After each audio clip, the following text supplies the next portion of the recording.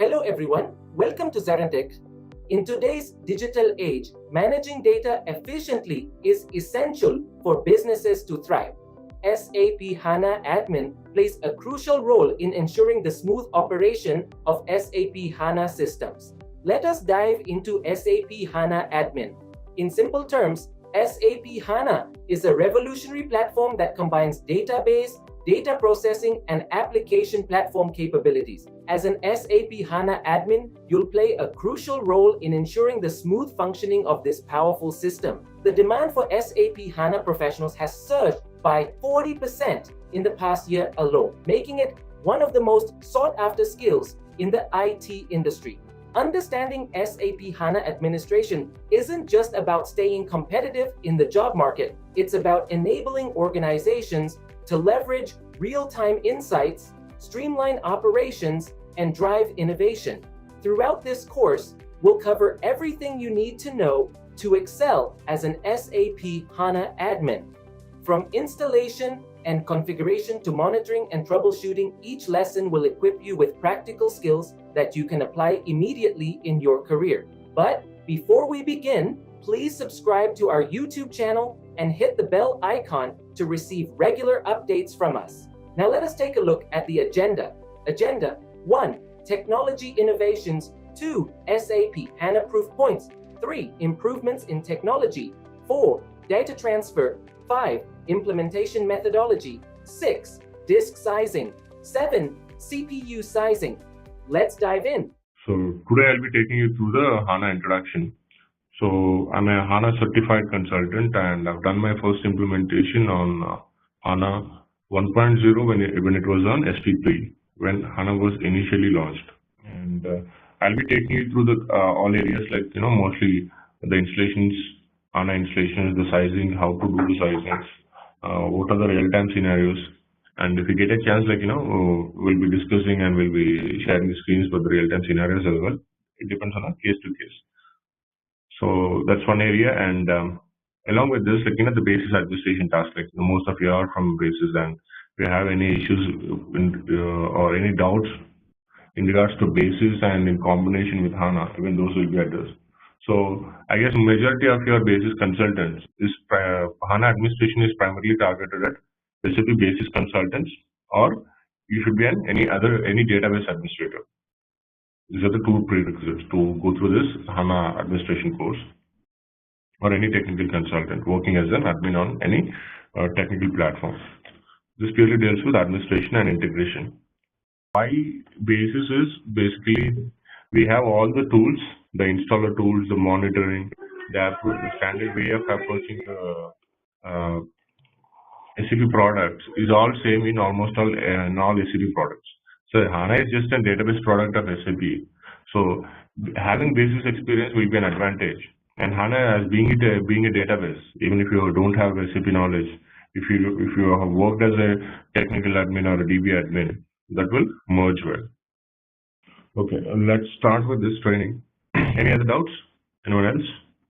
So basically, go through the introduction. So it implies once as you guys are all coming for HANA administration demo, so you all might be already knowing HANA implies high performance and analytic appliance and it's in-memory computing engine and all. So this everybody knows. If you Google it, okay, you get the acronym what it is and all. So let us quickly see in a short way why basically SAP has come up with its own database. SAP is practically known for ERP. So let us see. So if anybody is not from a non-SAP background, I'll use a little bit brief information on what is SAP and why SAP has come up with its own database. So this is something which nobody says, or someone can say only with experience or being in SAP for more than a decade. So basically SAP, what do we know when you started career as your basis consultant or when you initially joined into SAP is basically an ERP product. SAP is a system application products. Its primary product is ERP. And after it started with ERP, and later on it has almost all about 40 to 50 products in its portfolio. ERP products, CRM, SRM, like there's many products, web-based product. which are basically used for different business vertical and in different business scenarios. And SAP stands as a global leader. It stands as a global leader in a ERP market. If you see 100 customers across the globe who are using ERP, like some out of that scale, you can see 75% customers completely using only SAP, and remaining 25% customers, that segment goes for Microsoft Dynamics, Oracle Apps, and some other ERP vendors. So that's that is about in short about SAP.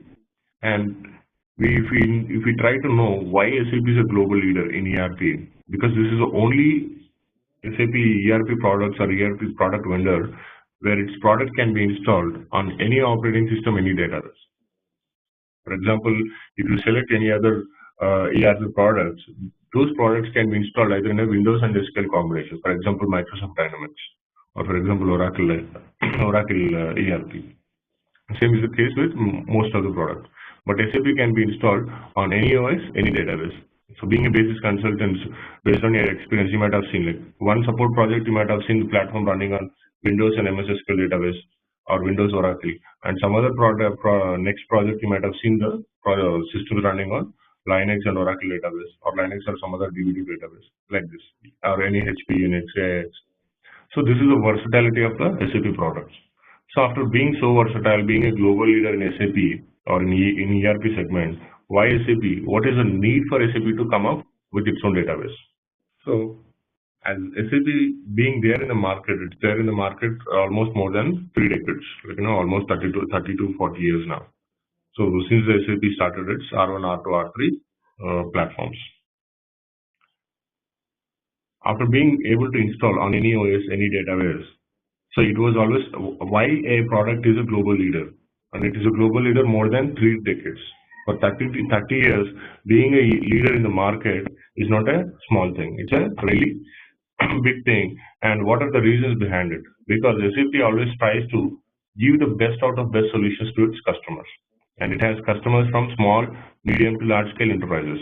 So every customer who has an issue, if they go back to SAP or SAP support, they ensure that the customer gets the right solution and the issue is addressed. And it doesn't re-arise or it doesn't occur in the next release. I mean, releasing the patches and other things. So being so robust application, giving so much importance to stand on the cutting edge technology, and SAP also spends about 70% of their revenue only on research and development to enhance the products. Only on research and development to bring up the new solutions and new technologies than SAP. This is one more primary area where we have to look at. So being all this, it is SAP. It is a product which can be installed on any operating system, any database. So being in this process, when it has issues or when its customers have issues, it was giving solutions from the application front. But when it is coming to controlling the issues from the OS related or DB related, it doesn't have hold on it. SAP is giving a solution from its part, so SAP is playing fair. But what about the DB vendor on which your SAP application is running? They're not optimizing the database. They're not optimizing the operating system according to the requirements given by SAP. Even if they're optimizing it, they're not optimizing it as soon as possible. If SAP is asking them to optimize it, now they're doing it maybe after 6 months or after 1 year. So literally, who is facing the problem? SAP customers are facing the problem, and who is taking the blame? SAP application is taking the blame. So looking at all this process, SAP has tried to come up with its own database. So HANA is the not first database launched by SAP. So prior to this, it has launched its own database as MaxDB way back, some 9 years back, 10 years back. So it was successful, but it couldn't address the issues of large-scale databases. The database is crossing 500 GB, 1000 GB. It was not in a position to address those issues or performance-related concerns. And later on, that was only confined to content admin. That's one more product of SAP. And later on, it has released Sybase, SAP product, SAP database product. So Sybase was working well since past almost 7 years now. So it's doing good. And later on, it has come up with its HANA. Some 5-7 years again. Similarly, with Sybase and HANA was launched parallelly. So the primary reason to come up with HANA is to address all the issues, like what all issues SAP has seen or facing with all the current existing hardware vendors or database vendors.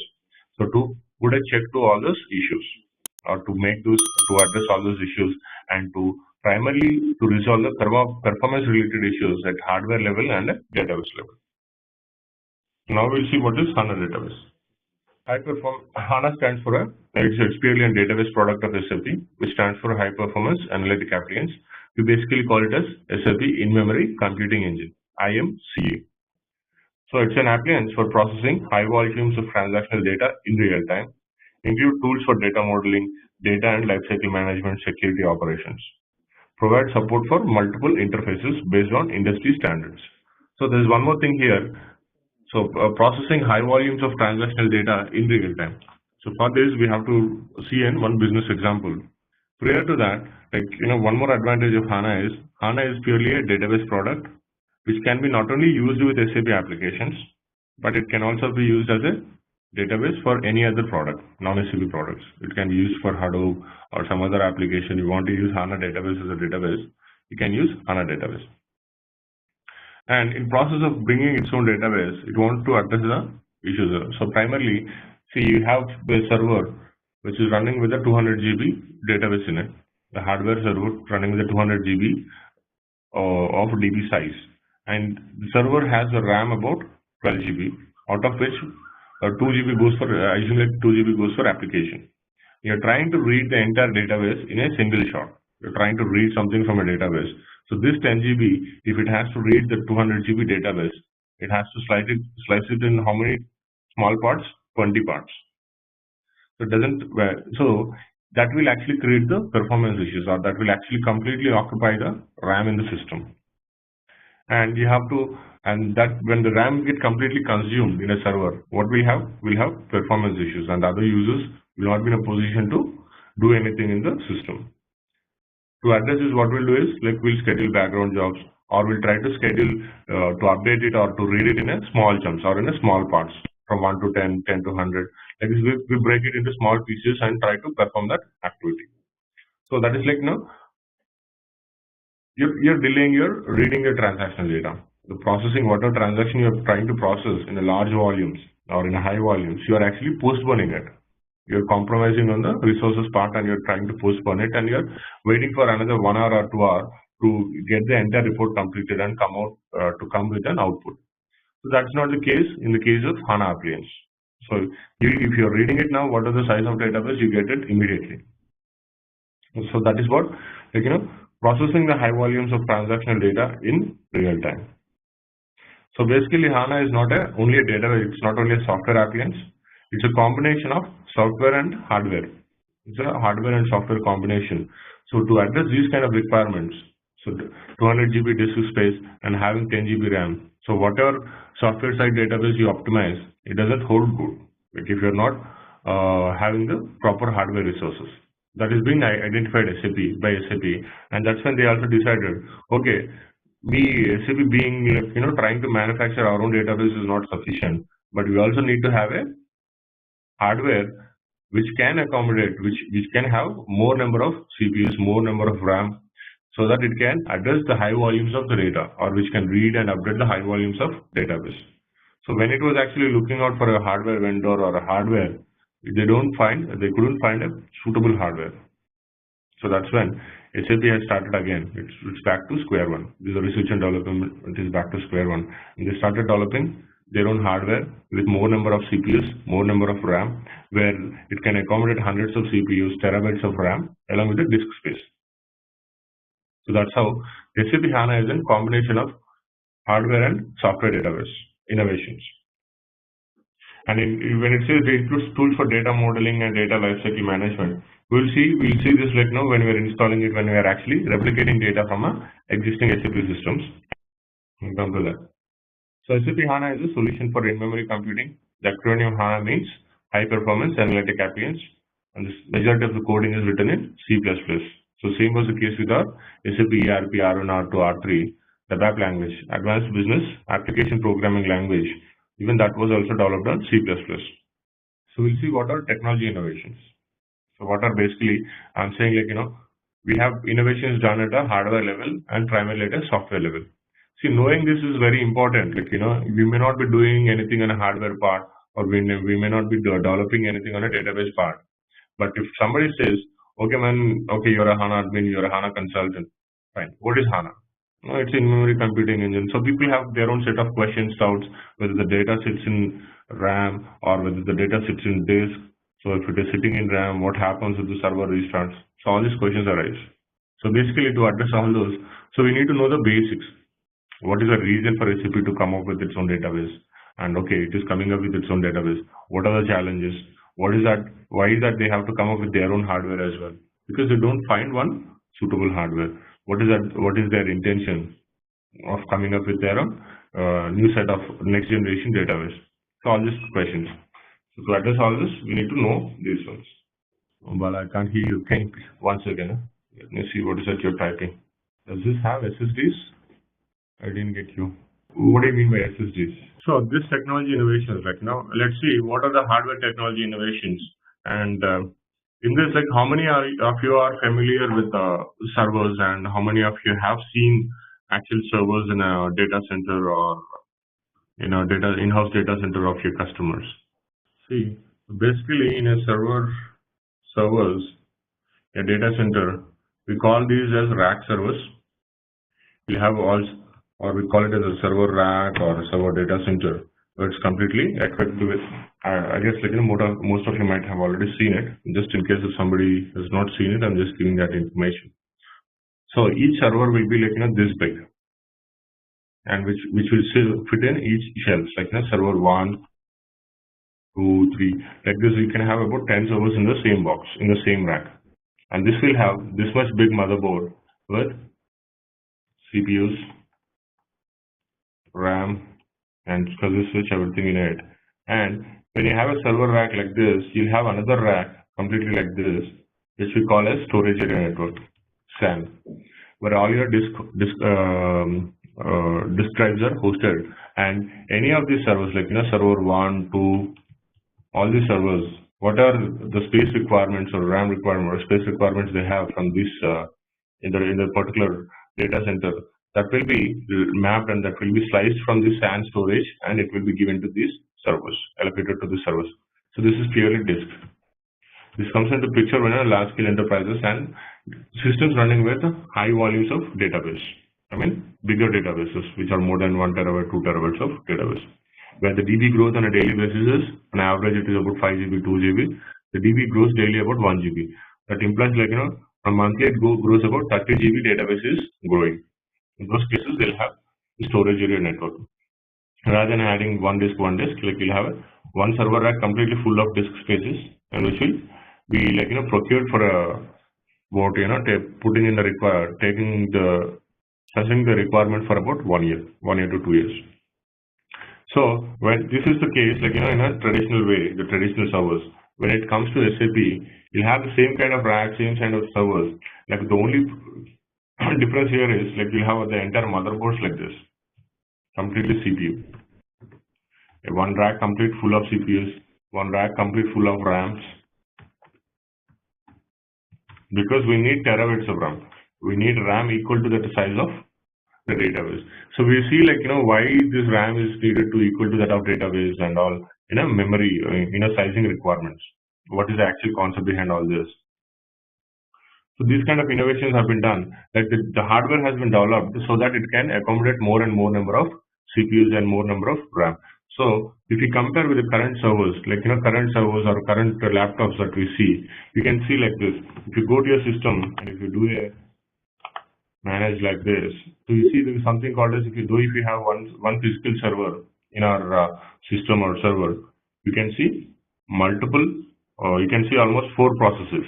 Like if it is a quad core, you'll see 4, and if it is more, you'll see more server processes in device manager, right? Okay. See, here I have the processors. Here it is. See, my system has only one physical processor, but how many it is showing here? It is showing as 4 physical processors. So these count is actually called as cores. So my CPU count is, I have 4 core CPUs, each of 2.3 GHz. So this is how we gauge the CPU count in a servers or in a systems. So multi-core architecture implies like 8 physical processors. So each physical processor complex to each will act as 8 cores. So my laptop is showing one physical processor as 4 cores, and each in a HANA hardware, each physical processor will be used as 8 cores. And the current servers, like the recent hardware which I've seen now, recently for S4 HANA, each physical processor is typically acting as 3.5 gigahertz, and it is acting as 32 cores. So that's how they have enhanced the hardware in a much bigger scalable way. Massive parallel scaling with many blades. So blades are nothing but we typically call this as one blade. So set of blades or servers in each. So clubbed together we call it as a server rack or a server data center. So massive parallel scaling with many blades. So if you have the servers like this, you have CPU, RAM and all, you're running short of RAM or CPU here. You put one more rack here, you add it here.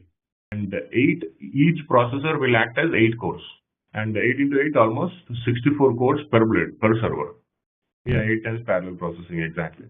And similarly, this kind of requirement never arose. So the hardware front, they were able to, improve it. Like, we also see like what are the innovations at the hardware level, and most of the database vendors, like, missed it. Like they couldn't upgrade or optimize the databases to that to meet the next generation hardwares or to meet the scalability of the hardware. So what we have now, we are still running old databases. We'll come to that. So one blade. So this is about the costing, which costs about $50,000 per enterprise class server. But basically, when we look at the performance related output and the profits that company going to make, the hardware, the amount that is being invested in hardware is nothing. And we'll see basically what is a business class segment that basically uses this HANA, and in what kind of scenarios the HANA is used and all. So 64-bit address space, 2 terabytes is in, maximum is 2 terabytes in the current servers. 100 Gbps data throughput, dramatic decline in price and performance. See, basically, the current servers can only address up to 2 terabytes in current servers. Like, now, like initially when it was released, it's shown up to 2 terabytes, but it is more than 2 terabytes now. In memory, like you can hold more than 2 terabytes up to 10 terabytes also. But the advantages of coming into HANA is like you need not be having like that much bigger sizes of databases. It gives a very good compression, and once you migrate it to HANA, if you're migrating it from 100 GB, when it comes to HANA, it will be almost 50 GB. So we will see those as well. So software technology innovations. So hardware technology, yes, HANA wants to come up with their own set of new technology innovations in the software level, and they couldn't find a suitable hardware vendor like where they can accommodate more number of CPUs or more number of RAM in the same server. There was no hardware or a server motherboard which can accommodate or which can address that kind of requirements. So SAP HANA team has developed their own hardware, partnering with the vendors, and they have released their own HANA hardware now. So HANA can be installed only on SAP certified HANA hardware only. So initially they have developed the hardware, the patents are with SAP, and all these vendors, like all the major vendors who are supplying servers, are now partnered with SAP, and they produce the hardware and they give a share to SAP HANA, and they release the hardware. And that's how like SAP has control on the hardware as well now. Like if they want to do any changes, the HANA R&D team will update and enhance the hardware, and they release a notification to all its vendors. Okay, from now on, it is not i5, it is i7 or i9, i10, release this processor. So they are going to release the same. And so that's how they have control on a hardware level. And coming to software, what are software technology innovations? So typically, as we all know, every database has a row store and column store mechanism for storing the database in it, or for storing the data. So it has its own set of advantages in a row store column store mechanism, and it has its own set of benchmark points, which has proven concepts in the compression factors and in the partitioning, and the way it reads and segregates the data, or way the HANA database processes the data. So if you typically see, HANA database can accommodate. So if you see, someone was asking OLTP and OLAP applications. So OLTP is something like online transaction processing service, and OLAP is online analytical processing service.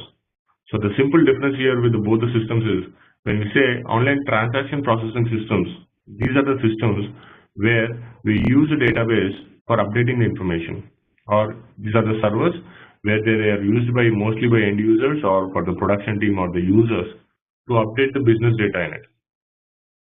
Those are called OLTP.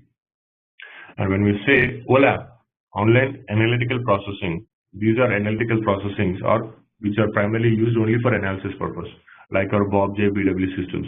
So they don't have any production data in them. They typically depend on the production servers like ERP, CRM, SRM. So they read the data from those systems and they actually give the output in the form of a report. Who needs a report? The company CIOs or the management team, they need reports.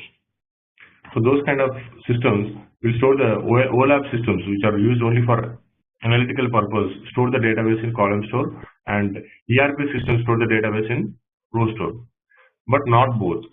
Like HANA is one of the very few databases which can accommodate both. In the single database instance, it can facilitate both row and column store mechanism. And it is used, both the row store plus column store mechanism is used only till development and quality situations, environments only. For production, it is not recommended to use both usages together. And the compression factor, as I was saying, like it has, if you're migrating any database from a third-party system to HANA, the compression factor is 70%. If you're migrating an existing ERP whose database is about 1000 GB and which is running on some XYZ database, and if you're migrating it to HANA, it will automatically, the assured compression factor by SAP is 70%. Assured and guaranteed by SAP is 70%, provided your source database or your current database on which XYZ database, wherever the SAP application is running, it should be optimized, it is well maintained and patched regularly to the latest current patch levels. And in that case scenarios, if you are migrating it to HANA, so if it is 1 terabyte, it will, compression factor is 70% assured. So it will come to what? 30% or 300 GB. And initially I have done one migration, like where it was on SP4 when we have migrated the similar kind of database, which was about 900 GB.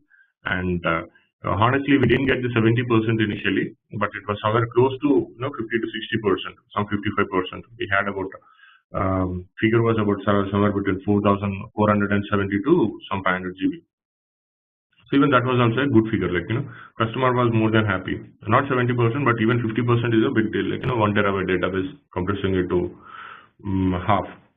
So now we'll see what is the row store and column store mechanism typically. So in a row store mechanism, you use it for a OLTP systems, online transaction processing. I went to a store and I purchased a mobile, and the team has to, the person who is sitting at the counter, he has to create a bill or he has to give an invoice. So what happens, like he will enter, he'll take the details, last name, first name, email, phone number, and he says save. It gets saved in no time, and I get the invoice copy of bill. So this is in a production systems where you are using the row store method is adapted for updating the data into the system. Updating the data as a one single row. Okay, and if you update, and this column store mechanism is used for analytical purposes. And let's see what happens if we use the same column store mechanism. So you might have a question, why only row store for production systems and production databases, and why only column store for analytical purposes? So this is an example which solves which carries that question. So if you are using column store, in a column store, the data is stored in the form of columns. Column 1, column 2, column 3, column 4. So if I'm updating last name, first name, email, and if I say save, it takes much time because it has to update how many columns? 1, 2, 3, 4, 5 columns together. And it will take much time compared to a row store database if you're trying to update the data in a column store database. So same is the case. Now we are swapping the situations. What happens if you're trying to use a row store in a analytical processing system? Analytical processing is nothing but your BobJ, BW systems, where actually production data, like if you have your finance reports or finance sales forecast reports or for sales data in your ERP system, and you want to have access the entire sales report from one particular region. What are the sales output for this particular area? So I'm trying to pull that area based on the street address or pin code. What is the sales in one particular region in a ERP system where the data is written in a row store method. And I do a search query saying search with so-and-so street code, so-and-so pin code. What it does, it comes and reads the entire row, last name, first name, email, phone number. What I'm searching for, I'm searching only for a pin code or a street address. But what it is doing, as it reads the entire row, it is also reading all the irrelevant fields as well. It's nothing but reading last name, first name, email is nothing but duplication of data or unnecessary performance on the system. So it reads first row, it doesn't match the pin code which I'm searching for. It goes to second row, it goes to third row. And like this, it will create performance issue and it will take more time and you cannot expect the result in a much sooner space. So for these kind of situations, what we do is we use column store. So let's see same example. If the data is sitting in a column store mechanism, I'm doing search for a pin code or a street address. What it is doing, it is just searching in one linear scan, street address stored in one column, and it's pulling the information and giving the information in no time.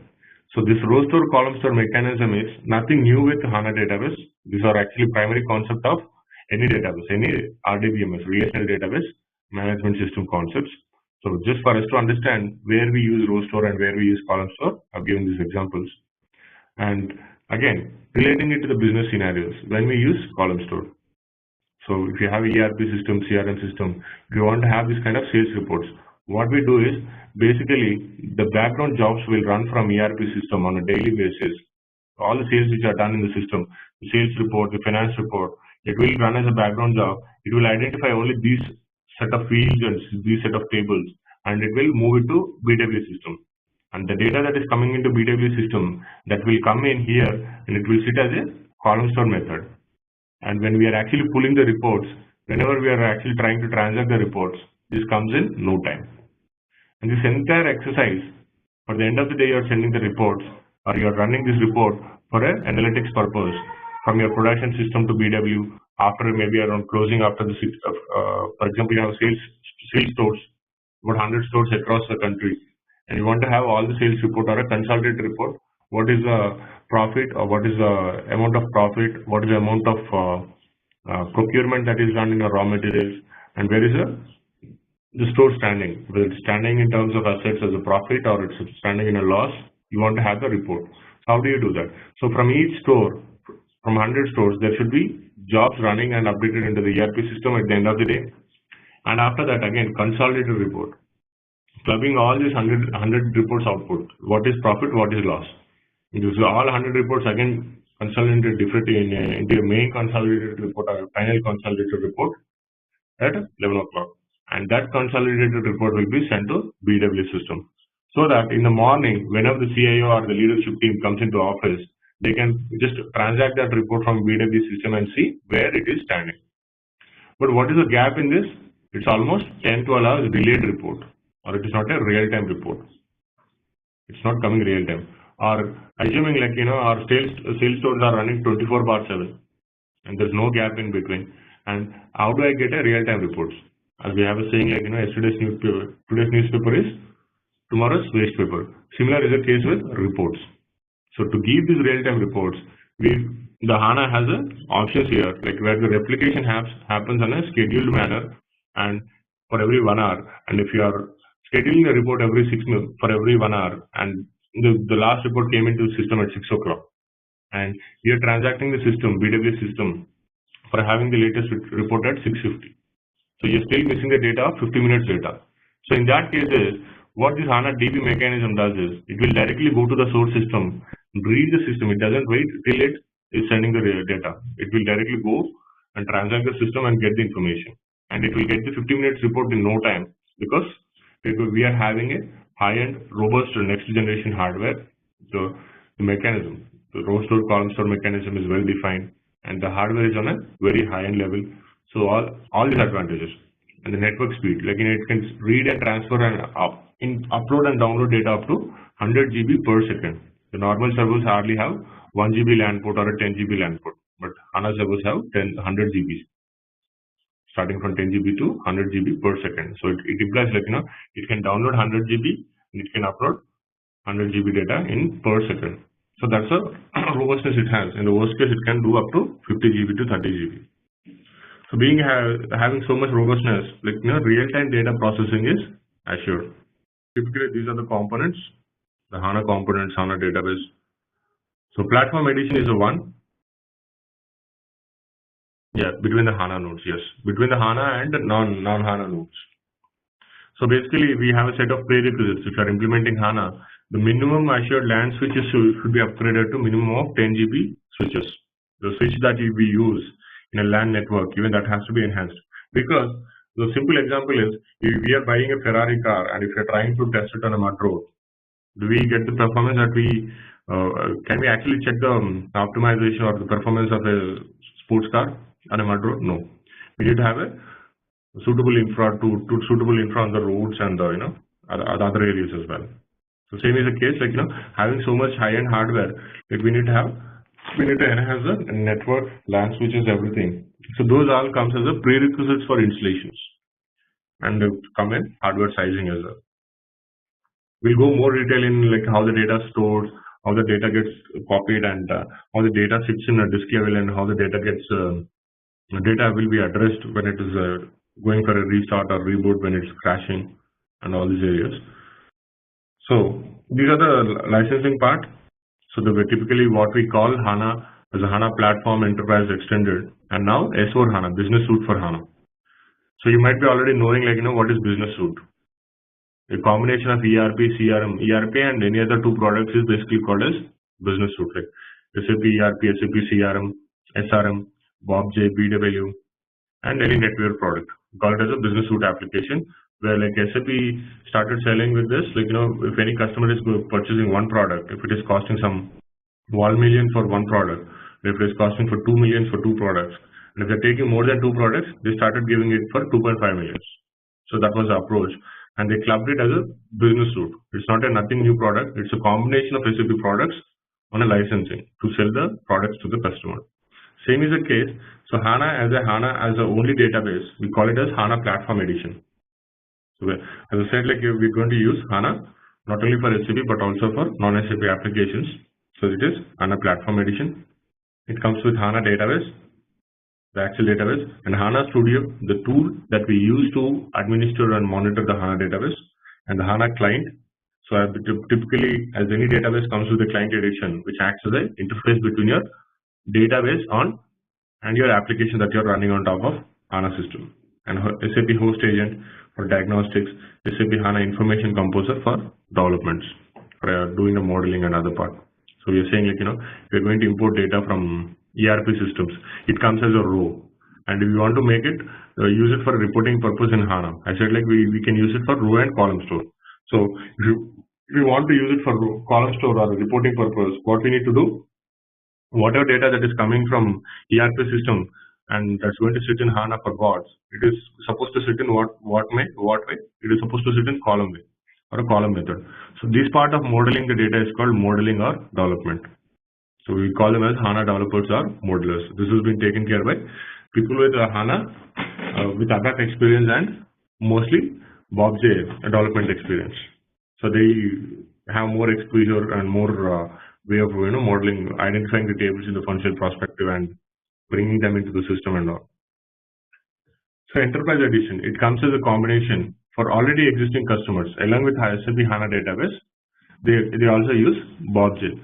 So HANA, when it was initially launched, it was primarily targeted for the reporting analytics tools only, for the leadership team or the CIO, CEOs team who want to have actually reports or who want to use these reports in a much faster pace. The real-time reports, the example what I was giving, like it was day-old reports. They actually want a real-time reports. They want to know, if I want to know like where's my company standing, or if it's a listed company, I want to see where my stocks is standing, what is in, what is out. So in those cases, so the initial all implementations were primarily on BobJ only, HANA on BobJ, or business objects or bots, business object enterprise edition. So BobJ, business object data services, all these are all products of business objects. It will come with additional front-end tools, Excel, CS, Webby.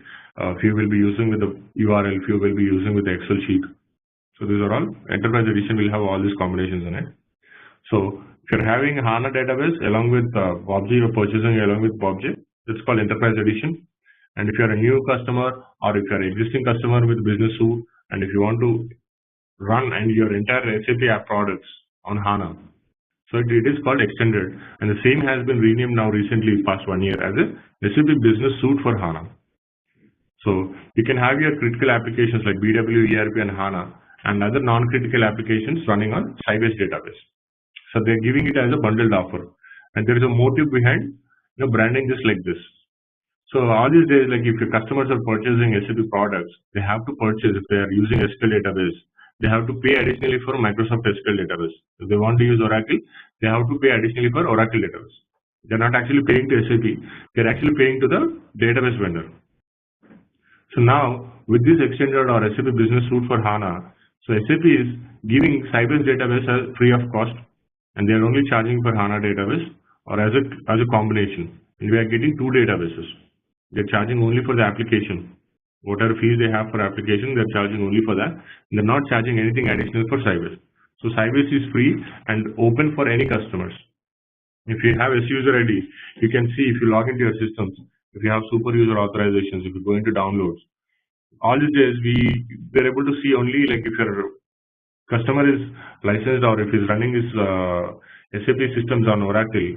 All these days in databases for downloads you can see only Oracle database. But since past few years you can also see Sybase by default. So it has released it openly for all the customers without charging any extra amount. So that is also kind of marketing and attracting the customers. So the HANA proof points. Why actually they want to go for analytics and why they want to use HANA database? Because faster reporting speed. This was primarily targeted for reporting rather than the OLTP. It was primarily targeted at OLAP applications. Now it is being used for all applications, OLTP, OLAP, everything. And it is a proven concept. And it has proven to be very successful. And almost all, 30% of our existing SAP customers are already using the advantages of HANA database and HANA hardware. So the same report which is processed without HANA hardware and processing after HANA hardware, like BobJ reports running on a traditional servers and BobJ reports running on HANA server and HANA database, it was found to be running 3,600 times faster. And at 460 billion data records were analyzed in less than a second. And this implies what? I was saying, this was targeted by the business leaders and they want to make business critical decisions. So making the right decisions at the right time in a business implies what? It implies profit. So that's what average increase in revenue by 21%. And I was talking about the hardware vendors. Yes, SAP has developed its own hardware, and these are the initial hardware partners who partnered with SAP to provide, to manufacture and to support and to provide HANA hardware to the customers. HANA database can be installed only on HANA certified hardware. Now we have almost all server vendors in the market are supplying HANA hardware. Initially, it was a little bit scarce. There was a scarcity, and there were only few vendors who were giving it. Now we have plenty of vendors who provide HANA hardware in multiple price ranges. It can be used for SAP in-memory applications, live cache, BW accelerator, BW reporting, and HANA. So what is the software requirement? Basically, if you're heading for HANA, it can be installed on Linux. Primarily, this was tested. HANA database is developed, nurtured, and tested in SUSE Linux. Apart from SUSE Linux, from SP7, it can also be installed on Red Hat Linux and Oracle Linux. But almost 98% of the customers go with SUSE Linux Enterprise Server only. And SAP HANA IMCE. IMCE is nothing but in-memory computing engine 1.0. X implies for the support package number. It will come with server, client, and studio edition. And if you want to install ERP with HANA as a database, it should be minimum EHP 6, ECC 6.0, EHP 6 and above. If some customer is running on ECC 6.0 and EHP 4, if he wants to use HANA database, what he has to do? He has to initially upgrade the existing SAP ERP and then he has to migrate to HANA. Same is the case with BobJ BI or BOTS BOE. So business objects BI, business intelligence, or business objects data services. These are the components it has. Analysis for Office, Explorer, Crystal Reports, Web Intelligence. These are all front-end tools used for reporting purpose by the end users. So now all these products clubbed together, we call it as Business Object Enterprise Edition. Enterprise Edition will come with all these products in it. So HANA typically comes with a predefined packages or reports when you are actually installing ERP in HANA. What is the maximum data size supported by HANA? No, it can be anything, like, it can go up to 10 terabytes. The highest what I've seen is 3 terabytes. That is not, 3 terabytes is not, actually it's the database running on HANA. That was on a sidecar method. We have SAP systems and we have bots running on HANA as a sidecar method without disturbing the existing setup. So these are the customers who are using HANA. Initial set of customers. Adobe Infosys, it was an in-house project. BASF. And I was part of this Asia Pacific implementation for Colgate, which was in Bangalore, an on-demand and a freelance project. And I was also part of the CLT, which is basically a construction company. These are the first set of customers who implemented this HANA for BobJ without disturbing the ERP systems. Like you have your ERP, CRM, SRM, all the products running in the landscape. So only the relevant data or the reports that you want to run in a faster pace, only that particular data is identified, and that particular data is transformed or replicated from ERP to HANA system, and the reports have been developed. The assurance rate is fine, 70% they give it, but on a technical and a real-time method, what we suggest is we take it only for 50% consideration. So if you're getting compress factor more than 50%, the customer will be more than happy. These all comes into sizing, it's not like you have 1 terabyte of data, how much RAM in it. So typically here in HANA sizing, the RAM will be equal to that of database size. So RAM is almost equal to that of if you're having 1 terabyte database, you're targeting to, okay, we'll talk about one business scenario. We'll do this, in a simple terms. So you wanted to migrate a 1 terabyte system into HANA, and we have a compression factor as 70% or 7 times. So what will be the disk size or the DB size in our HANA system? It is supposed to be 300 GB, right? So let us see, our source, we are not sure, the way the health of the source database is maintained, and we are not sure, how frequently the indexing is done, or how frequently the reorg is done on the source database. Source database could be anything, XYZ database. So all these factors also contribute a lot to the compressions. So whatever, whatever the way it is, Linux, only Linux. So whatever way, the source DB is maintained, the worst case, it will give minimum of 50% compression rate. That's based on my real-time experience. So I'm going with, I'm not taking 300 GB or 70%. I'm taking only 50% compression factor. So I need 500 GB RAM for my new server. I'll take 500 GB RAM to say for migrating the 1 terabyte database into HANA database. I need 500 GB RAM, and the disk size 3 times of your RAM or 3 times of your database. What is the database size? Is 500 GB. So I need to have a disk size of how much? 1.5 terabytes. Why 3 times? Because for database size and additional logs, and you should have an additional disk size. If you are taking one export import or one database backup, it is supposed to be taken on the same box, or you should have a free space. So that's how there's a formula you need to have 3 times of your actual databases. If your database is 5 GB, 500 GB, so let's take it minimum 3 times. This is 1.5 terabytes as the disk size is needed. And CPU. The CPU count is again directly proportional to the amount of RAM that you're using. If you're using 500 GB RAM, what is supposed to be the CPU count? CPU count should be a minimum of nothing less than 100 CPUs. So I was saying one physical CPU was 32 cores. So I need to have at least 64 cores to 100 cores of CPU. I mean, I need to have a minimum of 4 physical CPUs, which is equal to 32 cores. Basically, it supports both row and column, but Why they're not entertaining it in a production situation is keeping in the implications like production issues. Like if you're doing any development task, like why do we need to have a row place column as the hardware being expensive? Like the hardware is a big challenge. Hardware being expensive, you can use it for a development purpose in a development and testing phases. But when it is coming to production, they don't. SAP doesn't recommend or doesn't support if you use row place columns or both both combination usage type or usage as a row place column in a production systems, and it won't get installed. Basically, while installing itself, it will give you an option what kind of system it is, whether it's a test system or a development system or a production system. All right, let's test your knowledge. Here's a question for you. Which of the following is not a key feature of SAP HANA? Option A, column-based data storage. Option B, in-memory computing. Option C, relational database management system. Option D, proprietary hardware requirements.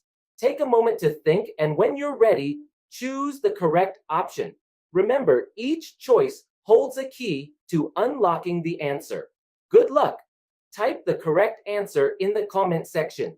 Hey there, wanna ace your game in managing supplies? Our SAP HANA Admin Training course is here to boost your skills. You can breeze through it at your own pace on our platform. In this course, you will dive deep into SAP HANA Admin. Think of it as your go-to toolkit for planning everything, from ensuring we have enough products to smoothly getting them where they need to be. We have got you covered from the basics to some nifty advanced tricks, crafted by seasoned experts who know their stuff. Your instructors, top-notch pros with years of experience. They are here to guide you every step of the way and tackle any questions you throw at them.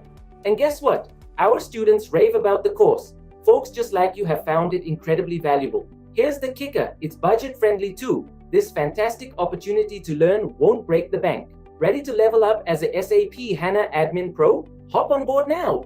For more details, swing by ZaranTech's website. So now let's see with the introduction for HANA administration. So far you might have already seen HANA administration, it's an in-memory computing engine.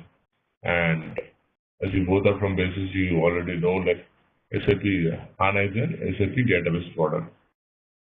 So SAP being in picture as a global leader for past 3 decades, and they have certain necessity to come up with their own operating system, their own database to give the best out of best solutions to its customers.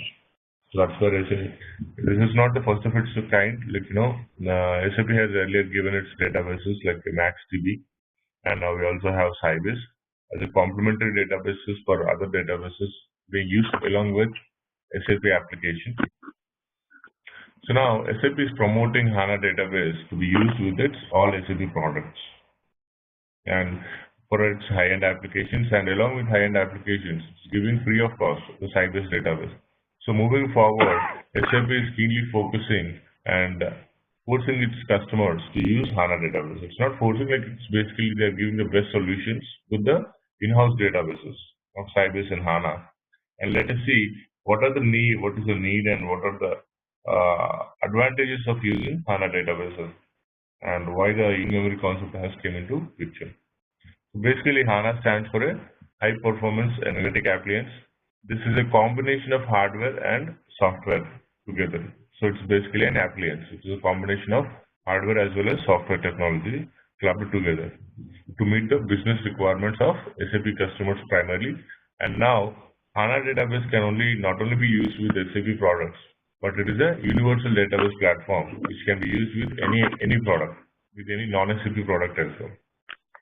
So this is an appliance for processing high volumes of transactional data, include tools for data modeling, data and lifecycle management, security, operations, provide support for multiple interfaces based on industry standards. So basically, SAP already has many products in its portfolio, or typically the sub-products based on ERP, on ABAP stack, and for integrating third-party applications, we have SAP Java stack, which we call as NetWeaver. So all these products, so far it can be installed on any operating system, any database combination. That makes SAP the global leader in the ERP market. So any customer wants to use it with Windows SQL, they can use it. They want to use it with Unix Oracle, they can use it. So it has a wide scalability and wide versatility where it can be deployed on any hardware platform and any operating system on any database.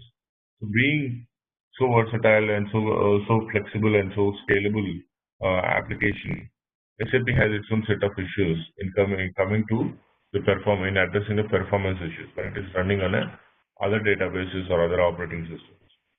Though SAP is trying to give best solutions when it has limitations that needs to be addressed from the database front or the OS front or the hardware front, it is helpless, or they have SAP is forced to wait till they come out with a solution. So that's when already existing matured SAP customers who have been using SAP since past 30 years or more than 30 years, so they started demanding SAP, why can't we have a database which meets our business requirements from SAP side. So that's when SAP started its R&D to come up with its own database and its own hardware. That's how the evolution of HANA has taken place. So looking into HANA, like what is in-memory database? Basically, this is a solution database developed on C++, just like our SAP ABAP R3. And this is also the entire person, 90% of coding is written in C++. And this is primarily focused to reduce the performance issues and give the best results to its customers as well as to the end users who are using application.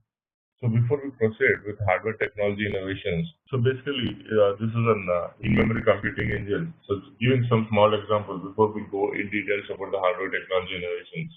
So the in-memory concept came into picture just with a simple thought process, with a simple example.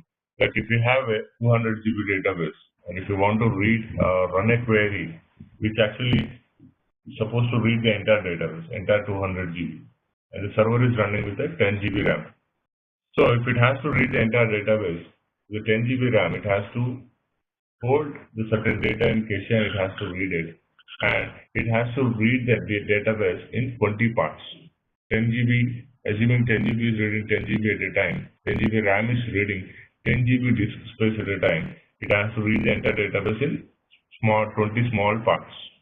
Or we have to schedule it as a background job. That is the current situation which we have now. Because the DB size is very high and the memory resources on the server are very less, and the same is the CPU resources. So there is a wide gap between in balancing the resources at the hardware level.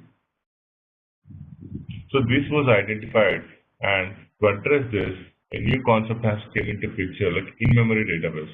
The data will be still sitting in the disk level, though the transaction, the processing, the way it reads the data, the way the system transacts in the memory cache or in the volatile memory, it has been changed. The structure has been redesigned or changed.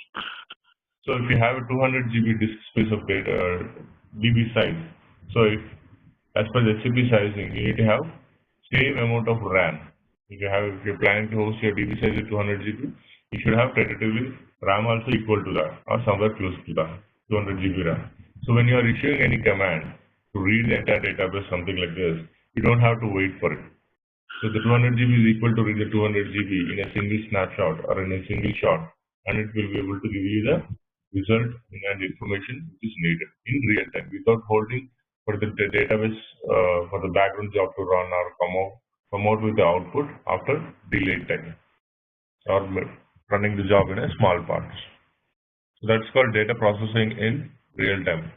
Processing high volumes of transactional data in real time. This is not the case with the current servers or current databases. If you are reading something big or if you're trying to fetch something data which is in bigger, higher volumes, it has to be scheduled as a background job or you have to wait for it for a certain time. So let's see what are hardware technology innovations. So when SAP has come up with the process of building in-memory database, primarily it wanted to have an in-memory database with more amount of RAM and more amount of CPUs to address the performance issues.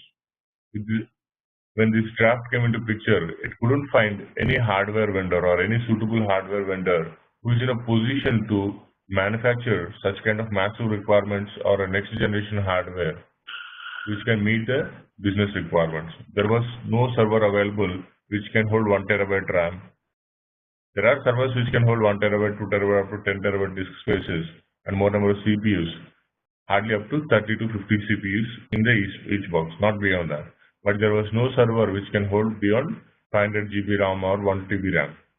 So that's when another research started by HANA, because they have to develop their own hardware as well. So the software development was in process, HANA database software, and along with the hardware. See why I'm giving all this background is, these are the things everybody says like HANA is in-memory computing engine. So the hardware technology innovations, this new hardware was developed which can accommodate more number of CPUs, hundreds CPU numbers in hundreds, 100, 200, 300, up to 500 CPU cores. So basically what is multi-core architecture CPUs? So if you look at the CPU count in your laptop, so if you click on it, you can see one physical, like there's only one physical processor in your laptop, but when you go to the disk manager and you see it, you can see 4 or 5 CPUs. So those are nothing but virtual CPUs, and that count of CPUs is called as cores, and we count the CPUs number in terms of cores. So here there are 8 CPUs, 8 physical CPUs, and each CPU is equals to 8 cores. That is 8 8 total 64 CPUs per blade. This was the initial class of HANA server. The current servers, which we recently procured from HP for S4 implementation, it has one physical CPU equals to 32 cores and 64 cores. One physical CPU is equals to 32 cores, one which we use for development and quality. And the high-end hardware, but the HANA hardware which we use for production, was one physical CPU was equals to 64 cores. In the recent years, the hardware is also very much upgraded, even in the HANA front. So massive parallel scaling with many blades. So basically the servers, in a typical setup we have is rack servers, where you'll have rack mounted servers. Each server in the rack is called as a blade. You'll have complete rack of servers, and each server will be designated as blade which you can pull out, and that server will be holding a big motherboard with the RAM, CPU and everything in it. But when it is coming to HANA, so one blade completely occupies CPUs, one blade completely occupies RAM, and it is connected to a storage area network. And along with not only the RAM and the CPU count is increased, but it has also increased the transfer rate, the data transfer rate on the LAN ports of the HANA server. So the current servers can maximum upload and download limit of the LAN ports of the current legacy servers is, the current existing servers, non-HANA servers, is 1 GB per second or maximum of 10 GB per second. But the HANA hardware, the HANA servers, LAN ports come with a capacity which can upload and download up to 100 GB per second. And it depends on the switch and the LAN connectivity, the data transfer. If you're transferring it with a 100 Gbps switch, and within HANA server to HANA server or some other server, the same switch which can accommodate 100 Gbps speed, from one system to other system, you can upload and download 100 GB per second. Upload and download limit, that is 100 GB per second. Data throughput. Dramatic decline in price and performance. So most of the performance issues basically identified by the SAP with the existing customers is with the memory issues, with the database, and also with the network issues, where the data transfer rate is not synchronized between the servers and the LAN. So if you have to implement a HANA, or when the customers who are migrating HANA, it is mandatory requirement is like it should have minimum 10 Gbps of data throughput. If you are deploying it over internet, it should have minimum 1 Gbps speed, MPLS line. And locally, you should have minimum 10 Gbps throughput switch, and which can facilitate the data transfer. The switch is a device which is used to connect the server and client systems in a network, just connecting the LAN cables. The switch also has a capacity. Like in our laptops, you can see if you connect a LAN port, it says 100 Mbps. It's not like we are getting 100 Mbps speed, so that is a maximum limit. So if you are connecting a 1 Gbps line to a laptop with a LAN port of 100 Mbps, it cannot take that speed. It can only support up to maximum of download and upload speed limit of 100 MB per second only. So that is the LAN capability, LAN port capability, which we are discussing about here. This is about the hardware technology innovations, just to know, in what all areas HANA is this high-end hardware and next-generation hardware in terms of hardware level. Now we'll see the software level. So basically, the software, as we know, it's a database which is built on in-memory computing engine, and the new hardware was designed and developed for it to meet the requirements. On top of it, HANA hardware was developed based on the RDBMS concept, relational database management system concepts.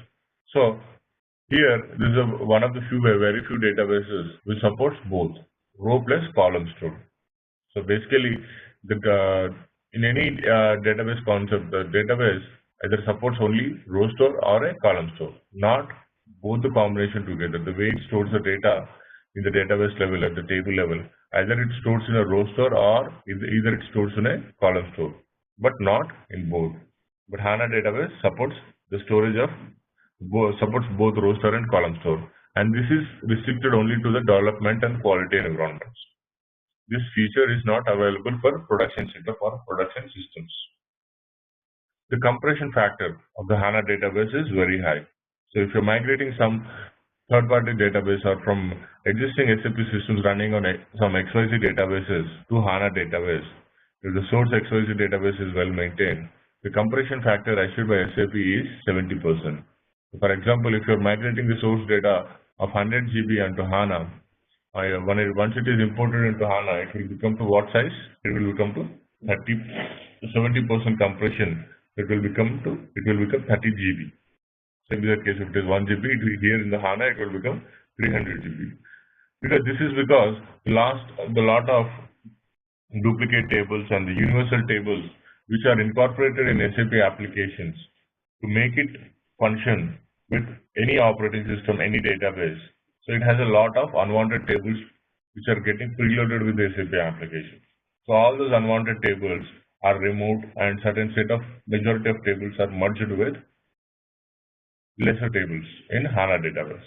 This is much lesser when it is coming to S4 HANA. The entire ERP gets installed only with some 40 GB. If you are installing SAP ERP with Simple Finance on HANA, it's getting loaded less than 40 GB on SP level, HANA SP level. So that's a really good move. So the partitioning of the data storage is done in such a way like the data gets and will load in a proper manner, and there is no duplication of data or there is no scattering of data where you have to go and do the reorganization. If you look at the past database like Oracle and other databases, you have to do some manual activities or maintenance activities on the database on a regular level, either for every 6 months or every 1 year, for indexing, for reorganizing, where the data is not arranged in a proper way. So a lot of space is lost.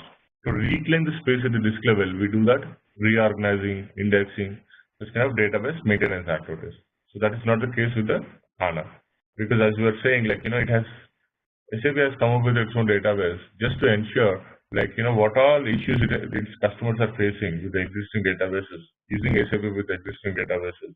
There shouldn't be any such kind of issues. So majority of the issues are already addressed with HANA database. So the partitioning is well maintained. So there is no issue of losing or the data getting scattered over the database level or reorganizing it on a regular basis. And no aggregate tables. There's no duplication of tables, no universal tables, no index tables, no cluster tables. So insert only delta mechanism is followed to make the database more faster and more robust and more reliable.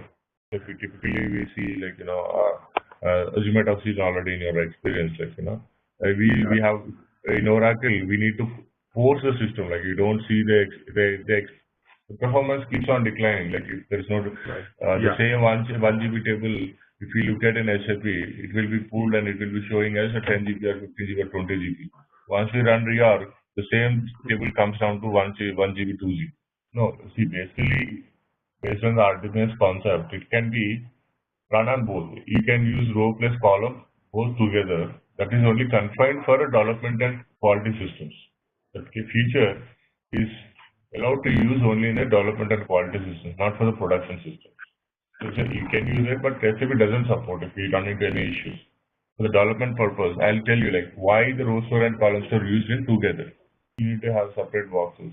See, basically, HANA being a expensive hardware initially.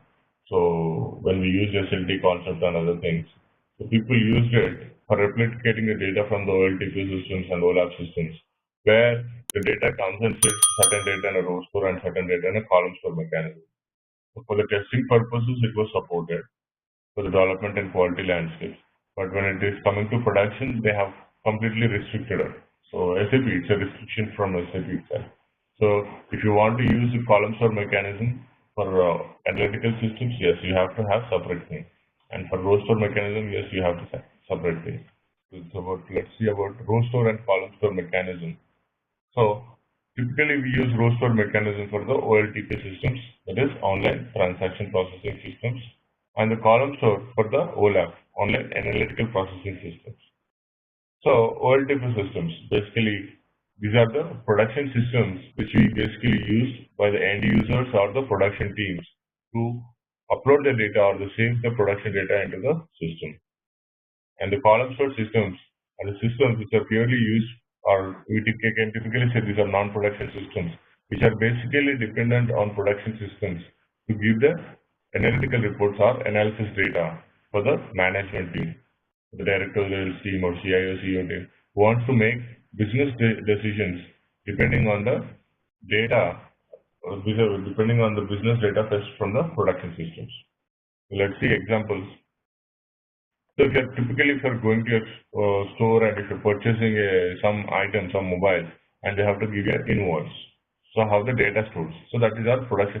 So the user, the seller will be updating the data, the executive will be updating the data in the row store system, where the data is sitting in a row store mechanism. He'll take your first name, last name, your email ID, your contact details, address details, and he'll say just save. So the data gets saved in one single update of one single row. The entire first row gets updated. And within seconds, you'll have your invoice in your hand and your job is done. And so that's the reason we use OLTP systems for the production environments or the where you're having more transactions hitting the system.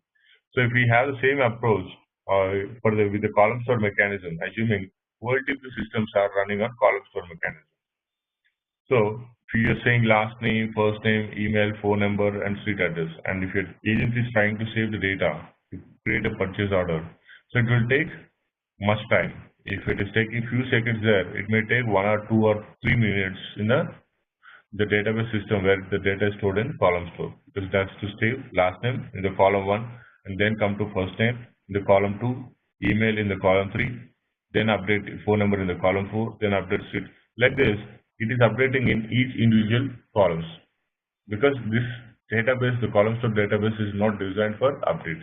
So this mechanism is not only this is not something new with HANA. This is a universal RDBMS concepts, a relational database management system concepts. So this approach is followed universally for the transaction-based systems. Any application, SAP or non-SAP, people use row store mechanism, and for analytical systems where the data is not posted or updated, where the data is only read, they go for column store mechanism. So in SAP, so if you are running SWPM tool for installation, if you're selecting ERP, the backend database automatically gets installed in row store mechanism. And if you're selecting BW, the data gets installed in a column store mechanism. And if you're same is the case when you're running bots, when you're running the installer for bots. So this is a flexibility of using row store and column store mechanism. And let's see what happens if a column store mechanism is used for a we are stopping the situations here. So you're selected invoice, so invoice it gets updated with a single row update. That's cool. And column store you cannot use for updations. So let's see where the column store is used. So one example for this is you want to have sales reports. You want to see what is you are a director or CEO of your company and or a sales head, you want to get some information, business sales forecast. Based on that, you want to make a decision. So in procuring the items for one particular location. So you want to see what is the last year sales for that particular region.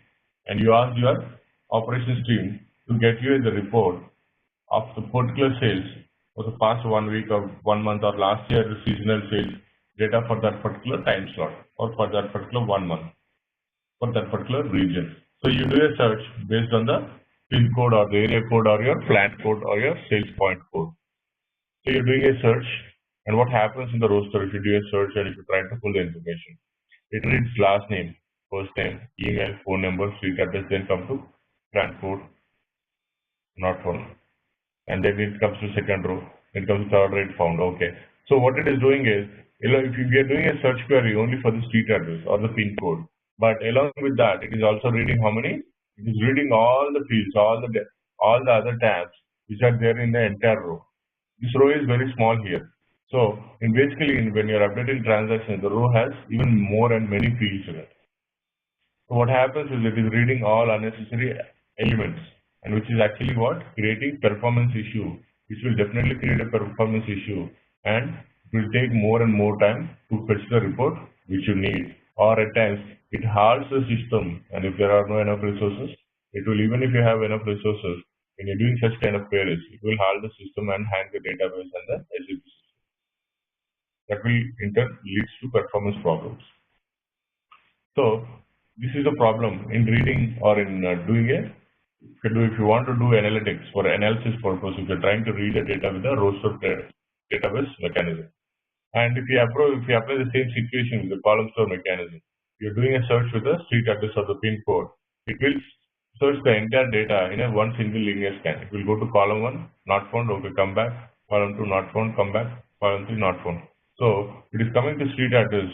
Basically, it goes to straight away. It goes to the pin code, area code, street address, and do the entire linear scan for all in one single column with all the particular that code, identify the details, and fetch the information in no time, within a fraction of seconds.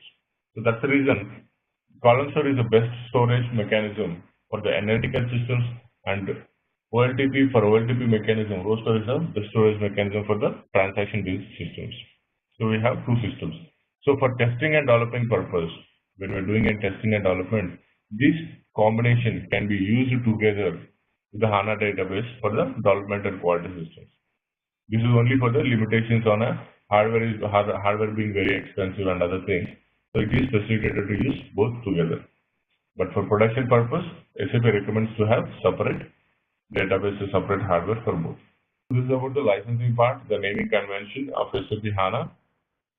So as I was saying, HANA can be used now with not only with SAP but also non-SAP applications.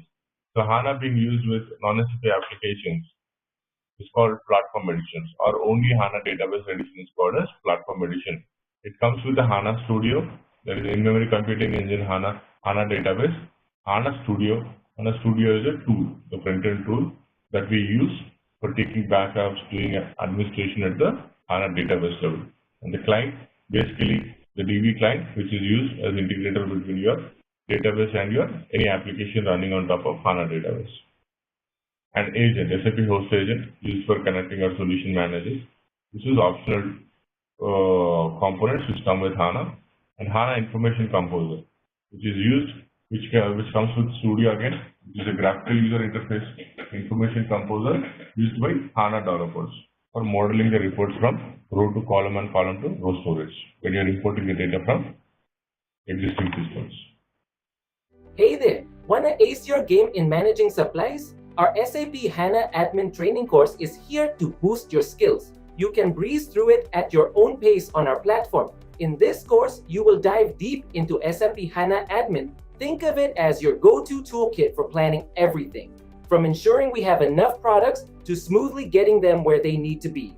We have got you covered from the basics to some nifty advanced tricks, crafted by seasoned experts who know their stuff. Your instructors, top-notch pros with years of experience. They are here to guide you every step of the way and tackle any questions you throw at them. And guess what? Our students rave about the course. Folks just like you have found it incredibly valuable. Here's the kicker, it's budget-friendly too. This fantastic opportunity to learn won't break the bank. Ready to level up as a SAP HANA Admin Pro? Hop on board now. For more details, swing by ZaranTech's website. And the Enterprise Edition. Enterprise Edition is the licensed software which comes along with HANA database platform, along with platform edition. We get additional licenses. We use it on top of like HANA with a combination of object or business objects enterprise edition, which comes with BODS data services. So you already have your ERP, BW, CRM systems running in your landscape, and you want to use HANA, make use of HANA to make only the selected reports, few reports from ERP, few reports from CRM, and few reports from already existing reports system of BW into HANA. So in that kind of situation, you put an additional analytic system like bots, business objects, data services, and all these hand-picked reports from all these servers will be replicated with a SLT mechanism, not the entire data. So only the reports data would, for example, in ERP, I'm a director of the company. I say I want only finance reports, some sales reports from ERP, and customer statistical reports from CRM, and the supplier reports from vendor reports from SRM. I need only these 5 reports, and only I need these 5 reports in real-time data in real-time mechanism without any delay and a faster pace. So in that kind of situations, the customers will go for additional of HANA enterprise license, where the HANA they will only pay for HANA database license and business objects clubbed together. And if a customer is completely migrating from existing landscape to entire HANA landscape, so then they go for extended for new customers or existing customers when they want to migrate entirely to HANA. So this extended same thing is called as SAP Business Suite for HANA, S4 HANA. We are calling it as S4 HANA now. Since past 1 year, it has been changed to S4 HANA.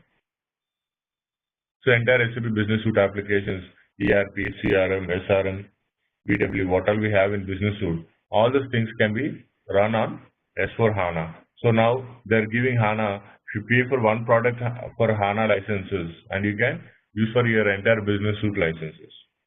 This is just a promotional offer, and it's kind of, only the branding and the naming convention of S4 HANA. So nothing is changed. Everywhere the database is same, the administration is same, the way you install and operate the system is same. So in S4 HANA, what happens is in extended and S4 HANA Business Suite, along with HANA database, we also get Sybase database. So in your landscape, ERP and BW are the only critical systems. So only for those systems you want to run on HANA. You want to put more expenditure, you want to invest more on hardware for HANA. But you don't want to have HANA running on your portal system, which is not very critical. You don't want to run your PI system, which is not critical. And you don't want to run your CRM or SRM systems, which are not critical systems for your business. You want to run them on a normal database.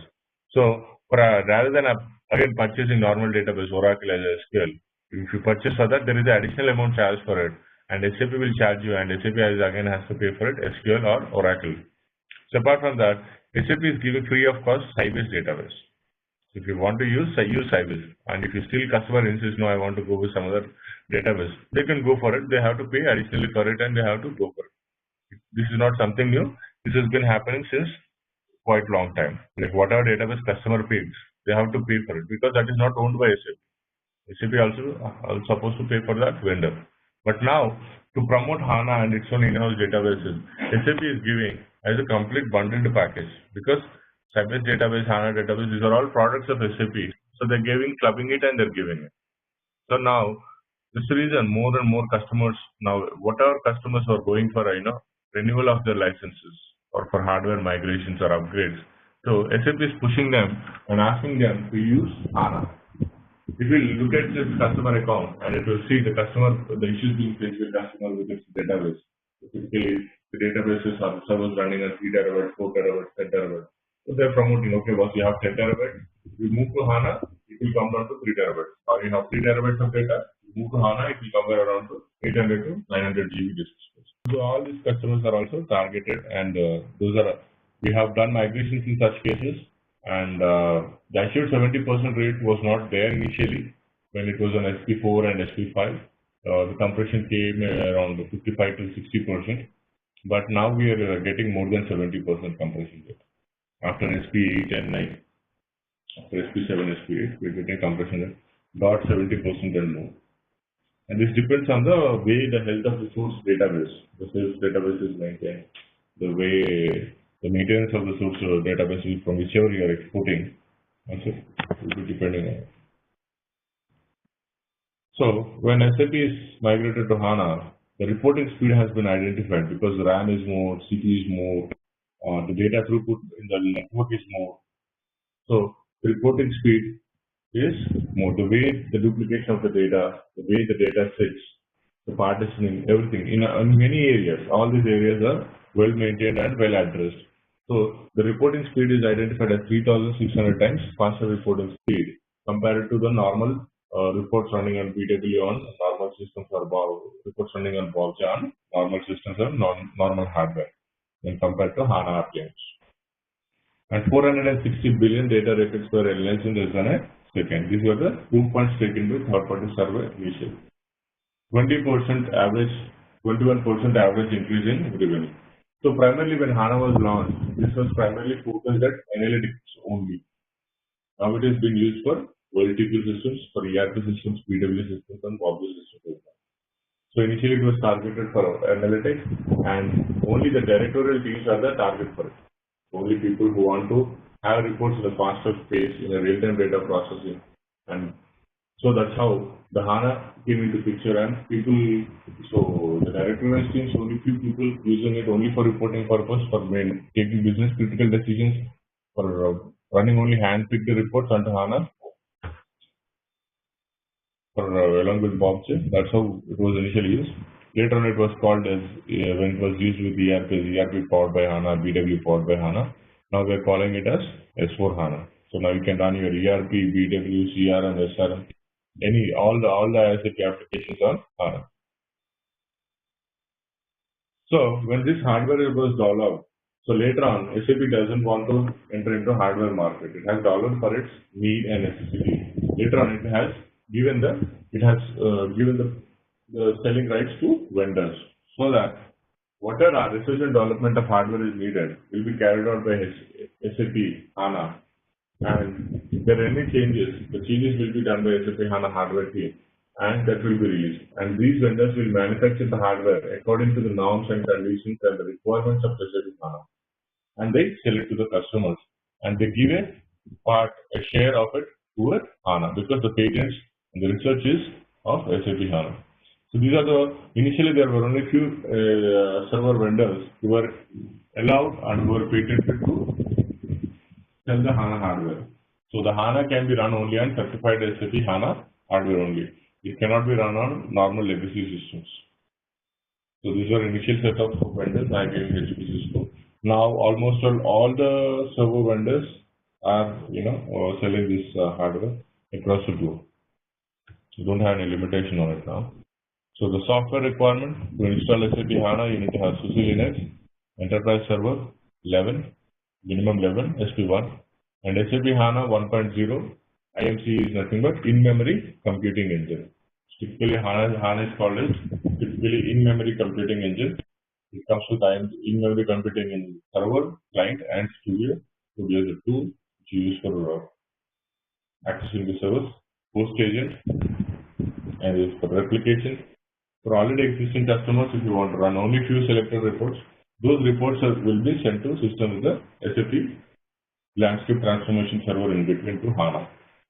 You see all this once you are done with the installation. If you are planning to install a ERP is supposed to be minimum of ERP 6.0, ESP 6 and above.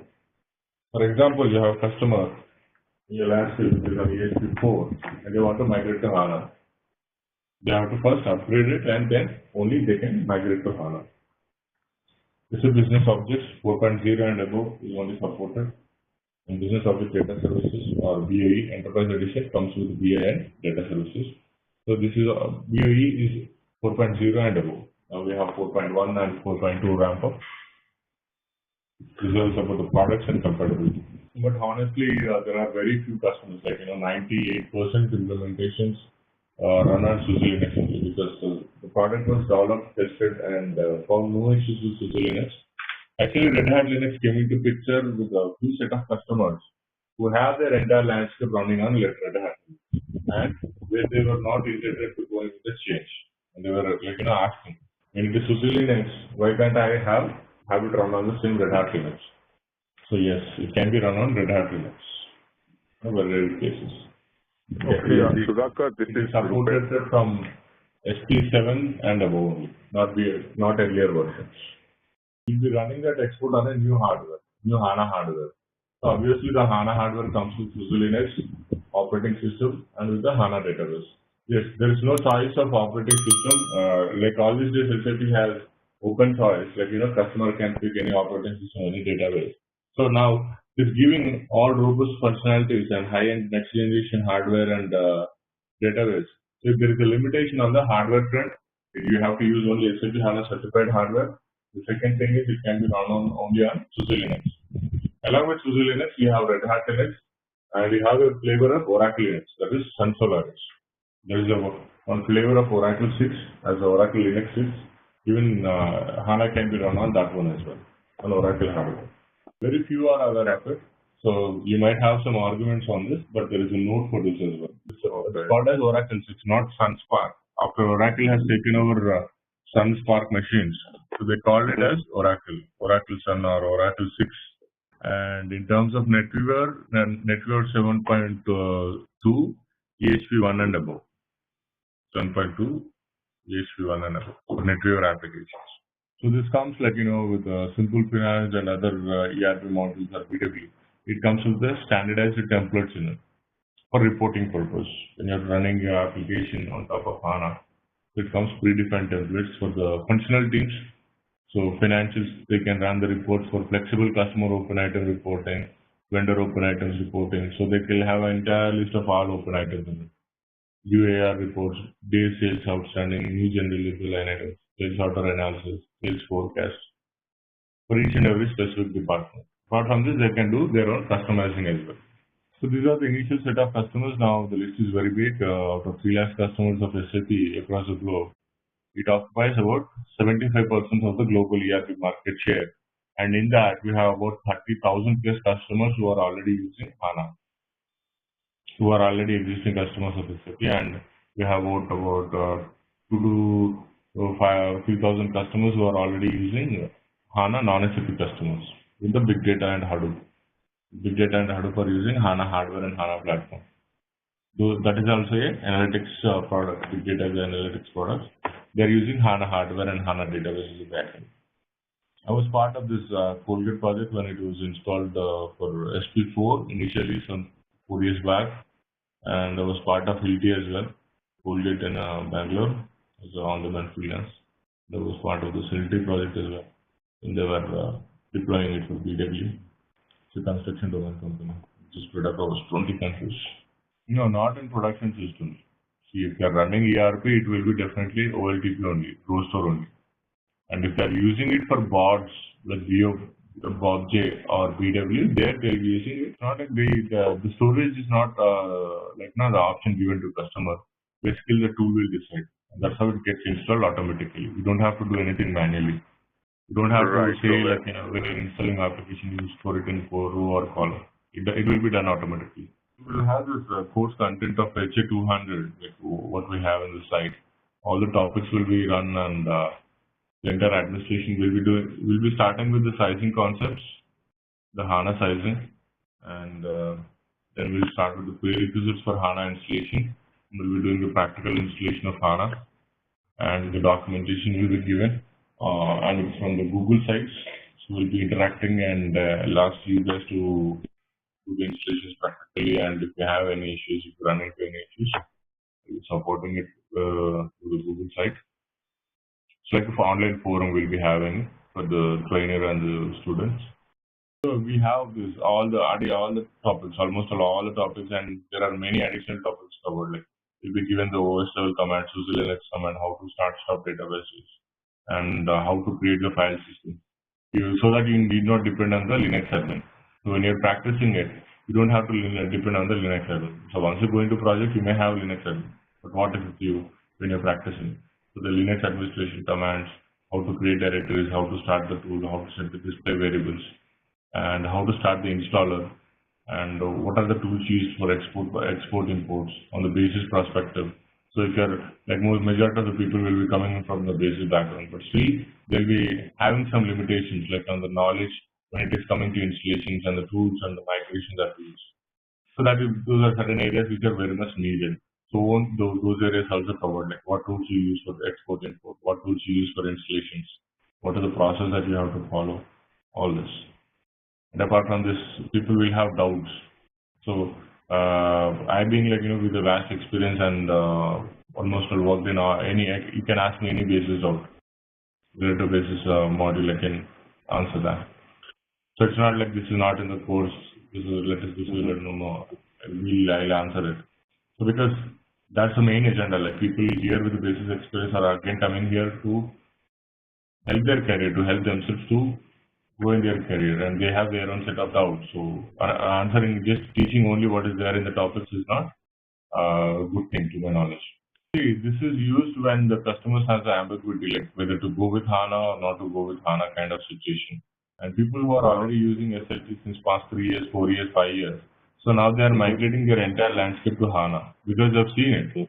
They're using it. And they're using it only for a specific few reports, business critical reports, but they wanted it in a faster way, without disturbing the existing ERP systems, without migrating the entire landscape. So now they've seen the speed of it. Now they know the taste of HANA. So now they know the flavor of HANA, what to use, what not to use. So they're migrating their entire HANA to the entire landscape to HANA. Now they call it as S4 HANA. So SLT, it's not like it is not being used. The new customers are not going for high SLT.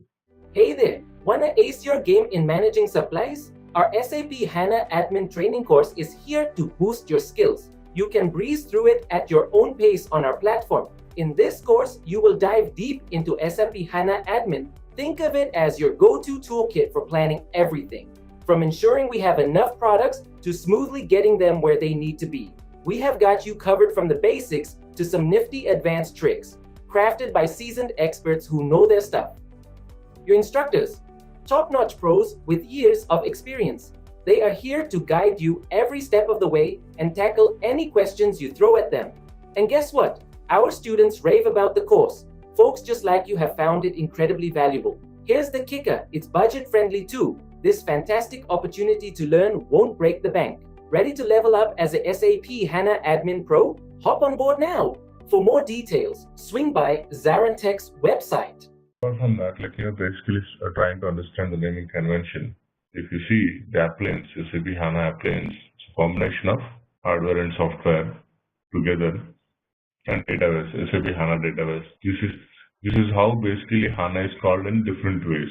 It's all like all these naming conventions, all these names implies to the same SAP HANA with the SAP HANA database with the hardware.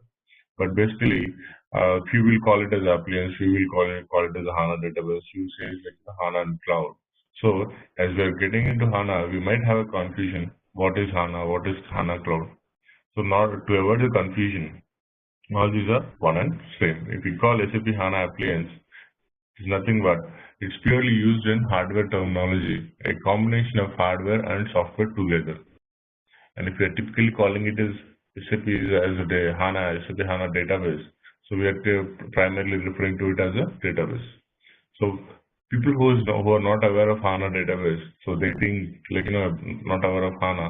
When we say HANA database, mostly people used to think SAP HANA has a different SAP product, and when we say HANA database, we have HANA database also. These were kind of confusions which people basically had initially. So just to avoid that, it is also called as HANA database. And when we are putting this hardware appliance and software on cloud, and this came into picture when there was no availability of skilled resources HANA DB consultant like us, who can implement and who can deploy HANA databases. So that's when SAP had partnered with this Amazon Cloud and the cloud systems, cloud vendors, who got the resources trained directly from SAP, and who used to support and who used to sell hardware, pre-installed hardware. That hardware comes pre-installed with HANA database. So that those systems were called as HANA Cloud or HANA. You deploy your HANA, you get your hardware server, and which will be maintained and which will be put at the cloud center or the data center, and you will be only logging in and using your server. The maintenance, backups, everything will be taken care by them. If you want to add a disk, you just need to put a mail to the cloud or data center team, and they will add it. and they charge for it on a monthly basis or a yearly basis for maintaining our servers at their place. Application. So if you're putting your ERP application or BW on top of HANA, CRM, many application, we have many applications, up to 50 applications in SAP. Out of those, only few primary applications can be installed. Primary in the sense all like ERP, CRM, SRM, PLM, Solution Manager. So all this can be installed on top of HANA database. So those applications were called as ERP powered by HANA, BW powered by HANA initially. Now we are calling it as S4 HANA. Any business suite system running on HANA is called as S4 HANA. And as we know, HANA, SAP HANA Studio is HANA Studio is a GUI tool that we basically use for logging into the system. Just like our SAP GUI, we use HANA Studio to log into the systems.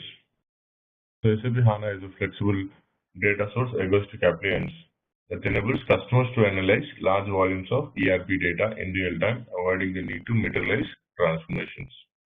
SAP HANA appliance software is a hardware and a software combination that integrates a number of SAP components, including the SAP HANA database, SAP Landscape Transformation Server, SAP HANA Direct Extractor, and Sybase Replication Technology.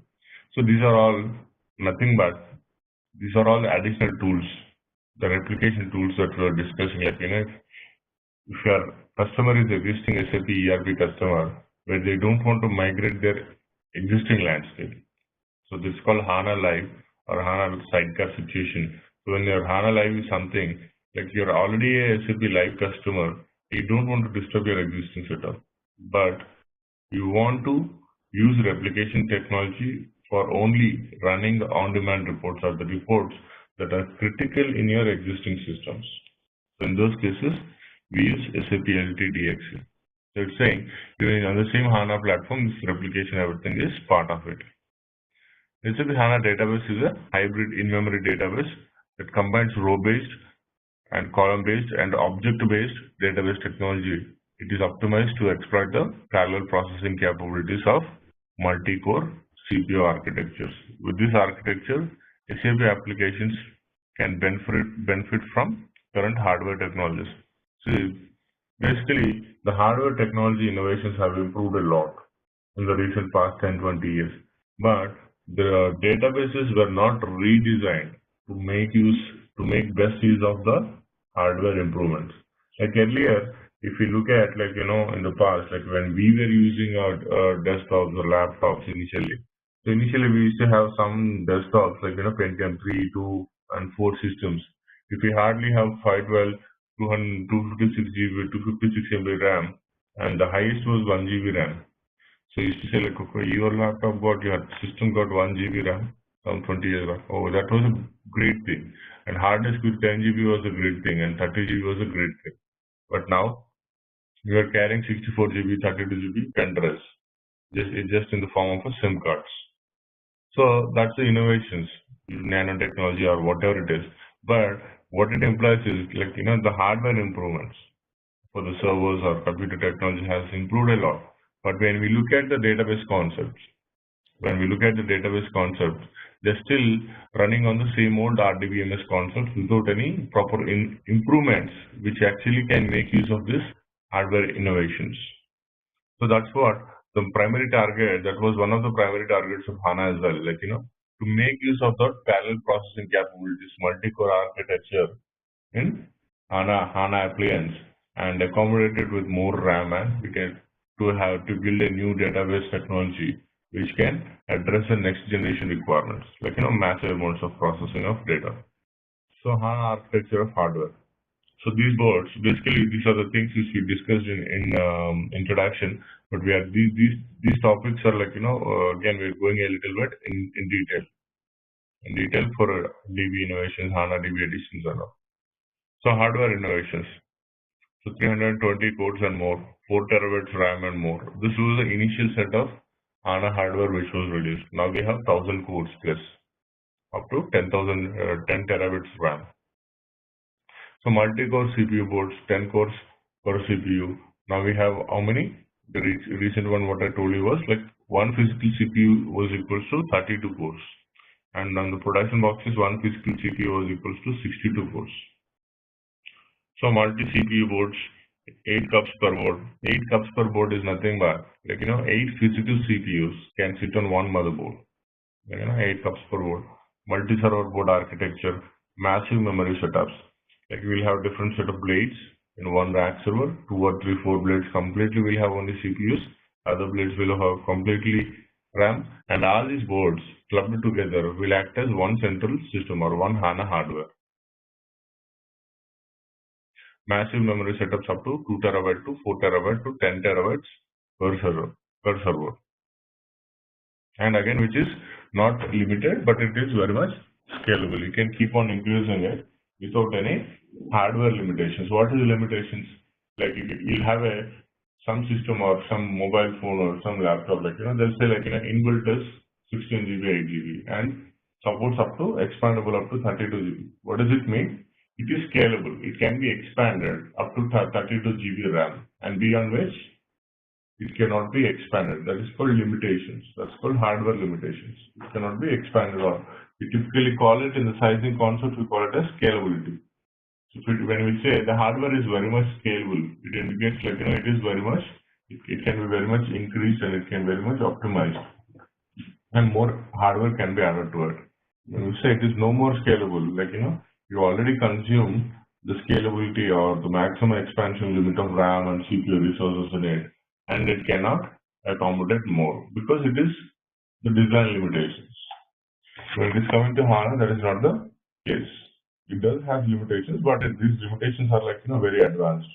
Like if you have current servers which are scalable up to 10 terabytes of RAM. So no matter whatever the increase the customer have in another 3 years or up to 5 years, he may not be reaching 10 terabytes. And even if it is reaching, the migrations is very well designed, and the hardware can be very easily upgraded without having to go for a hardware migrations. So improvements in technology. So technology drivers. So basically, it's a typical comparison of the CPUs in 1990s, 2010, and the ratio of the improvement.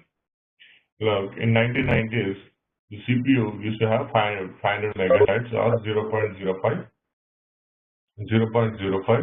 MB per second. But when it's coming to 2010 and now it's 7.5 MPS per second. So if you look at the ratio, the improvement is by how many times? 140 times. And memory, memory transfer rate was 0.200 MB, 0.02 MB per second. Now we have 5 MB per second. It's 250 times improvement. Addressable memory, 2 to the power of 16. That's 32 bit, 32 GB, and 2 to the power of 64. So the improvement is 2 to the power of 48. These are all calculations which were actually taken into consideration. So yesterday we have seen only hardware is improved. So this is what is happening in now. So all these calculations, all this analysis, statistical data was taken into consideration when they actually wanted to improve the hardware as well. So that the best out of the best has to come into picture to make use of HANA database. So network speed. Network speed 100 MB per second, and it was 10 GB per second with the current existing server. The actual high-end servers, like if you go for any non-HANA server or non-HANA hardware, it will be the highest limit will be the LAN port of the network port highest speed will be 10 GB per second. But when we are looking at the HANA appliance, HANA servers, it is 100 GB switches. They are capable of holding 100 GB per second switches. And if you say 100 GB, it is how many times? 1000 times improvement. Disk data transfer 5 MB per second. 130 MB per second. Now we have up to 1 GB per second disk transfer rates. So there are a lot of innovations. There are a lot of improvements in the hardware technology. But basically, we being a software consultant and software engineer, we hardly bother about the sizing aspects. Though we are into basis, though we do installations, the sizing is something which is done by solution architects and who actually has to go through the improvements of all the hardware vendors, understand the hardware technologies, and see, look at the improvements. What is the difference between one hardware release and the other hardware release vendors and all. But that is not the case when it is coming to HANA, because almost all the hardwares are certified by HANA, and they're actually manufactured by SAP and released through these vendors. So the actual creator, the manufacturer is SAP HANA. Maybe hardware vendors, when I was saying, like, the SAP is manufacturing it, and yeah, SAP basically improves the hardware, improves the hardware. They do the R&D, and they release, this is class A hardware, this is class B hardware, class C hardware. So accordingly, these vendors will manufacture it and they sell it to the customers. So the actual improvements, now SAP doesn't have to dependent on hardware vendors. Basically here it is two ways, when you purchase, it purely depends on the customer, the way he's purchasing the hardware. As I was saying, there was a skill set, where there was a scarcity on the skill set of HANA admin resources. To find the admin resources or HANA admin consultants with basis experience who can run the HANA implementations. So it was really difficult to get the consultants. And though customers want to go for HANA installation, so because of that, they don't have resources who can administer the HANA systems in their premises. So they were pulled back. No, I don't have resources. I have to find a HANA consultant. We don't have. So as a solution to that problem, initially it was given as HANA on-premise editions. These are called as on-premise hardware, which basically comes pre-installed by the hardware vendors. You take HP hardware or IBM, anything. So the recent project which I was telling about S4HANA. So I'll tell that experience later. So basically it comes pre-installed. The hardware comes pre-installed only with the database, only the platform edition. So it does not come with any SAP product or application in it. So if you want to install it, we can just directly say, we can install the application on top of it, just running the SWPM, and when the database is installed, give the database hostname and everything. So basically, if you have any problem or any upgrade or patches that needs to be done, so basically you have to call back to the vendor at the database level, HANA database level. So those guys will be upgrading the HANA database. Those guys will be dealing with the HANA related maintenance part, HANA database related maintenance part. This is one situation. And see, this is one example. Only in the cases when we don't have resources. So basically, what happened to our S4HANA implementation is, before I landed there, they also bought it. This is a recent experience, recent example. So they bought this on-premise edition. So they got their systems pre-installed with the ST8. We had this implementation in December. And we started it on the first week of January, this 2016 January. So this was an 8, and I could see there was 10 and 11. And we are how many patch release levels, patch levels, support levels? We are almost all laid back with 3 support levels. We are on 11 and they are giving it on 8. And when I ask customer, this doesn't work out for me, and this is on SUSE Linux 11 and SP1 only. And if I have to go with minimum 9 or 10 or 11, there are issues with the 2. So I have to go with either SP3 or SP4, SUSE Linux SP4, or latest operating system was SUSE Linux 12, that we could see from the product availability metrics. So that's when customers said, no sir, this is from HP hardware, HP ProLiant Server Series hardware for HANA. So they said, no sir, we will have, if we do anything without notifying HP, that will void the warranty. Okay, ask them to upgrade it to 11 and give it to me. So they tried upgrading it to 9 and then to 10, and they were stuck with 10. And they couldn't upgrade it to 11. They were saying our region has not yet tested the 11. So it has come from SAP. SAP has already released it. But these fellows, HP fellows, have to test it in their lab. Okay. Okay, so they have to document their issues with the hardware combination manufactured by HP. It's it's only for our benefit of the customers, but it was very laid back kind of. It was very slow. So we really can't wait for them. And I said okay, I know the pains and risk points. I'm a solution architect. I know how it works. So we don't have any issues with it. We just update this operating system. They updated our operating system. and they were still waiting for the approvals, and they delayed for 1 week. And that's when the customer has to take a call, because this is how what it is happening. Then they said, like, you either give 11 or you take your servers back. That's when they said, look, okay, sir, yeah, you can do it, but that's when they engage their resources. Their resources are not trained to install SP11 package. They don't have skill set, and they are not allowing us to do it. There was one more problem again. So I told them, like, what kind of pain is this? Like, they don't know how to install it, and they don't allow us to install it. They say, like, warranty is what. We cannot sit downside here, like, we have a project schedule is getting delayed. Not only with me, like, in the entire team was sitting. So I was doing SP11 installation, and this HP team was watching it. So this happens, like, on-premise edition, this is the advantage. So frankly, if you ask a consultant like me, they say, like, on-premise edition. No, but you don't have to go for on-premise edition. If you have a basis resource, just take HANA server, and this maintenance is very, very easy. Trust me, this database administration is very easy, very simple compared to any other databases so far, because this was given by one of our other vendors. The sizing was given by other vendor. I didn't give the sizing. I didn't recommend that on-premise.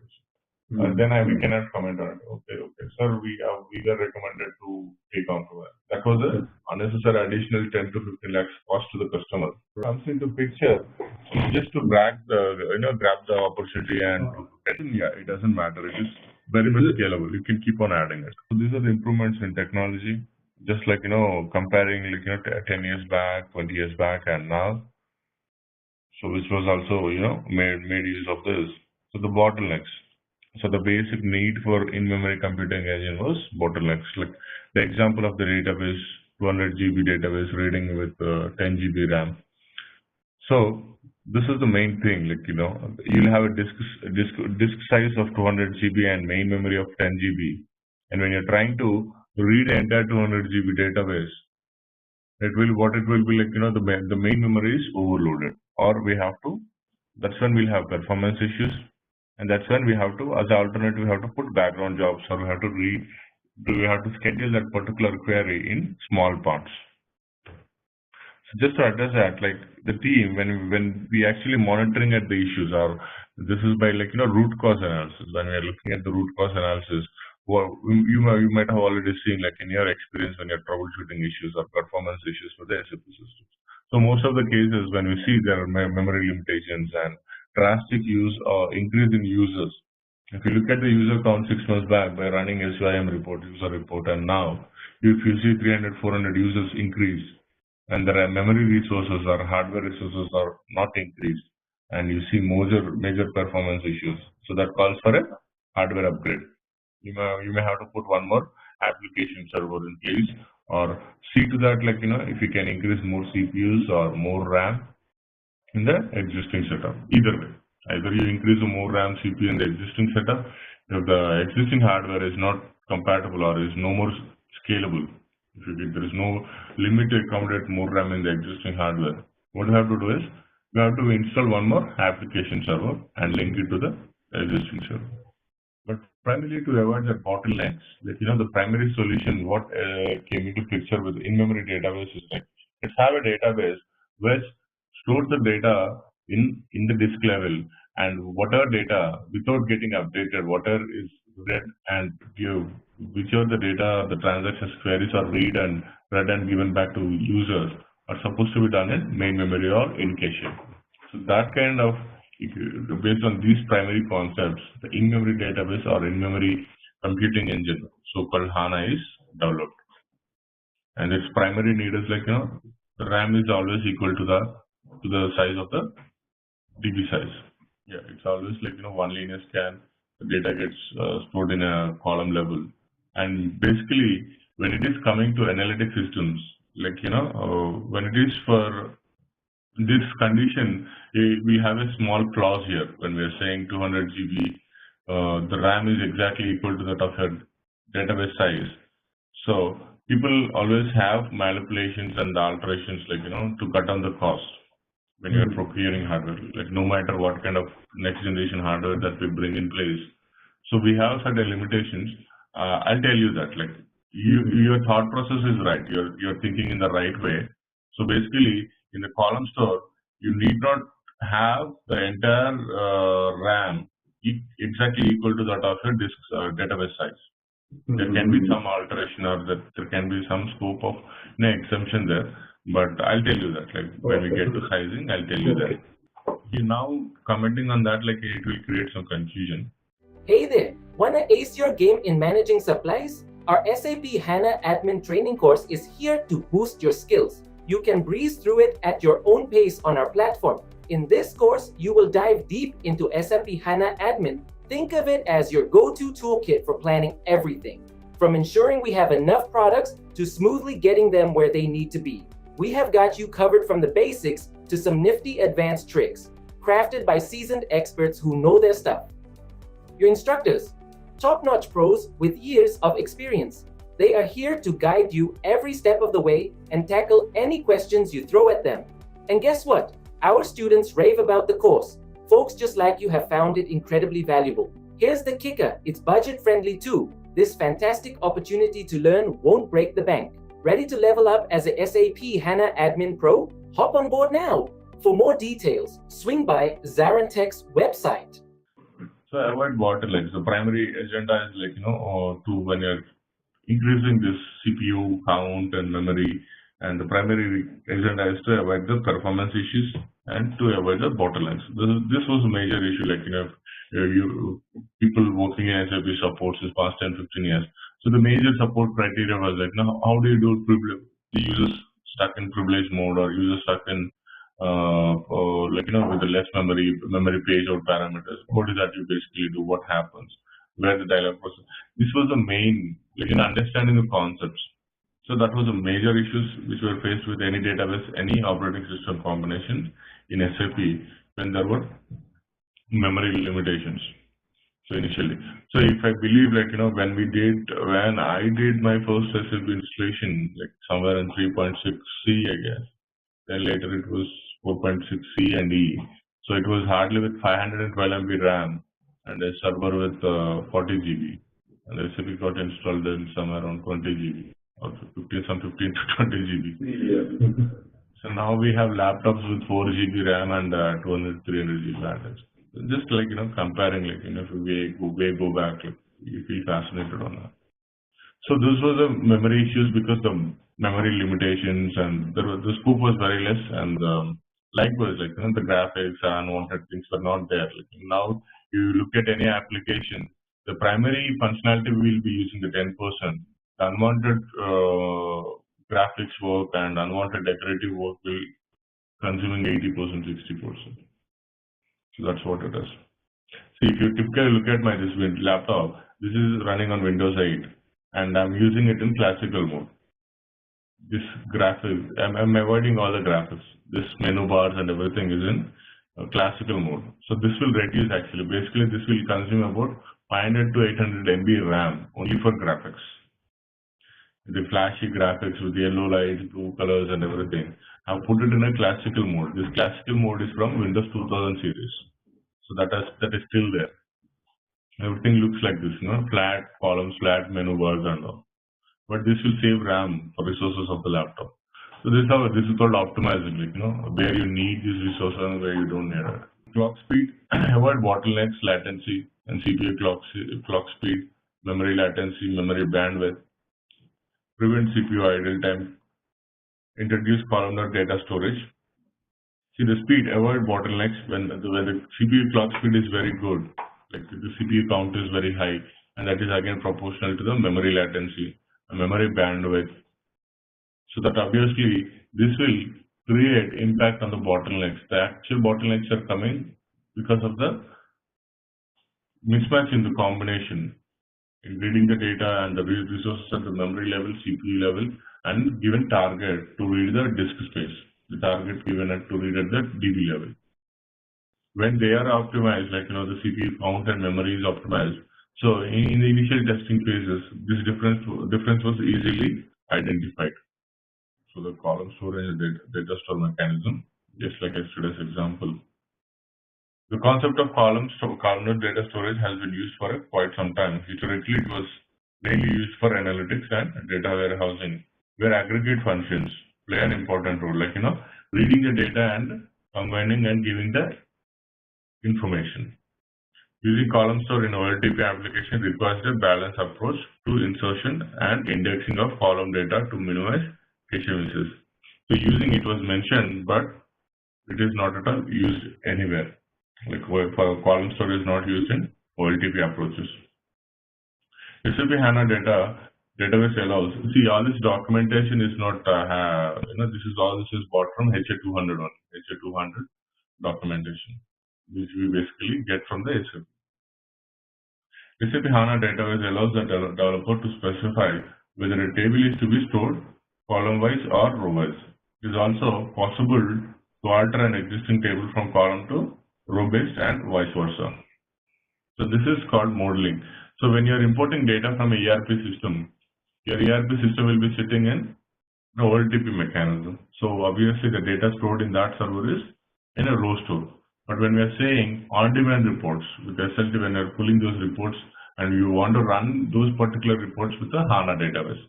So we are copying data for every 1 hour, all financial reports, HR reports, because those were the reports requirement given by our business team and they want to run it in a faster way.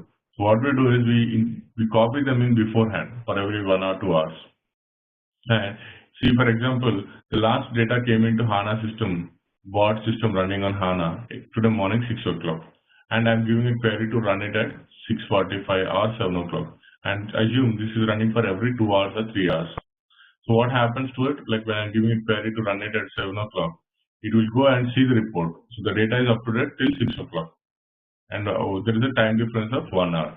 So the HANA system, this is built in modeling. Like it will directly go and see the difference between the data copied into HANA database and the data which is there in the actual source system.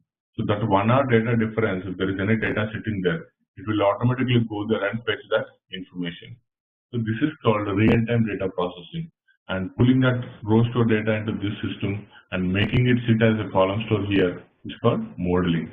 So the HANA developers will do that modeling part or development part, pulling that, identifying the reports in that particular system, pulling it with the database connections and making it sit in the HANA system. And also when it is directly reading it on demand like this, like 6 o'clock to 7 o'clock on demand data, when it is reading it. So how to read that data, and when the system is fetching that data, how the data comes in and sits in this everything is done in development part, which we typically call it as HANA modeling.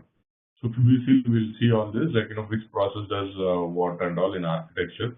Bottlenecks in the data transfer. So earlier approach was like these are all like only physically you'll not be seeing anything like these bottlenecks or data transfers in Suda anywhere, even in SAP basis also. So we only have to visualize and how the mechanism works and few areas you can see memory dumps.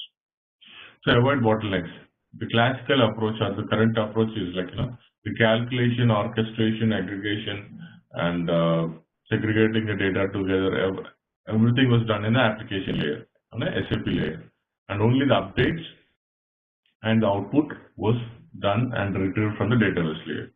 But when it is coming to HANA approach, it is done in such a way, like the query goes from application layer to database layer, and the entire orchestration, aggregation, segregation, calculation, everything happens in database layer, and only the output comes to SAP application layer. The calculations were actually moved into the database because the database is being designed in a very robust manner with high in-memory computing engine. So that's the reason it's not like loading the database, but that's the reason database needs the disk, the DB size is equal to that of RAM. When we're saying that, when we're giving so a good number of CPU count, so all the calculations are moved to database. No matter whatever application you run, your SAP application in a different box, but the DB level, all the calculations are moved to database.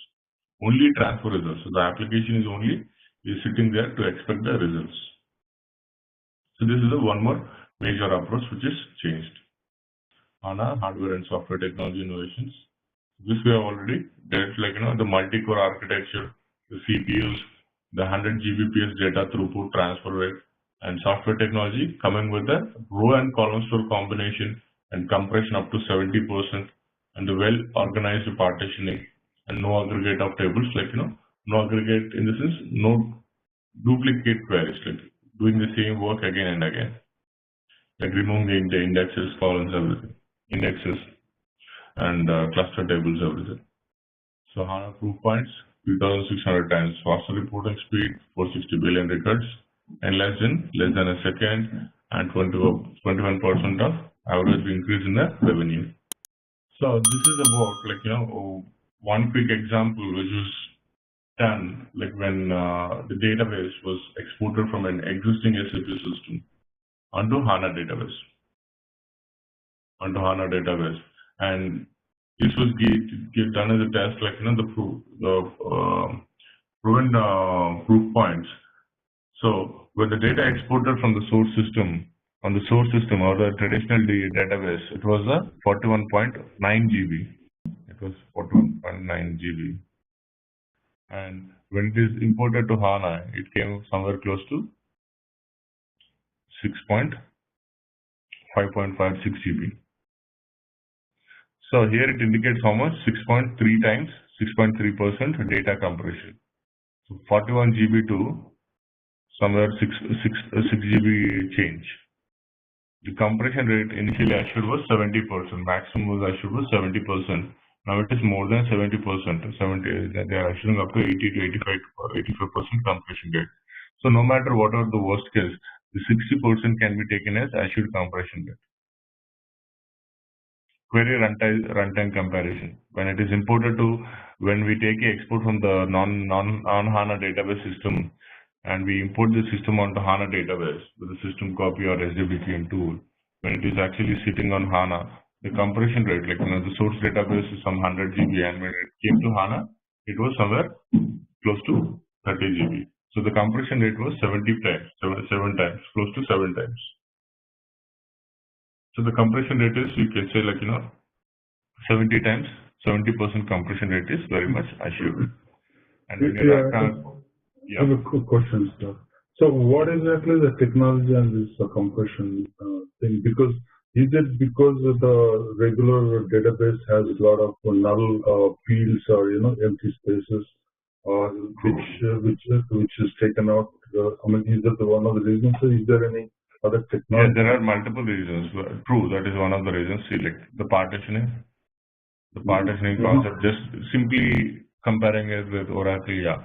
Even though you do reorg, org, and everything, you can see the partitioning, the cluster tables, the indexes you don't have here, and primarily getting into the roots again, a little bit too advanced now, but still we can understand that. So there are about 100 plus tables. See, for understanding this, you have some 50 plus application products in SAP. That's one thing at a side. And as we all know, SAP can be installed on any operating system, any database, right? Right. So our application has to have some universal platform in it where it can be accommodated on any database. Right. So likewise, there will be some universal tables, not some, there are universal tables, set of universal tables which are designed to make SAP products installable on any database. So this is kind of unwanted junk, unwanted load to the SAP applications. So when this is one area of partitioning and disk spaces, the compression, no aggregate tables, no duplication read write. This is one area. Let us see, this is counting to some 30%, apart from 30 to 50%. And apart from this, the other areas are unwanted tables, or I typically call them as universal tables.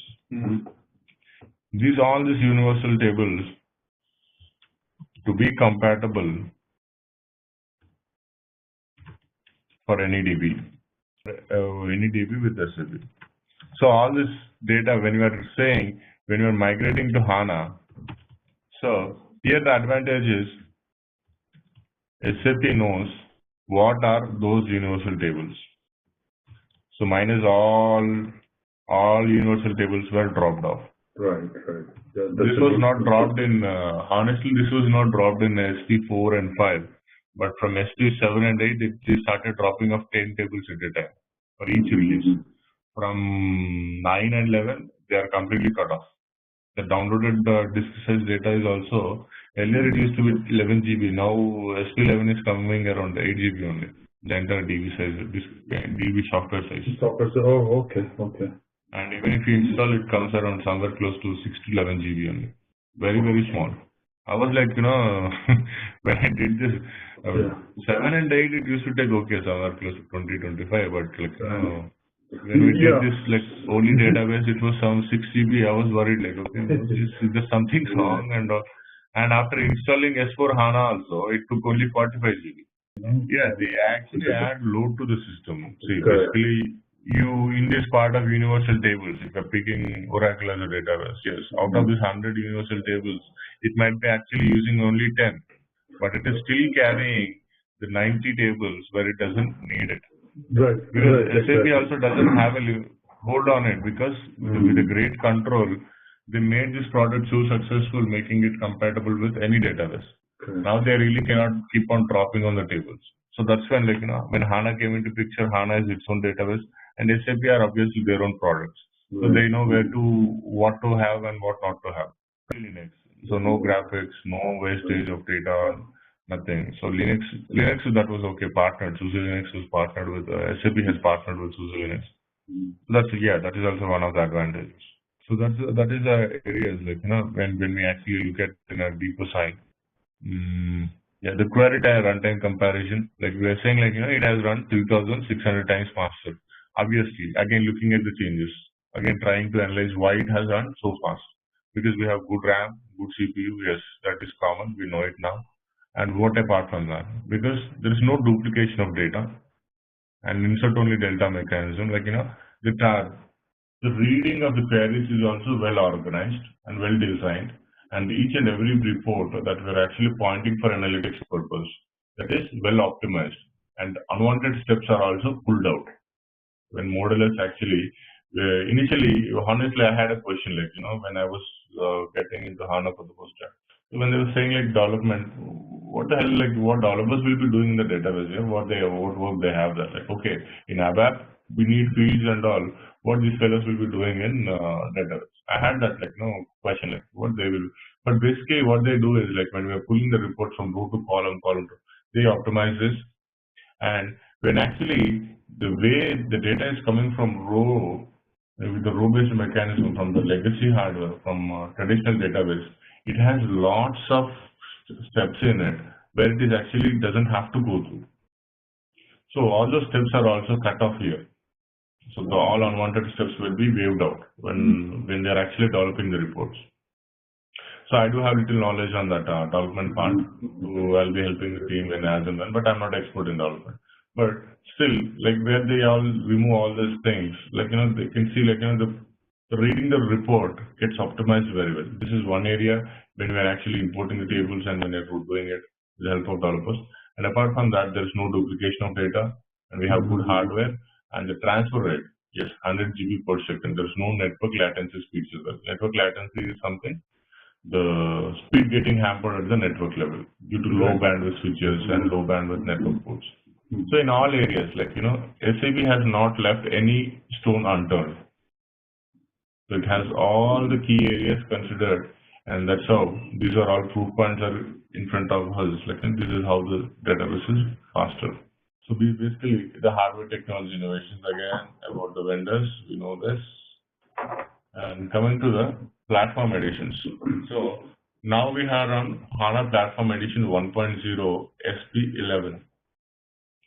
And this is the future platform edition targeted, HANA Platform 2.0. So this basically indicates, how advanced SAP is thinking about, solutions for its customers, and how advanced SAP HANA team is planning to improvise the HANA database for the next generation requirements, future requirements. So this is how, this is not live, and this is nothing to, this product is not named yet. This is just named as HANA Platform 2.0. Maybe in 2020, we'll have this edition down the line and another 4 to 5 years. So where you will be having your complete HANA hardware in one place, one single hardware, one single database, and on the same database you'll have multiple applications running on it with the multiple instances. Just like in SAP we have clients, So similarly, we have this tenant database concept. Tenant databases are already there now, but it's not all that successful. But we'll have something more advanced than a tenant database. Like say in one single hardware, we'll install one database as a parent database and few other databases as a child databases. Those are called tenant databases, which you can run multiple applications on the same box. But obviously, you need to have same amount of good number of memory resources and good number of robust hardware planned for it. So like you have ERP, ERP2. This is a typical situation when we're saying ERP1, ERP2 for global service or global operations where you have ERP running for. I have seen. I think like you might have also seen the customers like we have seen customers like they are using ERP for one country for one ERP or for one region, EMEA one ERP, Asia Pacific one region, one ERP, and EMEA Americas one ERP.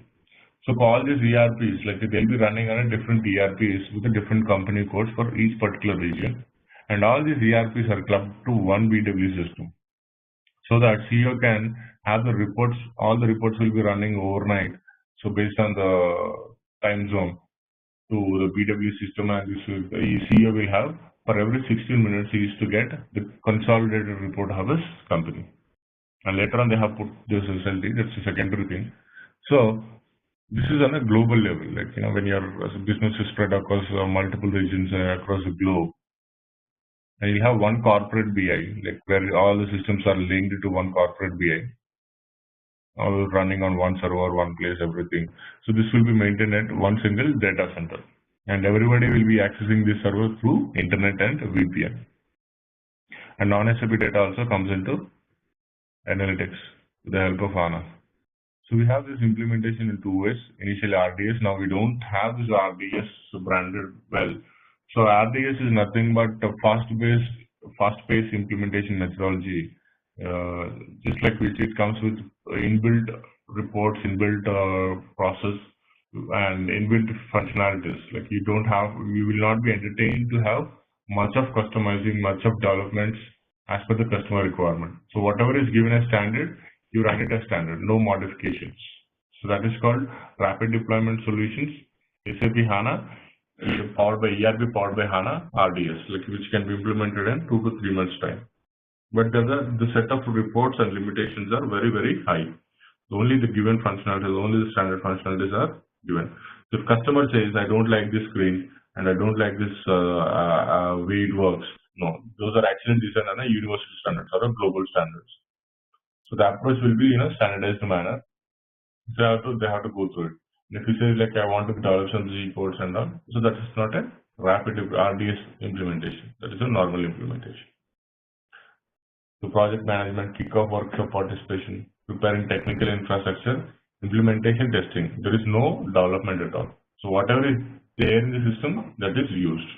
RDS. So RDS was initially given for ERP HANA with RDS for the initial set of customers. So very few implemented this RDS with ERP because honestly people were not sure how the HANA database will work. So there were very less implementations with RDS, ERP and HANA. So later on ERP powered by HANA, S4 HANA, now we have very good numbers growing. Because now people know, people been already using it for almost more than 4 years now. So they know it. They've seen the proof points, they've seen SLT, the way SLT was working and way SAP HANA been updated, upgraded and maintained. So they have that comfort zone now, they have the confidence in it now, so they're moving with it. So the step-by-step guide, configuration guide, checklist, what to do, what not to do, kickoff workshop, scoping questionnaire, what is there in the scope, what is not there in the scope, work breakdown schedule, support portal, that's just running. Start, deploy, run. There is no development. No development. Whatever is there in the package, that has been used. So it was initially RDS was given for ERP, rapid deployment solution for profitability with SAP HANA. ERP for acceleration, finance and controlling. Now the same thing is called, the latest product is S4 HANA, simple finance. S4 HANA, what do you say that, like simple finance 2.0, SAP ERP 6.0, EHP7, S4 HANA powered by HANA. So when you are doing installations, once you are doing it, I'll show you the real-time sprints in memory planning. So the technology change, the same thing again. See here. Here it was given again in detail. In-memory planning, user interface, the presentation. In the application layer, the orchestration. Orchestration, aggregation is nothing but like collating the tables and dismantling the tables and giving the output and clubbing all the 10 fields together and giving a report. So the orchestration, the calculation part, everything is done in application layer in the classical database or the current approach. In HANA, the orchestration, the calculation. Okay, do this. You read all these 10 tables and multiply it with 1. That is a condition. That condition is being moved to database level. So the actual calculation will be done at database layer, and it will be only the output is given to the application layers. So the traditional approach, reading 52 into 500, so that is 26,000 combinations. So this is done here, and the 26,000 combinations values are sent to database to save it in database. And here we are giving the orchestration like this, like send HANA database plus 1 instruction to disaggregate and how. Just 52 multiply with 500 and send it. So disaggregate in HANA engine per bit 52, per branch 500. Create plus save. Create how? 52 into 500 plus save 2600 values. So the condition is given like this. So like this, the queries are designed in a very precise and optimized manner to avoid the latency and avoid the performance issues. This is a typical example for calculating a report or a query. So if any standard reports also have any issues, even that can be optimized. Because if you see, you might have observed one major difference, like SAP running on any database, we never used to develop anything or model anything on the DB level. We used to do changes only in ABAP. But now we are doing changes at where? DB level. So we have control to do changes at DB level so that the performance issues can be directly optimized at the database level, because this is it's its own product. It's an in-memory database of SAP itself. So earlier SAP doesn't have this feasibility or doesn't have this privilege of directly changing the things at database level. Though it knows like not changing the things at database level will fix the performance issues, but it has limited scope there because it is not the product owned by SAP. All right, let's test your knowledge. Here's a question for you. What is the primary scripting language used for SAP HANA administration? Option A, Python. Option B, SQL. Option C, JavaScript. Option D, SQL script. Take a moment to think, and when you're ready, choose the correct option. Remember, each choice holds a key to unlocking the answer. Good luck. Type the correct answer in the comment section. Hey there, wanna ace your game in managing supplies? Our SAP HANA Admin Training course is here to boost your skills. You can breeze through it at your own pace on our platform. In this course, you will dive deep into SAP HANA Admin. Think of it as your go-to toolkit for planning everything, from ensuring we have enough products to smoothly getting them where they need to be. We have got you covered from the basics to some nifty advanced tricks, crafted by seasoned experts who know their stuff. Your instructors, top-notch pros with years of experience. They are here to guide you every step of the way and tackle any questions you throw at them. And guess what? Our students rave about the course. Folks just like you have found it incredibly valuable. Here's the kicker, it's budget-friendly too. This fantastic opportunity to learn won't break the bank. Ready to level up as a SAP HANA Admin Pro? Hop on board now. For more details, swing by ZaranTech's website. Basically, this is the central node that we basically have to refer for doing the sizing. This one, please make a note of this note number. SAP note.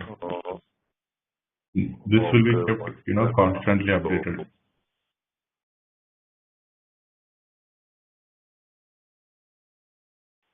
Basically, this note will have all the information about the latest changes and the latest documentation that is available regarding the sizing. Okay, so that is basically sizing central node, right? Yes, sizing central node. If you have any known issues, anything else, it should be knowing. Getting through this. and you can download all the documentation for your specific release with this URL.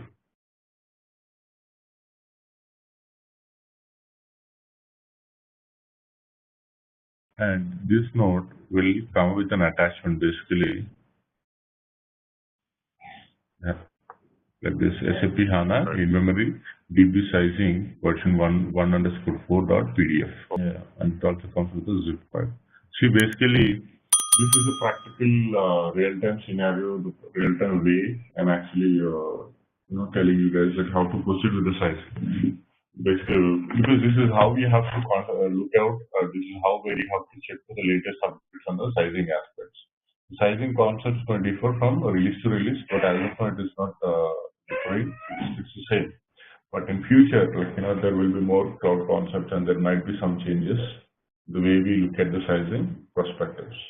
So this PDF file is downloaded, and this will have some scripts and how to get the some scripts attached to it for getting the current DB output, the current DB size output, for getting the compression factors. We'll see what are those. So this is a document which is basically attached to the node. But it will be taken care by the solution architect, but as a admin role, like, you should be aware of the sizing aspects as well. Like the scenario will be like this. Like by the time you join a project, there will be hardware ready, and the sizing would be given by the hardware vendor and the solution architect who is doing the sizing for your entire project. So those sizing aspects, they might be giving oversizing, or they might be giving a less sizing, which would be actually the pain point for the consultant who will be actually executing the project, or who is actually supporting the project. So knowing the sizing aspects, sizing scenarios will help to analyze the performance related issues. See, I'll tell you like what kind of performance issues might come. So in those kind of scenarios, you'd be given this, like, this is our server requirement, this is the number of users, and this is the DB size. This is the RAM and this is the CPU we have in our HANA box. That will be knowing, like, once we go through this. So we just started with sizing aspects. So I was telling Rupen about the central node that we have to refer to for doing the sizing. This is a node number. You can make a copy of it. And this is a component which will be raising, like, if you have any sizing related issues to SAP, raising the incidents. This node will have an attachment. SAP HANA in-memory DB sizing. We'll be following the standard node. There is tool, like, so practically not needed. The inputs are many, and it's a time-consuming process. I'll tell you both. Like, it's up to the individual how and what way you can do the sizing. The comfort level of the solution architect and the so sizing recommendations applied for certified HANA hardware only. Please contact hardware vendor for a suitable hardware configuration. Here, this HANA sizing, what are we talking? Like, we all know now, like, HANA can be run only on the hardware which is specifically designed by HANA for HANA database. We call it as a HANA appliance. Note that HANA is constantly being optimized. This might have impact on sizing recommendations. So that's the reason they ask us to go through this. Always download the central node. This will give the release date as 2013 only. I recently downloaded it some 45 days back. It's same, but it is always good to check whether if there is any changes or we are going with the same document or not. There will not be much of differences. I've not seen any changes since the time it is released. Few scripts and other things have changed. So note that the sizing guideline in this document refers to HANA in-memory database only. And this sizing documentation, the sizing concepts or the formulas that we are using, the sizing is only for HANA database only. The application sizing is not taken into consideration. What are applications? Is it SAP application or some other third-party application or Hadoop or big data that you're running on top of HANA database? We are not considering the application sizing. We are considering only the database sizing. Additional applications running on top of HANA, example, business information, warehouse, etc., are not covered in this document. See note 1637145 for details on sizing BW1. So that will give you basically our basic sizing about ERP applications and BW applications. You can roughly have for every 25 users, you can roughly have 25 to 50 users, you can roughly have 32 GB RAM for application component for central instance, simply. So HANA sizing consists of memory sizing for static data, memory sizing for objects created during runtime, that is data load and query execution, disk sizing and CPU sizing. These are the three areas. So disk sizing is basically, we all know, like, it depends on the way the database is going to install and the size that comes when you install any application on top of it. And CPU sizing, here the CPU sizing is proportional to the sizing of the RAM. And the major aspect in the sizing of HANA sizing or HANA DB sizing is purely about the memory concepts. Like, how much amount of memory that you'll be taking and how much amount of disk space that you'll be taking into consideration. Because the entire scenario, the entire performance revolves around the in-memory database and memory concept, the physical memory that exists in the system. And that memory processing completely depends on the CPU, the CPU sizing. So SAP HANA in-memory database sizing summary. RAM is always equals to the how much amount of RAM you want to take. RAM is always equal to the source data footprint into 2 by 7 into C1. You see what is C1? C1. This is a compression source database specific compression factor where applicable. See, basically, when I'm saying simple example, if you are importing a data or if you are exporting a data from 1 terabyte database data from a SAP system running on top of MS SQL, you have 1 terabyte there, and you are doing a sizing. And I'm your customer and coming to you and asking you what would be the sizing, how much amount of disk you need for my HANA system. I have my current box ERP running on MS SQL, my current ERP box running on MS SQL, and it is, see, basically here is a scenario and we are exporting a database which is running on MS SQL with a 1 terabyte disk space. The DB size with the SAP ERP on top of it, assuming EHP 7. And here we're taking it to HANA database. Just the DB is on HANA and same SAP ERP EHP 7. And you want to know the sizing. I'm your customer and I want to know the sizing. So basically, the compression factor, just giving a quick recap on the compression factors. Sam, HANA has a very good compression factor up to 70%. Whatever databases that you import into HANA, that way it gives a compression factor up to 70%. And it has a very good processing speeds in terms of RAM and in terms of CPU. And it has good functionalities in the software level in terms of row store mechanism and column store mechanism, the way it organizes the data in the database. So that basically comes as part of introduction and the architecture. So please go through that. In case if you still have any doubts, let me know. So basically here, when we are doing sizing, here basically when I say it is 1000 GB here, so going with that factor, if I am compressing it for 70%, it should be how much?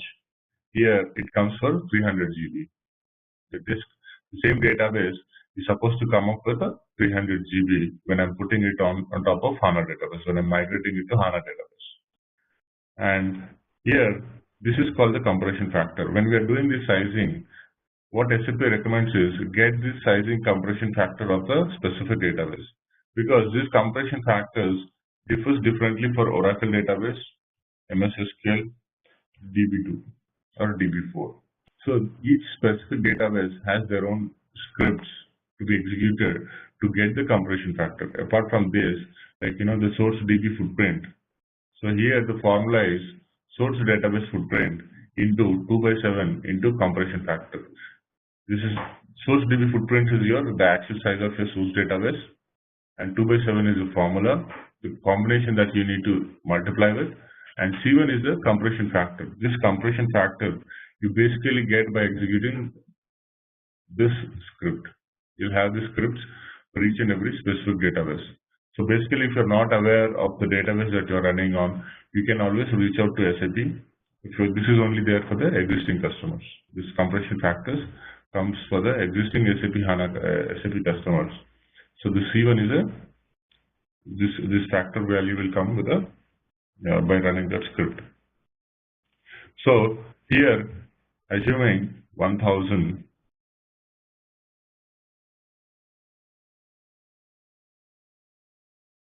into 2 by 7 into assuming my compression factor 10%.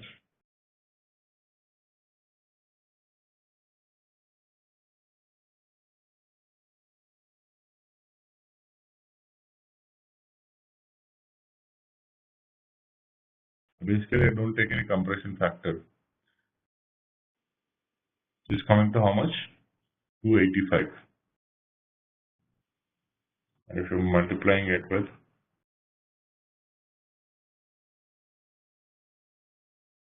0.10%, 28.5, which is 28% compression rate. So that again, if you go back a little bit further, it used to actually 1000 into 2 by 7, 285. This comes to how much?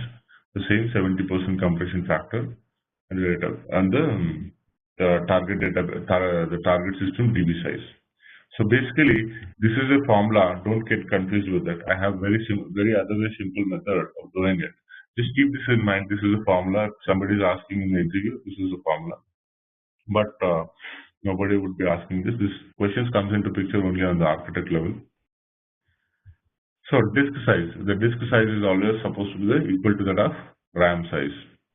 So basically, if we look at the sizing aspects in a normal servers, we actually do the disk sizing first, and we give, okay, put the disk size of 500 GB and RAM some 10 GB or 12 GB. Here it is the other way around. Basically, the primary factor we consider it as RAM. Based on the RAM, we take the disk size because the entire database is actually going to sit in RAM. And only to have the persistence layer, only to have a fallback mechanism. The RAM is volatile. The data cannot be saved in RAM. We need a storage at a disk level. So the storage will be simply sitting at a disk level for the persistence fallback, and the entire transactions, everything will be running in cache. Only when there is something updating the transaction will go till the disk level, it updates it and come back. And if it is only read queries or only write queries, the majority of the read queries will be done only in the RAM, and it will be sent back from the RAM itself. It doesn't even come till the disk level. And only when you're updating it, it comes to the disk level. So that is the reason there's a lot of time which has been saved, and the response time is very less, and performance is really good in the in-memory concepts, in-memory computing engine database. IMC is the HANA. The HANA we call it as IMC, in-memory computing engine. So disk log is also equal to that of RAM. What is the RAM size that we need to pick here? The target DB size would be 300 GB. So how much RAM I should take here? I should take 300 GB RAM. And for disk size, how much I should take? Persistence, 1 into RAM. So 1 into RAM, that is again 300 GB for disk. And again for log, it's the same. And CPU 300 SAPs per active user. So basically, when you're taking 300 GB RAM, for each RAM size, for every 100 GB, put at least 4 cores of CPU. So 4 into 3 into 4, how many? You need at least 12 cores of CPUs. 300 SAPs. So 100 SAPs counts to one CPU core. So the CPU cores is something like, you have one physical CPU in your laptop, and when you actually go to the device manager and look at it, you can see 4 CPUs running there, the virtual CPUs. So those virtual CPUs, we call them as cores. So if somebody asks my configuration, I say there is only one physical CPU on my server or on my laptop. I say I have 4 cores of CPU in my laptop. So that is actually 4 virtual core CPUs. It's a count, or it's a gauge used to count the CPUs in the systems. So you need to have at least 4 cores to minimum 12 core CPUs for every 100 GB. It's up to the load again and the users, the number of users that we are getting on top of, onto the system. So this is a basic sizing concept. This is the actual formula that we use. C equals to the source database specific compression factor where applicable. See page number 7. See this source DB compression factor, these scripts will give the script to the existing database administrator to run the script on the existing system. You are going to a new project, you have a DB4 database running in the system. So that DB specific scripts that DB administrator uses, they have to run it. So if you are not aware of the database or if you are not familiar with that source database, it's not a problem at all. You need to take the help of the existing basis team or the database team, hand over the scripts to them and ask them to run the script and share the output with you and use that output factor to do the sizing. And as I was saying, that compression factor is not a very mandatory concept for doing the sizing. There's other simple way of doing it.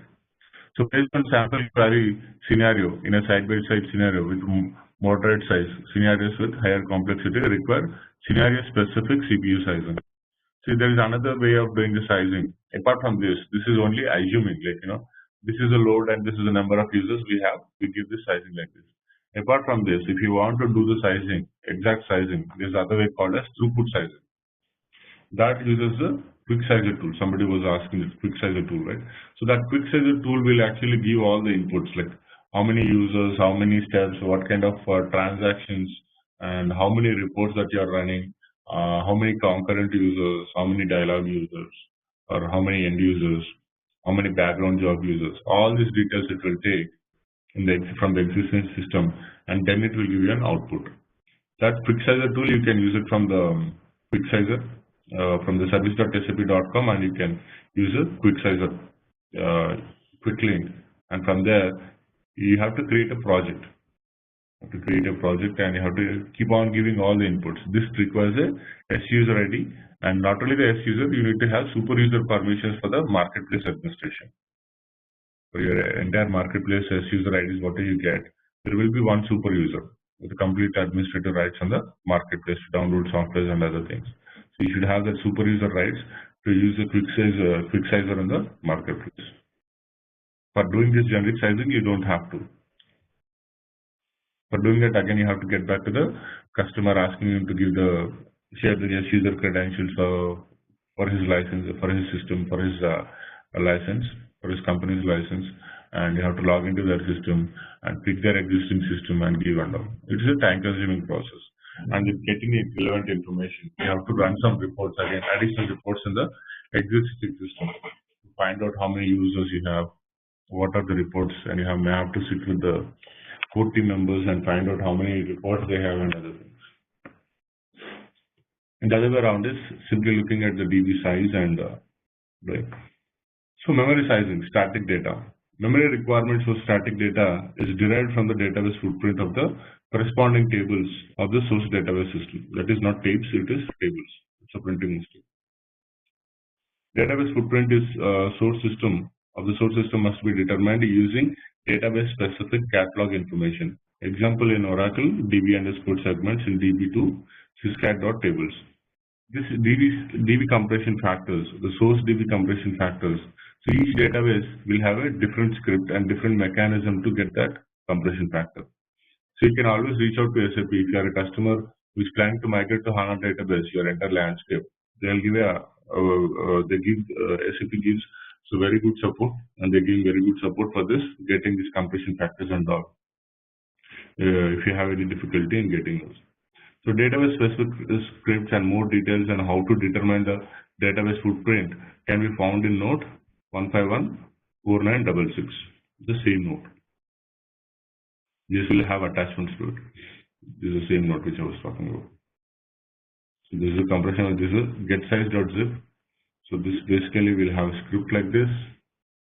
This will have something like this to run on the shell command prompt, Linux and Unix level. The steps are given here. On OS 400, call qpt down, open the type, and these are the commands that you have to give So like this, entire documentation will be given. In case if you have any difficulty in executing it, you can take support. But this is only for DB4. So basically for all databases, you get that one. This is on a very high level, like the sizing concepts we're talking about. So average compression factor for table size HANA memory is equals to 7:1. The compression factor is 7:1 or 70% ratio. Note that the compression factor refers to uncompressed data tables and space of our database indexes is to be excluded. RAM, static RAM is equals to source database footprint divided by 7 into compression factor 1. The 7 comes into picture as a 70% of the compression factor. C1, source database compression factor where applicable, see page number 7. The same script again comes into picture. They ask us to execute the script. So additional memory required for objects that are created dynamically when loading new data, when executing queries. We recommend to reserve as much memory for dynamic objects as for static objects. RAM dynamic is equals to RAM static. So basically, this is about the database that we need, and they're also now. So this is all for what? This storage, RAM, whatever we have given is we have given only for storing the disk. Whatever the data that is coming into picture, that data is being stored instead of disk level. We are storing it in RAM. We are storing the database in the RAM. So all this time we are actually talking about putting your entire database into the memory. So what about the memory that is actually required for executing or querying the transactions? So that's what they say. Here the RAM for dynamic is equals to RAM for static. Static RAM is nothing but the RAM which we are actually using it for the DB purpose. So if you're exporting a 1000 GB database, so it comes as a 300 GB database into HANA. So no matter whatever it is, we need 300 GB unreserved, reserved memory for the database only, for storing the database only into the memory, 300 GB. Apart from that, whatever the memory that is needed for executing the transactions and queries, that is called dynamic. And you may not need this dynamic RAM continuously. So whenever there is no activity, here the whatever RAM which is sitting idle in the static RAM can be utilized. So RAM is equals to RAM dynamic plus RAM static. Source database footprint into 2/7 is a compression factor. So if you're getting the output as 300 GB, we put another additional 50 to 100 GB RAM for the static and dynamic purpose. Compression in source database. Do not take into account the reduced sizes of the source database due to instant compression, except one for DB6. And to migrate the database to HANA, the condition is it should be on minimum ERP 6.0, ESP 6 and above, and it should be a non-Unicode system. If it is, it should be a Unicode system. If it is on a non-Unicode, it cannot be migrated. Basically, in the earlier days, we have this Unicode, non-Unicode concept. Unicode used to support all the multi-level languages. Are you aware of it? Unicode, non-Unicode. So basically, here, when it comes to HANA, migration to HANA, so basically it should be a Unicode system. In case if any customer, old customer who is still running on Unicode and want to migrate to HANA or want to upgrade to HANA, it should be the initial. First, they have to do a Unicode conversion. They have to convert the system to Unicode and upgrade it to the latest levels, and then migrate to the HANA. That is a precondition. Yeah, you cannot migrate directly to HANA. Here we are specifically talking about the SAP systems, migrating the SAP products running on any database to HANA database, not the databases. The application must be so disk sizing. So disk size for the persistence layer. Here the disk size equals to that of RAM. Disk size for log files, that also equals to that of RAM. So if you put in disk size, the source DB is assuming 300 GB. You also need RAM also 300 GB. So note that this only covers the disk requirement for the database files. As with any database system, additional space must be reserved for what? Backups, exports, and executables. We recommend reserving approximately another 2 to 3 times of the RAM value for these purposes. So here the RAM value is how much? 300 GB. And we have taken one for disk. So 300 300 here we have taken 300 for disk, that's for DB size, 300 for log size, and they're taking another 3 to 4 times. That is another 300 for backups, another 300 in case if you're taking for export, and another 300 for additional things. It comes to how much? Disk size 1500 GB. So disk size is 1500 GB additional, and RAM is 300 GB. So this is a formula. This is again we have taken additionally. So we've taken disk log 300, one for backup, one for exports and other things. Additional 300, 1200 GB. So this is the rough sizing. Why I'm stressing more on this is just looking at the size, you should be in a position to identify. Disk space is required persistently to store the data that is kept in memory. The space is to be provided must be capable to hold space for at least one process image, that is snapshot image or an image backup of the database. That is, if you are having 300 GB disk size here, it should hold at least one image backup. That is, we need at least one backup complete, that is 300 GB. So from source you're getting 300 GB backup, and this is only for one image backup locally. And once this backup is written here, we need to what? We need to ship it to the tape drive or external disks, not on this system. Ship to external device, that backup. Space for one data export. If you're doing some export, import, some urgency. So there should be space for at least one database export or additional space. That is like this one, 300 GB.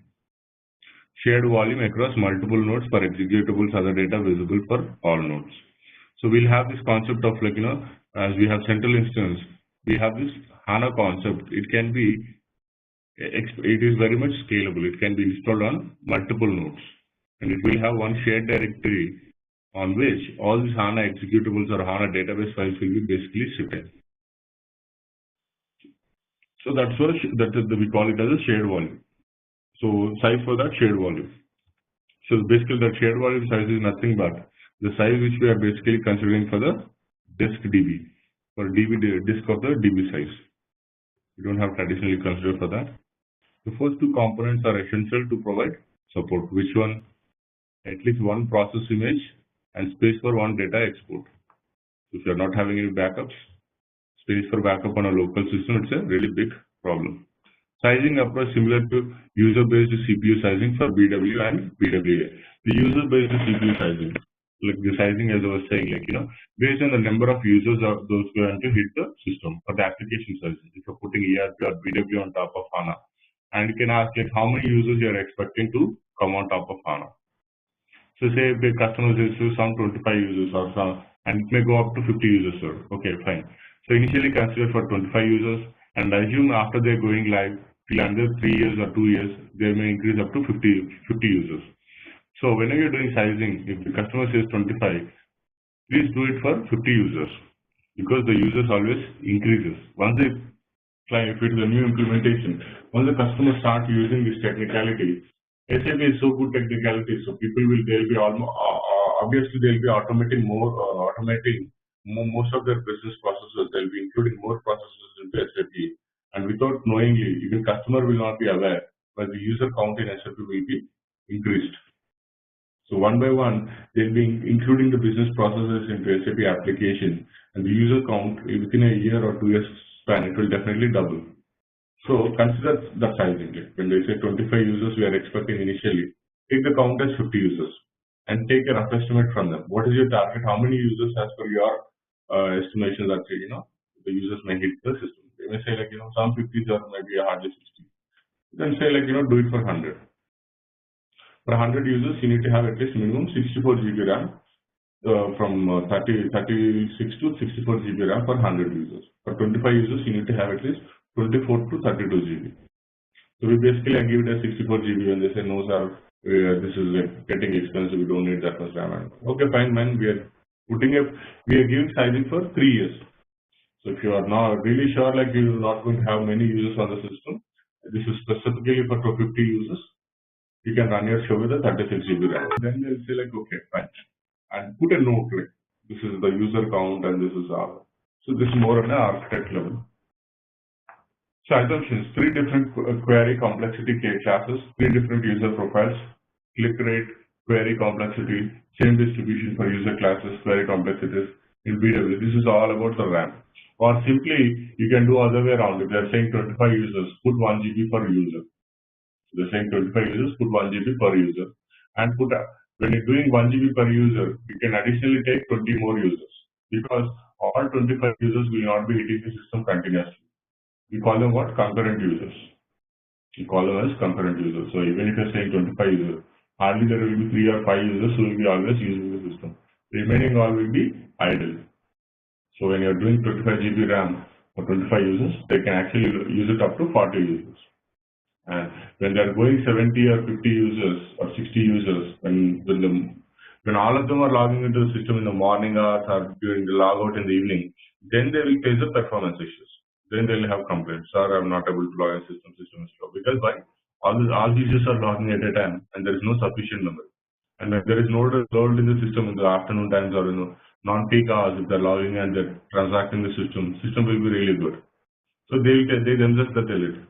Sir, in the mornings when I'm logging, this is very slow, and afternoons and all it is fine, but again in the evening it is slow. That indicates what? In the peak time, the load is more on the system and there's a problem with the memory in the system. So that's how we analyze the issues. So putting all this aside, we call it as a data volume, which we basically use it for database extract sizing output. So this is the standard method of doing it. Let us come back to our own traditional method of sizing. Alright? Quick method of doing the sizing. Right hardware, future expansions, these are things that you need to take into consideration. This is my way of doing it. Future expansions, if they are expanding it to the future, the hardware should be future scalable. So whatever HANA hardware that is coming, it is very much scalable. Scalable is nothing but it should be in a expandable manner. The hardware should be expandable. It should be in a position to accommodate more RAM, more disk space in it. So that kind of hardware has to be taken into consideration. And as we are saying, we are going only with the certified HANA hardware. So obviously that is certified by SAP HANA team. So it will be obviously expandable and scalable. We call it as not expandable, we call it as scalable hardware. Calculating the space based on DB growth. This is one more primary aspect. This is good, you're exporting a system from a source database, a SQL database, and you're importing it on top of HANA. But how do you consider the size? For another 3 years, what could be the database growth for another 3 years? And do you have the sufficient disk space in it? For example, in MS SQL, the DB is growing monthly for every month it is growing with a 10 GB or 20 GB. So what would be the growth on your HANA database? So whatever the compression factors it might have. So how do you consider it?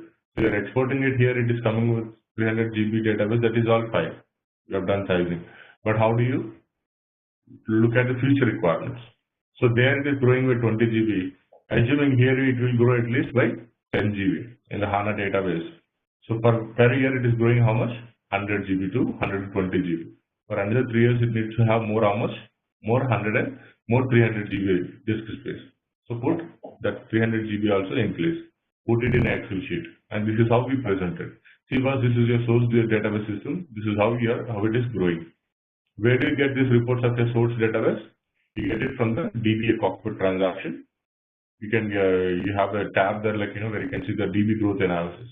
It gives you on a day wise, week wise, month wise, and year wise. You can take the output for a month wise and you can export it into Excel sheet, put it there, and give the stats.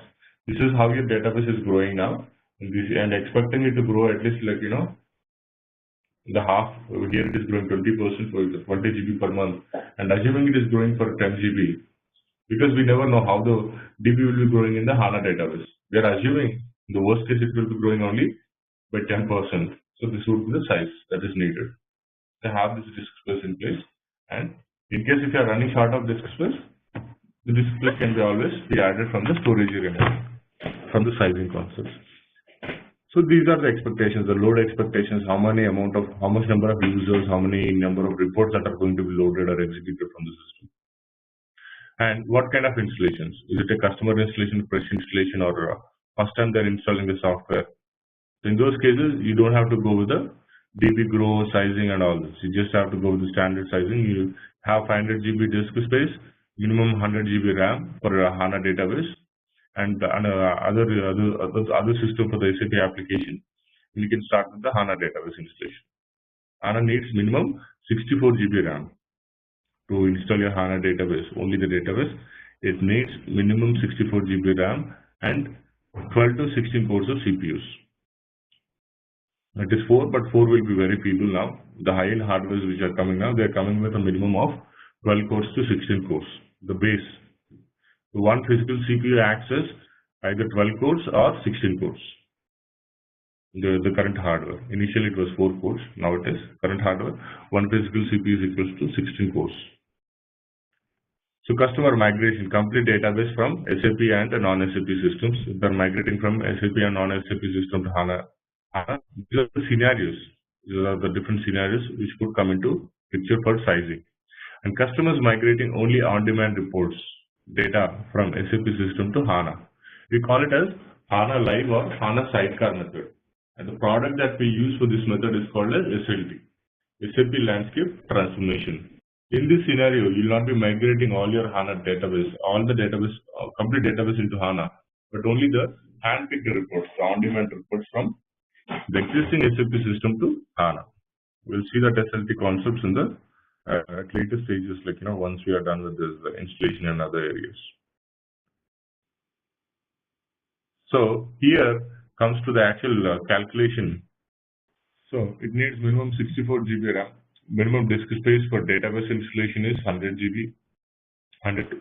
Basically, when you install HANA, it comes only some 5 to 6 GB. Now, initially it was somewhere around 15 to 16 GB for SP7 and 8. With the SP9, the compression factor is very less, and GB is HANA database is getting installed within less than 10 GB. It's taking somewhere around 6 to 7 GB off. And if you're putting on top, SAP on top of it, BW or ERP on top of it, it is taking 40 GB at the disk level. So you need at least minimum 64 GB RAM dedicated to the database, and minimum disk space required is 100 to 200 GB. Swap disk size needed. Like swap size is for the hardware sizing. Like you need to have minimum 50 GB RAM allocated for the Linux swap size. It's nothing but paging, disk memory paging. And CPU cores minimum 16 based on the current hardware, and minimum 10 Gbps network speed. The HANA hardware, the other day I was saying, like, in a sizing concept, as our SAM, like, along with this in-memory concepts and the CPUs, HANA hardware is capable of, HANA hardware is improvised in many factors. In a similar way, the current legacy servers will have a throughput of only 1 GB to maximum of 10 GB per second from the network cards. They can upload and download up to 1 GB to 10 GB per second. The current existing servers, not HANA servers. But wherein it comes to HANA servers, they are capable of uploading and downloading. Or if you copy 100 GB from within HANA to HANA box to the network link for HANA to HANA system connected directly, it will just copy within seconds. You just copy 100 GB from this HANA box to this HANA box, another HANA box A to HANA box B. It just copies within seconds. Because that is the speed, the network speed that it is capable of, and the RAM, the CPUs, they are very robust, and they are actually next generation hardware. Just giving a simple example, like in case if you are copying it, from Linux to Linux, yes, there should be some SSH, and it should be connected with the proper network speed. Like, the switch which we use in between, the network server switch, through which all the network ports and systems are connected. That is also one of the prerequisites before we head with the HANA installation. Because here the HANA servers are having 100 Gbps throughput speed, and the network switch has only 1 Gbps output. What happens? When a client machine is accessing HANA server has 100 Gbps switch, and a client system, our laptop has almost only 100 Mbps speed. When it comes to here, though the output from the HANA server is very high, the other end, the people who are supposed to receive, or the bridge, the network switch which is supposed to transfer it, is not up to the mark. What happens? The data gets dropped out. So that's the reason we need to have at least minimum of 10 Gbps network switches recommended, and the best recommended is 100 Gbps. It depends on the customer if they go with the 10 Gbps or 100 Gbps switch. So these all factors come into picture. Like when you are talking about a solution architect for HANA, it is even more complex. But for basis, it is only like our basis server. We are doing the sizing and we are just pushing off with our work. But when it comes to HANA, because if you don't have proper network server switch also in place, the performance gets degraded. And when you actually do the performance analysis, you see the latency getting out or the performance getting degraded at the network level.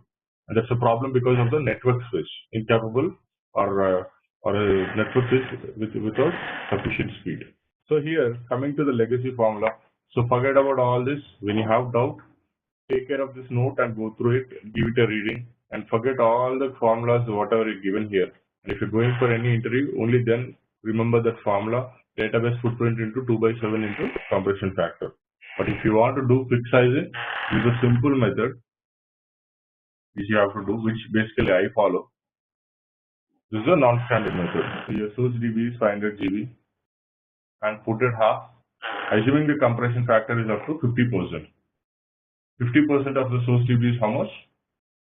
250 GB, not 70% and all. So 70%, why I'm saying take only 50% compression factor? Because all the time you never know the way the source database health is maintained. Basically, there was initial migrations which we did, and we have seen only, though SAP has given like a 70% compression factor, we see only 55% of the 55% compression factor. So basically, it was initial things. The customer was also fine with that. But what happens if you don't get a 70% compression factor in the large databases? So always to be on the safer side, don't go with the 70% compression factor. I'm assuming only here they are giving 70%, but I'm taking only 50%. And 500 GB compression factor is assuming to be 50%. So my target DB comes to how much? 250 GB, half of the source database. So RAM is equal to how much? I need dedicated 250 GB RAM. And if it is compressing more, if the compression factor is more 70%, that will be how much? More 300 GB. Or I will be needing only 200 GB of RAM, but I'll be having additional. I'm on a safer side. Taking 50% is on a safer side. So disk space 4 into RAM, 4 times the RAM size.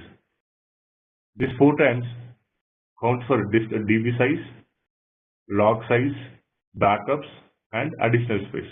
4 times. I'm taking the 4 times of the RAM size. What is the RAM size? RAM size is from the compression factor. Assuming if you're having a 1000 GB, you're taking 500 GB compression factor. You're taking only 500 GB RAM. So basically, if you take 70%, you are supposed to take only 300 GB RAM. But here I'm taking how much? I'm assuming in the worst case, even if the compression factor doesn't go well as per the standards, the minimum 50% is definitely assured. Whatever the health is kind of the health or the system maintained in your source system, it will give you 50% by sure. That's gunshot. So that's the reason the worst case scenario factor is 50%.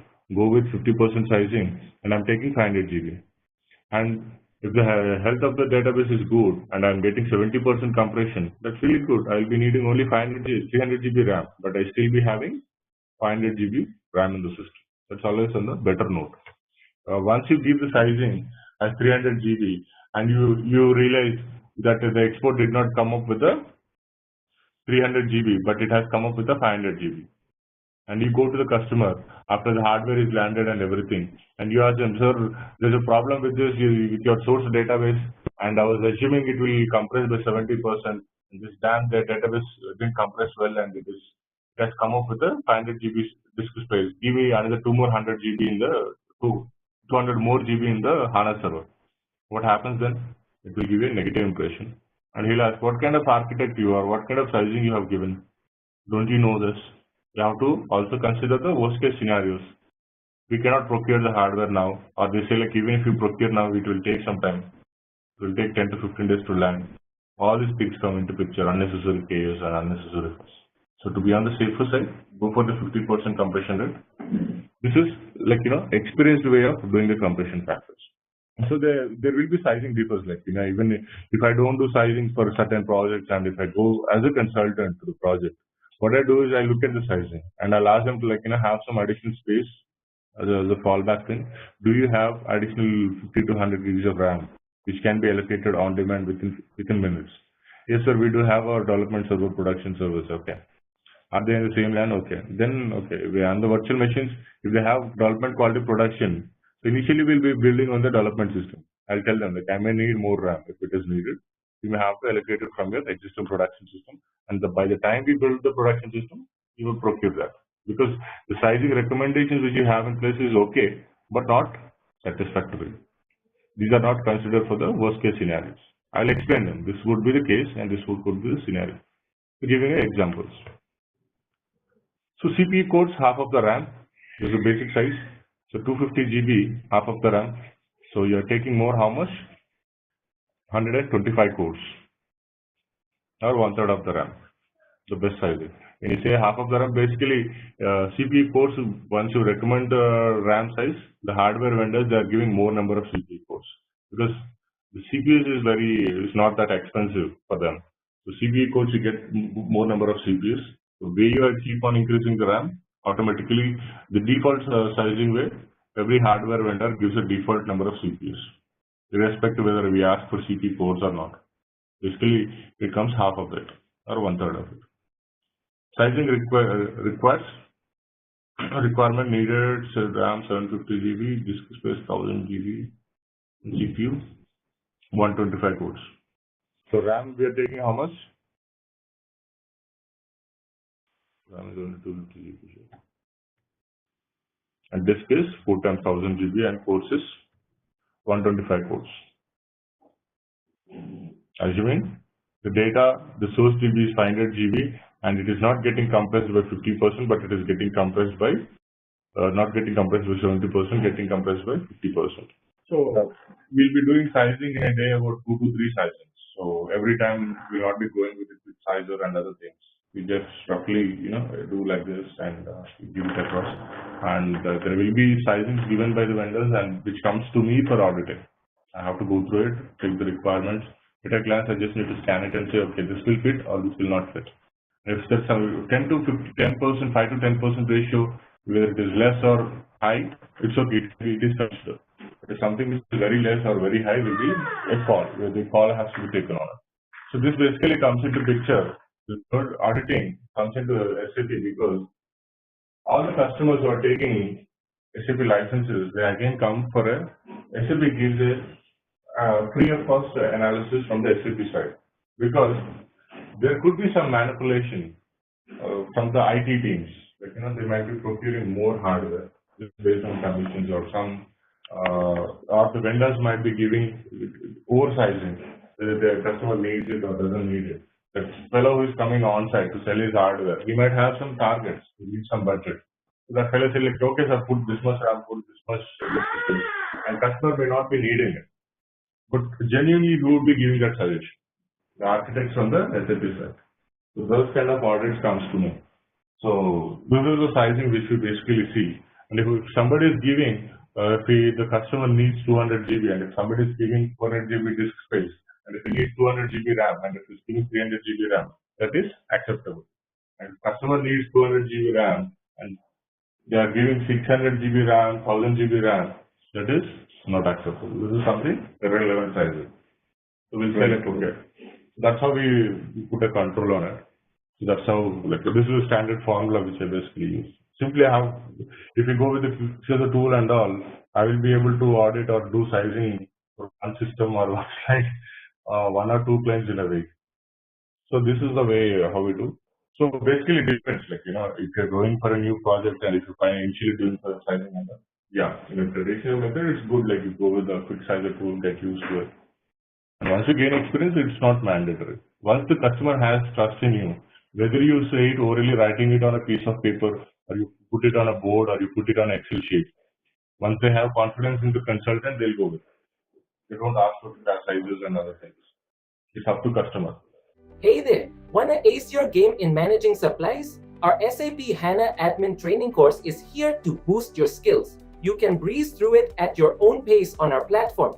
In this course, you will dive deep into SAP HANA Admin. Think of it as your go-to toolkit for planning everything, from ensuring we have enough products to smoothly getting them where they need to be. We have got you covered from the basics to some nifty advanced tricks, crafted by seasoned experts who know their stuff.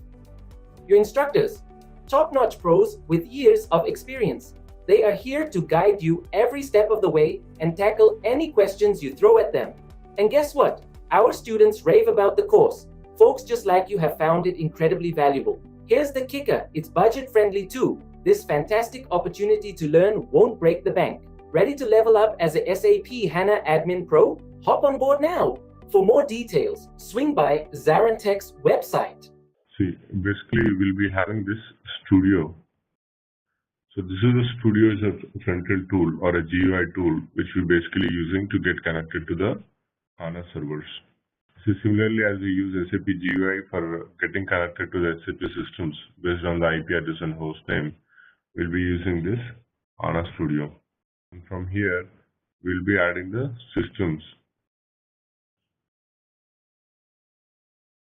So you give the IP address, host name, and the instance number of your HANA database, and the description.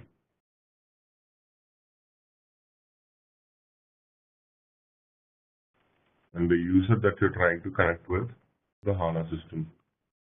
So you'll be basically doing this practically on the HANA servers. This is one of the live servers of one of my clients.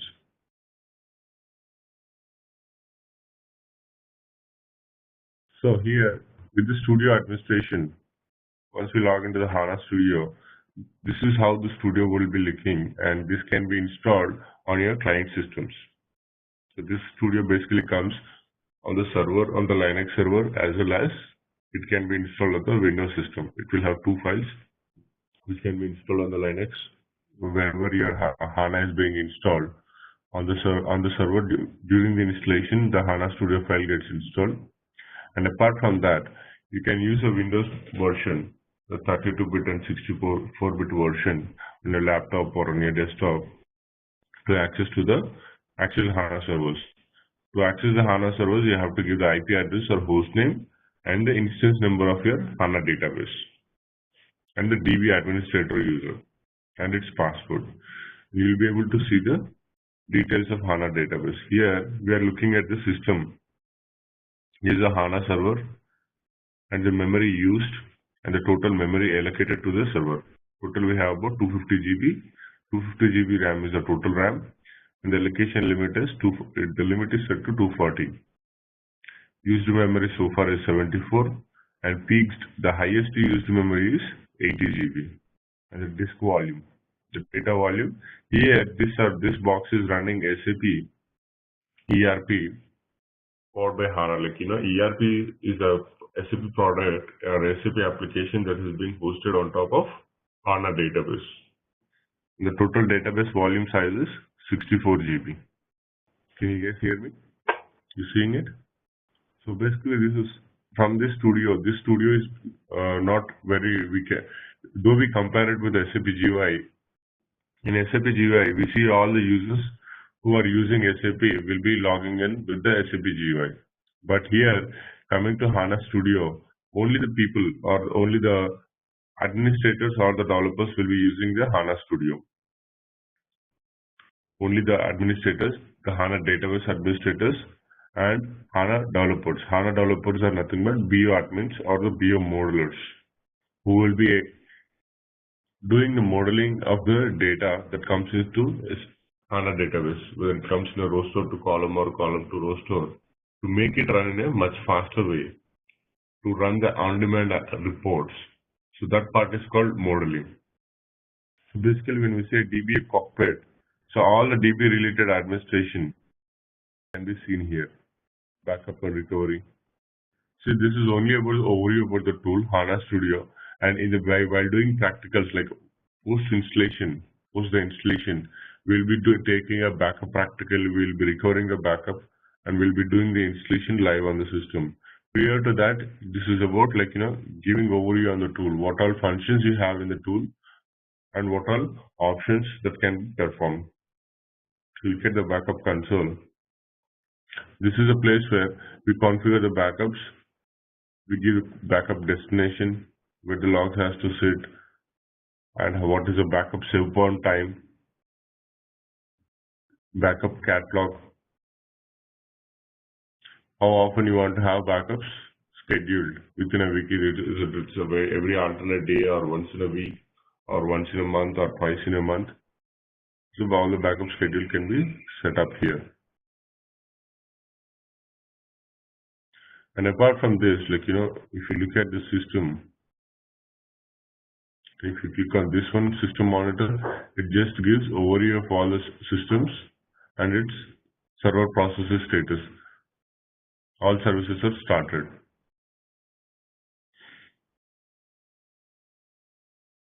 This is a HANA administration console, and similarly, the same tool will be used by the HANA modeler. When we say modeling,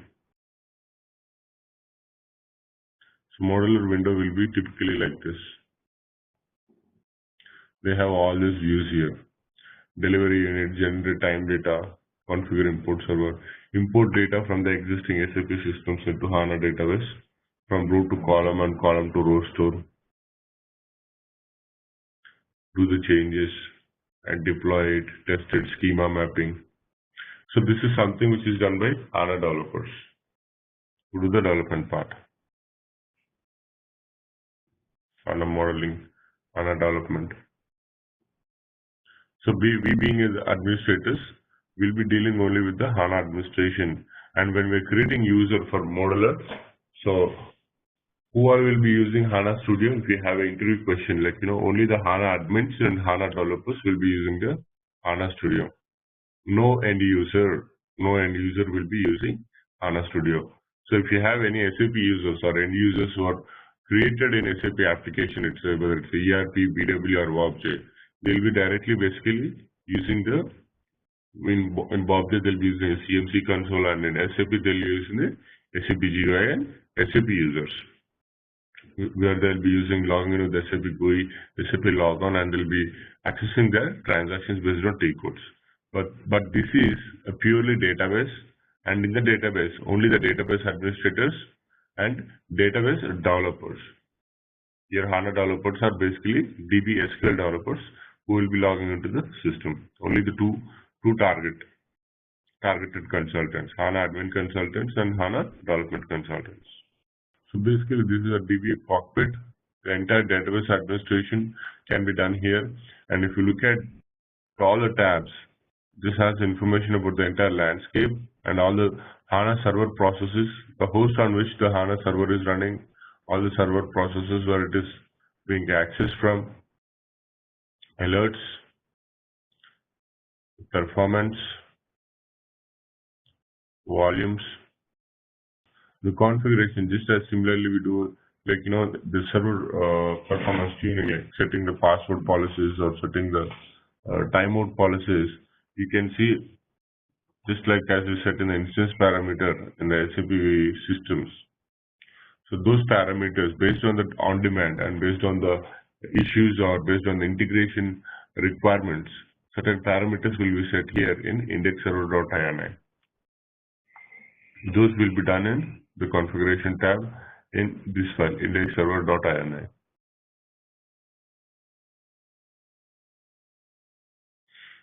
In the system information,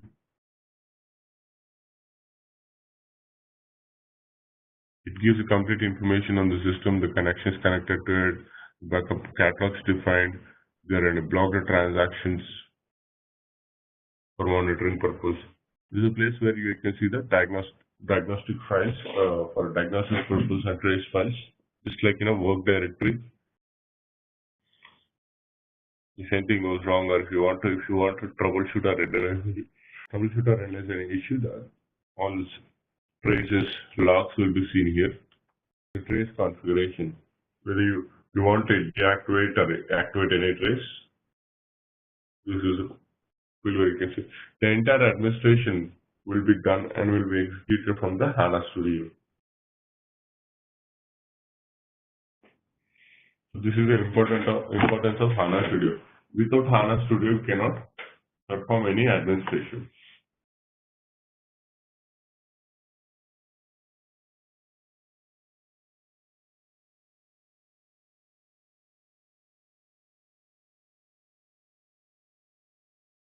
And for running HTTP SQL to get into command prompt in the HANA Studio at SQL level, we'll be using OpenSQL command. And this will take you to the command prompt window. And from here, it directly gets connected to the database with the concerned user, and you can write the query here,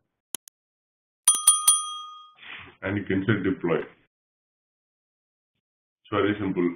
It's not like our other legacy databases where you have to go into the command prompt, and you have to log in with the user again and give the command to get connected or not. Sorry. Simple administration. And this administration window will have all this subtabs. So basically all the tables, the development related functions, the catalog reads, everything will be seen here. The content, the database,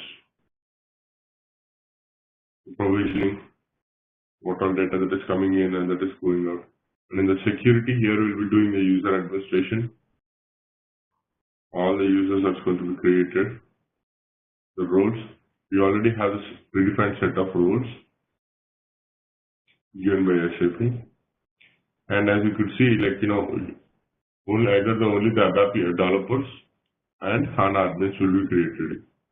No other users. When we are creating HANA developers, that will be the modeling and the content admin roles will be given. See, from here, all these roles are which are came into system by default. Whatever you see above top of this, these are all basically created. They're not the ones which came by default, they were created. So once we install a fresh system, then we can see actually what are the default roles and default users. Yeah, exactly. The repository, the users that you're creating at the repository level and the DB connections level, when we are actually pulling the reports on demand from the existing SAP systems, like when you're implementing HANA Live and when you're actually putting up a SLT server and you're not copying or migrating the entire data onto HANA, but only a few specific set of reports, financial reports, which are about on-demand reports or on-demand data onto HANA. So what needs to happen is this HANA database will be directly communicating with your source database system and whatever operating system or database it is running, non-HANA database system, it will be directly communicating from database to database. Your source database could be running on Oracle or anything. It will be directly talking to that system and the developers, once you set up this database connections, the developers would be in a position to identify the tables on the source database and import those tables into HANA Studio and do the modeling part. While importing, it will be coming in as a row stored system. After coming into the HANA database, it will be stored in a column store and executed in the form of reports with the help of Bob or anything that is installed on top of HANA. Precisely, yes. The repository level users, the repository level DB connection users, not the end users. Basically, when HANA development is done, the minimum user administration will be given to them. When we give this content administration, that's a very good question you have here. So when we are giving the roles to the developers, this will be done in security. Anyway, we have this question now. Let's just throw some light over there. So when we are giving this modeling, these modelers will have the authorization to create users and give authorizations to the users for the data that have created and the data which they have imported from the source system. They are the owners of their own data. So they have the grant permissions for that. So this content administration modeling will be given to them. So there will be basically why they need this user administration, the partial user administration rights is because when they are creating reports, they have to create a communication user for that particular report, because a group of 20 or 30 users at the SAP application level will be accessing these reports, and they'll be accessing with the help of one backend user or the repository user the same common user used by all the users for reading the reports in the sales team. So for that testing, they'll be creating one communication user kind of. They'll be creating users. So minimum administration will be done by them. So that user will be assigned to that one every specific report as a backend user in the HANA database. So they'll have the control on those set of users. And still in case if they're missing something which needs a system administrator, for example, they have their own objects created, imported, and they're trying to execute test something, and they're missing some authorizations. They'll not be having a complete HANA database administrator rights. In those cases, they'll be coming back to us. See, we have created a user for our reports for testing this, and we do not have authorization to assign those authorizations. So in those cases, they'll be giving. The modeler will not be having all these rules, or they will not be able to see all these rules. So whatever missing errors rules that are missing for them there, what are alert they are getting, based on that will be assigning it to the specific report and objects, and they'll be able to execute. And coming to HDB-SQL, honestly, HDB-SQL part is very minimal, and we'll be giving such a 200 documentation. So whatever task, user creations, whatever we do, we can do the user creations and resetting the passwords in the command level. But the majority of this, the deployment and reports will be done by the developers. Basically, as a developers in any program, they'll be developing with the code for the program. Similarly here, the developers will be mostly using this SQL code, SQL for deploying the reports and developing the reports. They'll be doing the coding with the help of HDB-SQL. So that's the reason HANA Database Studio will also have a HDB-SQL console. And how do you access this console? And for administration, mostly it is GUI based. And for our developers, they'll be using right-click on the system, the connected SID system, and open SQL console. So they get to the HANA console. And for taking backup, lifecycle management, for administration, configuration and monitoring, open administration cockpit is the same cockpit which you're using, open SAP HANA cockpit. So if we compare, with the typical legacy database systems which are being, which we have been working with in combination with SAP products, compared to those systems, the HANA administration is quite comfortable. Everything is in graphics, and you can take backups, you can recover backups, everything from the studio itself. As far as we are comfortable with the architecture, the sizing concepts, how the memory gets utilized, where to look for the right logs and all. So you might have a question like, when we are doing the entire administration from the studio, what happens if there is HANA is down? There is a way where you have to look at the logs at the OS level and all. Once we have our servers in place while doing the post installation, those topics will be coming as part of practically.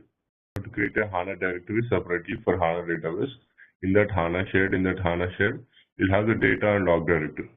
The entire database files will be sitting in the data directory, and the log files will be sitting in the log directory.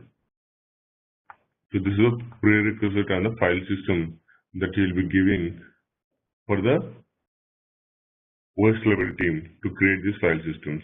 And even if the OS level team is not there, and if you're the only person and the Linux box came into picture, how do you proceed with the installation? I'll be giving the screenshots with the commands. I'll be documenting all the steps while doing the installation practically. I'll be showing all the steps, step by step. We can proceed with that installation. When we are heading for a HANA installation, if it is a fresh installation, we need minimum 64 GB RAM. And if it is a migration, we do the sizing. For example, you are migrating a system with 1000 GB, which is running SAP ERP on MS SQL. And if we are migrating it to HANA, so it is 70% compression rate is assured. So how much it will be? It will be 300 GB in HANA. So we need to ensure we have at least RAM equals to minimum 300 GB RAM for 70% compression rate, and disk space 3 times of the RAM. So if your source database is 1000 GB there, if you are migrating it to HANA, it will come down to how much? 300 GB. So as this is the in-memory computing engine, we have the concept in HANA sizing, like, the RAM is supposed to be equal to the size of your database size. The database at the disk level.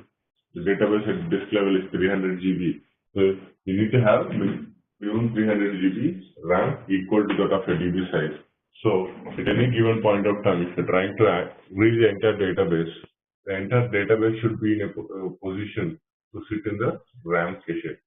So that is a condition. Basically, in-memory sizing, this is very important. And again, the disk space, 4 times of the RAM, 4 times of the DB size, so that you have a sufficient space for taking one backup, one snapshot backup, and additional space for export if needed, and other addition, and one equal to the size of the database for the log volume. So we take 4 to the 12. So 1.2 terabyte of disk space and minimum 300 GB of RAM. We'll put another additional 50 or 100 GB of RAM depending on the client requirements and flexibility we have. So that's how we do the sizing. I've given the standard notes. How do we go with the sizing, the formula?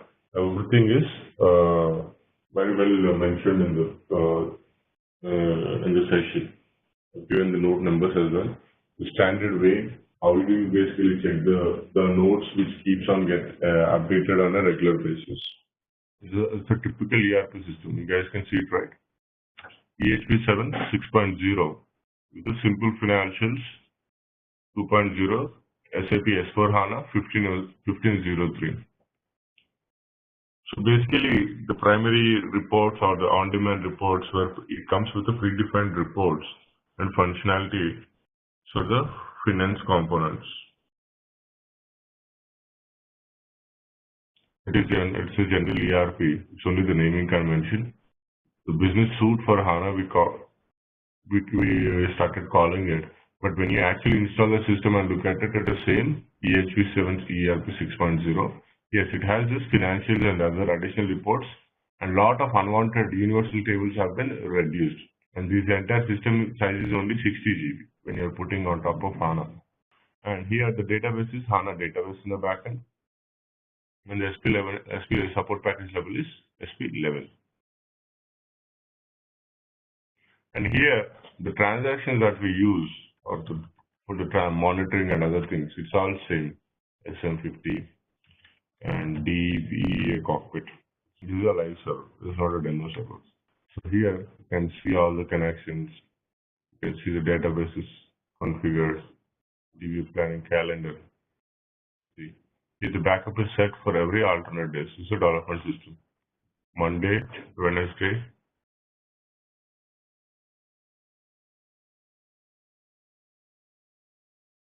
Basically, this is a DBA cockpit transaction where you can look at and check all the functionalities.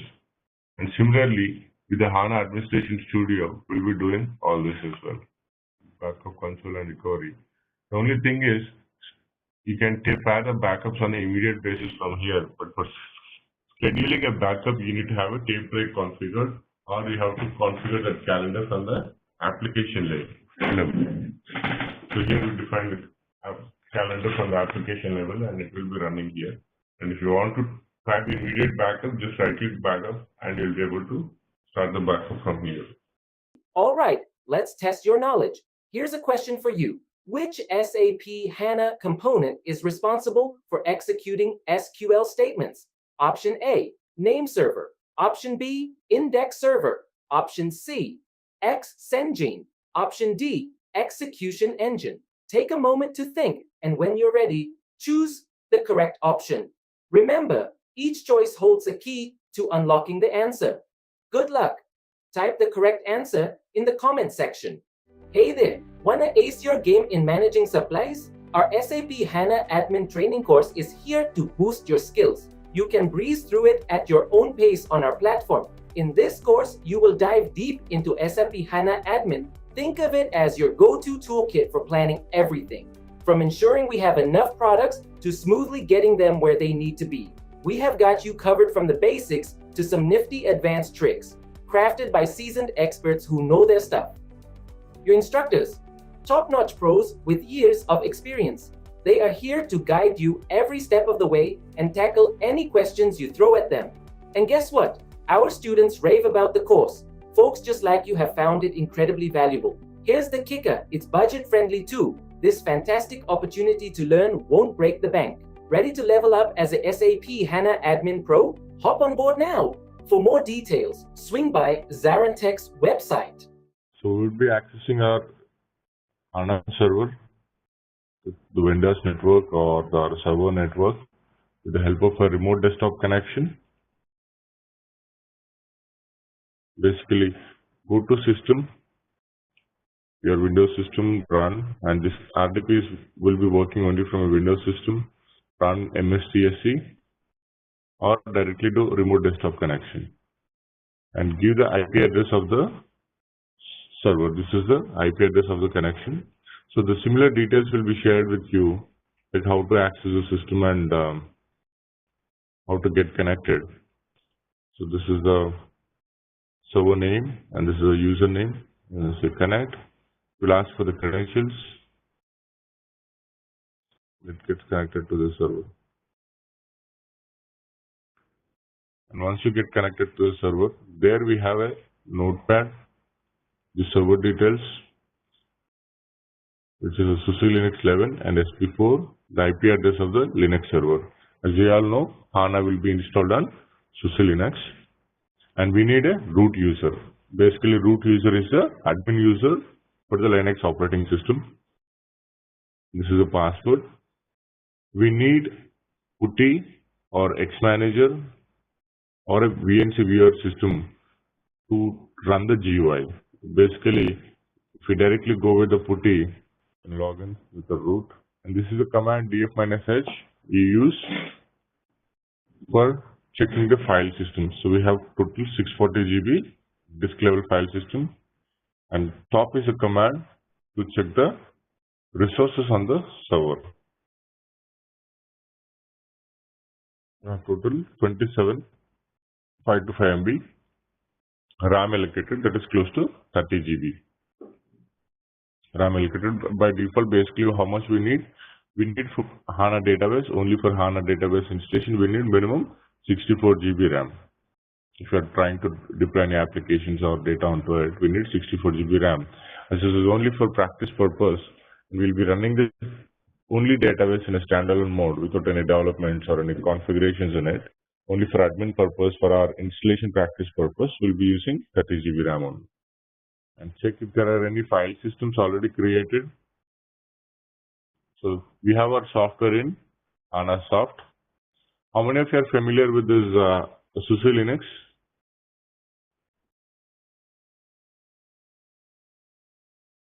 Yeah, I was with Red Hat Linux.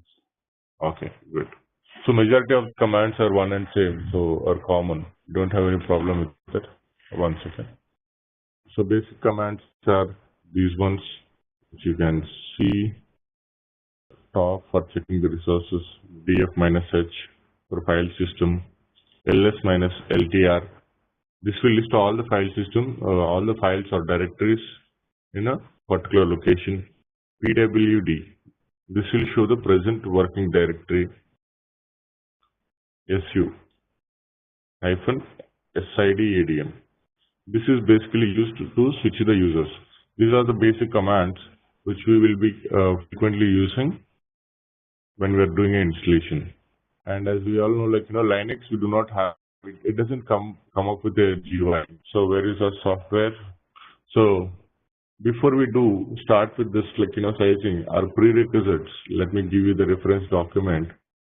So this is a standard document which you will be uploading it. I can refer it while doing your installations when you're practicing it.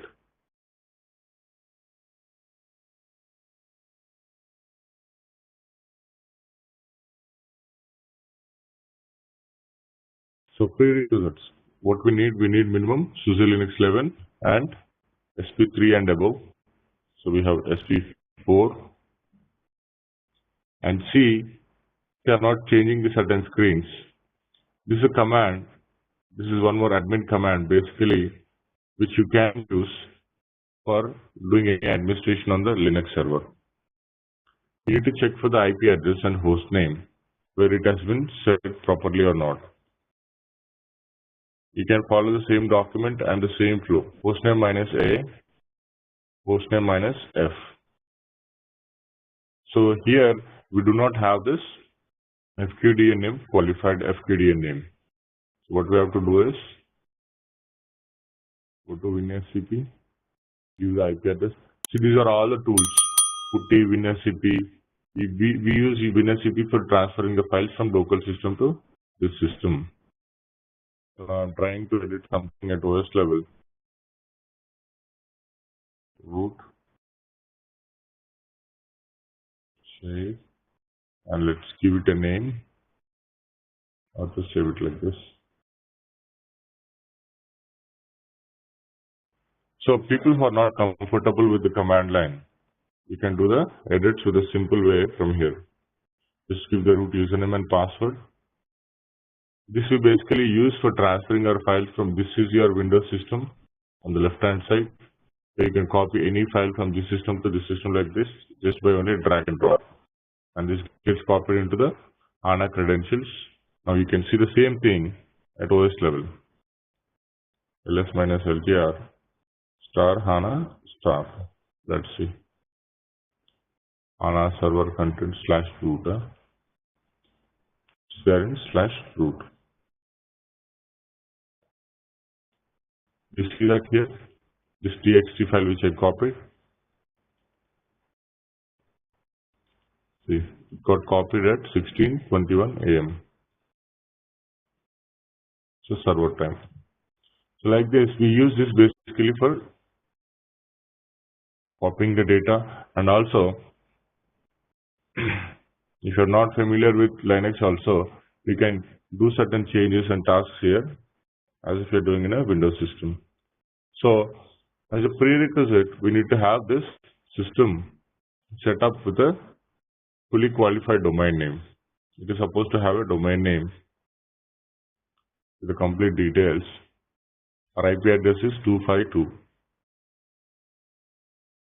What would be the domain name? Domain name basically, you can put anything, or your whatever the Active Directory server you have locally for managing all your local systems. So that would be your domain name.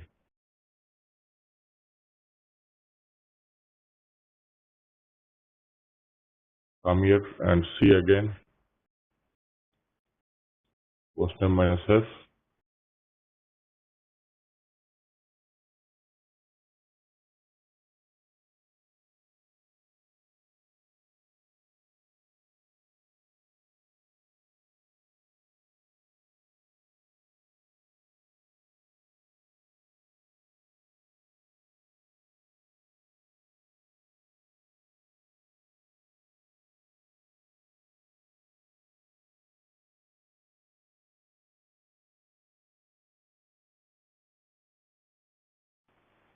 Two IP is given here.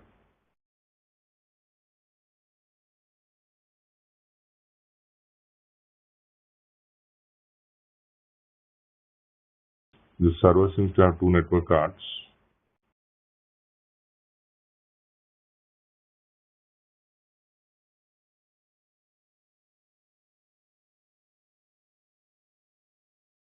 Basically, these settings you can ask your Linux admin to do it, as we are practicing it and we cannot get back to Linux admin for certain things.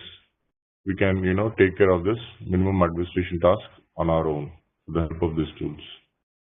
I'm editing it. On a Linux level, you can use VI editor for editing it, but it will be a little bit difficult for the people who are not comfortable with Linux. So using WinSCP is good for everyone. Okay. So basically, why do we put a fully qualified domain name is adding a system into your domain will enable the smooth access to all the servers within the local area network of your client site or your network in your company's LAN, where all the servers and systems are connected. That's the reason we need to check this prerequisite. So it should come like this. Here the domain is IDES.com. So here they have not included it in a domain. So if in case if you have any issues, I tried including it, but it's not pulling up the domain name. So I think they have some domain number, something different.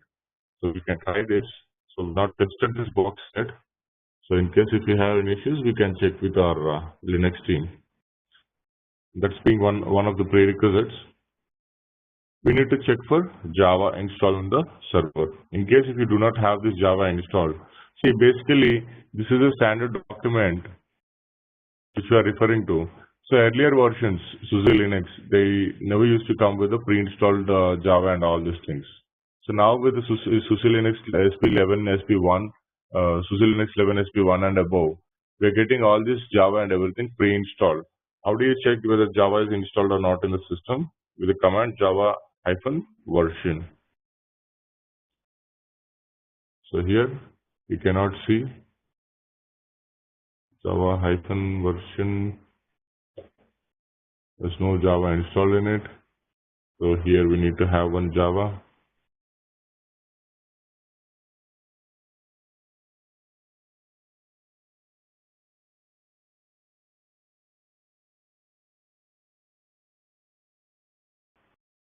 And check for your environment variables. It's one way, checking the command java-version. And if you see env is a command which you use for checking the environment variables. Here you need to have something as java_home. If you have done installations for SAP bases and all, like we used to set this java_home in the environment variables for the Windows systems, and we set java_home with the environment variable for the Linux systems. So as you see, there is no variable set. So I was also checking the system now itself. So we do not have this Java. So we'll do one thing. Let's proceed and see. Notepad. FQDN name. And what is Java? Version missing. So we can download the same one, but it will take time. Let's see. Java is in there. And check the software. Check for the software version if you have full rights on it. So this is a command we use chmod -R777 for giving the full permissions. On the server, you should have logged in with the root user. So basically, to run the installer, we'll open it in this is a Linux server. We call this as Genome Desktop. So this is actually our Linux server. If you directly log into the system, how it looks. And before we starting any installation, check whether this xclock is working. It should come out with a display like this. So without this, the installer will not start. So we have our software location as cd/hana soft ls. Can you see the screen? Is it visible? It's very small. This is a folder and ls. In this we have data ls. These are all the software components which we have for HANA database. In this, you'll have only one folder with the name as HDB server. So here it is. So for copy paste on the putty, just right click and left click, it gets pasted. ls-ltr. And here you see a file HDB LCM GUI. So I'm starting it from the putty. Look at this carefully. From here, the installer will not start, and it will give you an error saying unable to initialize is display variable set properly. So this needs a display variable to be set to start the installer. We'll look at setting the display variables in the commands. So basically, whenever you're doing any installation, either use a VNC viewer or a Xmanager. So I'll start the same thing from here. HANA soft is the directory location, SAP start.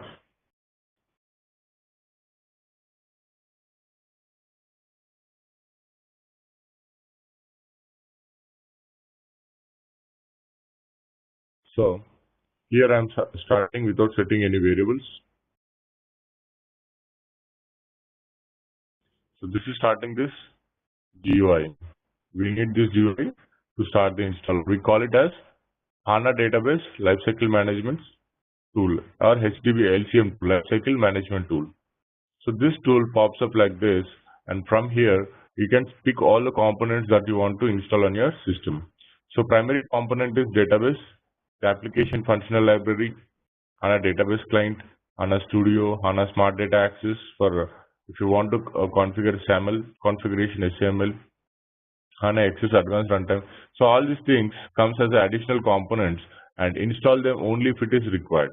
And you can install these components at any point in time whenever you needed it. So what basically we install is, we install HANA Database, HANA Studio, and HANA Client. So click on Next, Install New System, and here select what all we needed. We need an in-house Studio version. Studio is a GUI tool from which we log into the system and from which we do the administration basically. So along with the database, I'm installing HANA DB Client and HANA Studio. We're installing it on a single host system on the same box.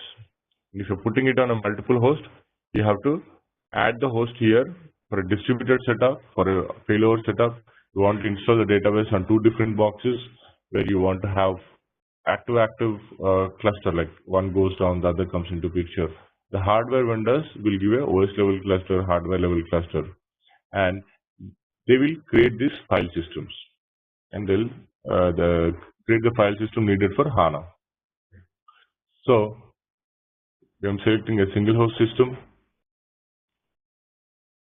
You need to have this installation path. Do we have this created? We don't have it created. We need to have an installation path, SAP HANA. cd root mkdir create /HANA mkdir /HANA. You have to create shared.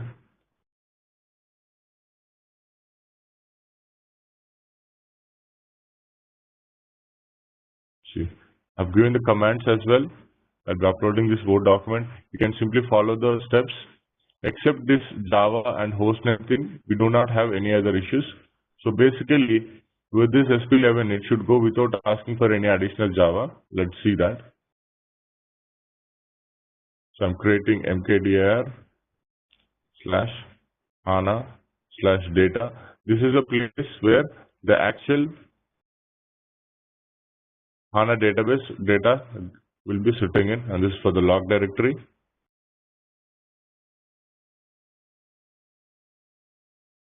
And you can give this read, write, execute, owner full permissions, and others read, write, execute permissions for entire /HANA directory. Because in /HANA only we have shared data and log.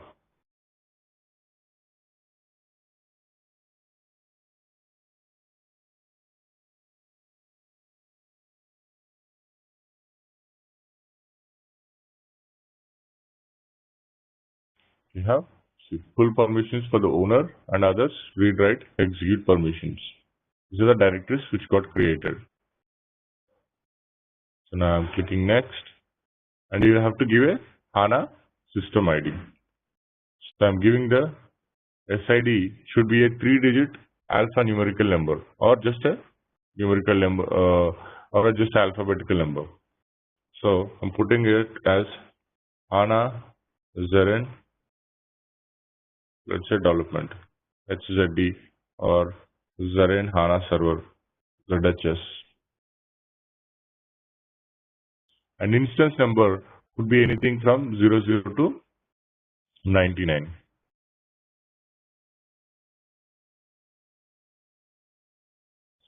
And with this, it will create a directory here. If you go and check in CD HANA, see, I'm showing you 3 different tools. Like, you can access it from PuTTY, Xmanager, or with WinSAP.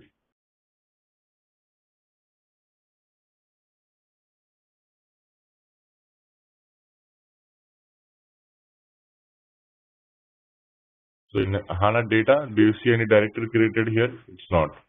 So I'm clicking next here. It will create its directory as ZHS. And this is for entering the host. Like if you have an SSL configurations and if you're using one dispatcher server as for wildcard entries, you'll be giving the host name. Basically, if there is nothing, you need not create any host name. It will be the source and target will be the same system. And put the password. This will be the master password for all your systems, for all your connections that you create in the system. System user. So I'm putting it as India $123. You should have one capital letter, one special character, and numerical. So all of you, whatever installations you do, you please put the same password so that it will be easy. In case if you forgot or if you once the class is done, if you have to rebuild the server, it will be easy for the admins to take care of it. This is a system user. Basically, the system user is a complete database admin user.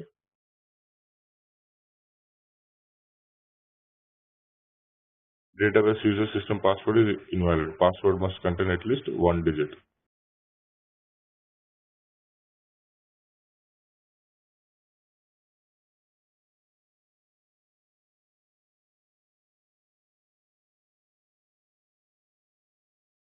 This is the SAP ADM. This is the user which acts as a copy of root user for doing any administration purposes. Basically, system user is a complete database admin user, which is a complete DB user which you use for database connections for connecting to other systems and all. SAP ADM is a OS level user which we will be using as a root user for doing administration activities. Because once the installation is done, HANA admins will not be provided with the root access because that will be there with the Linux admins. So they will take back the root access by changing the password. We'll be using only this SAP ADM and SID ADM. Our SID is ZHS. So we'll be having ZHS ADM user also. This is called as master password because the same password would be set for all the users. If you want to set it differently for different users, you can set it. So this is a summary. Now we are about to fire the installation. So remote execution SSH command mode, it is running in installation path in HANA shared. See, when you see this, when you're going for a distributed method, this is the HANA shared where the directory will be, where the DB will be installed. And this HANA shared directory will be shared on network file system. This will be shared on both the boxes. So when you're doing this installation on a distributed or high availability or in a cluster mode, so this particular path will be mounted on all the boxes, and this will be sitting in SAN. So if any server goes down, whichever server is active, it will automatically access that particular file system from the storage area network, which is on network file system, and it will see to that like services are up and running. So I'm about to start the installation now. Location of log volumes, data volumes. And I'm starting the installation. Hey there, wanna ace your game in managing supplies? Our SAP HANA Admin Training course is here to boost your skills. You can breeze through it at your own pace on our platform. In this course, you will dive deep into SAP HANA Admin. Think of it as your go-to toolkit for planning everything. From ensuring we have enough products to smoothly getting them where they need to be. We have got you covered from the basics to some nifty advanced tricks, crafted by seasoned experts who know their stuff. Your instructors, top-notch pros with years of experience. They are here to guide you every step of the way and tackle any questions you throw at them. And guess what? Our students rave about the course. Folks just like you have found it incredibly valuable. Here's the kicker, it's budget-friendly too. This fantastic opportunity to learn won't break the bank. Ready to level up as a SAP HANA Admin Pro? Hop on board now. For more details, swing by ZaranTech's website. Installing the database, installing the copy of HANA HDB HCM, installing HANA Database Client, Studio, creating component list, registering SAP HANA components to localhost. So if you have any issue with this host file and Java, it fails at the last level. So this was for about an hour or less than that. So if you have good memory of 64 GB, it gets completed in 45 minutes to 30 minutes. So if you guys would like to see this, I can ask to leave this meeting open so you can keep monitoring this one. Or enough you can, take access over this and you can monitor it. You can do the same setup, but for the first time you have to set up these directories. So I've already created these directories. So if you want to practice it, let me run through this document. Here, you can just start the installer tool, and when it says new system installation, you can add more instances.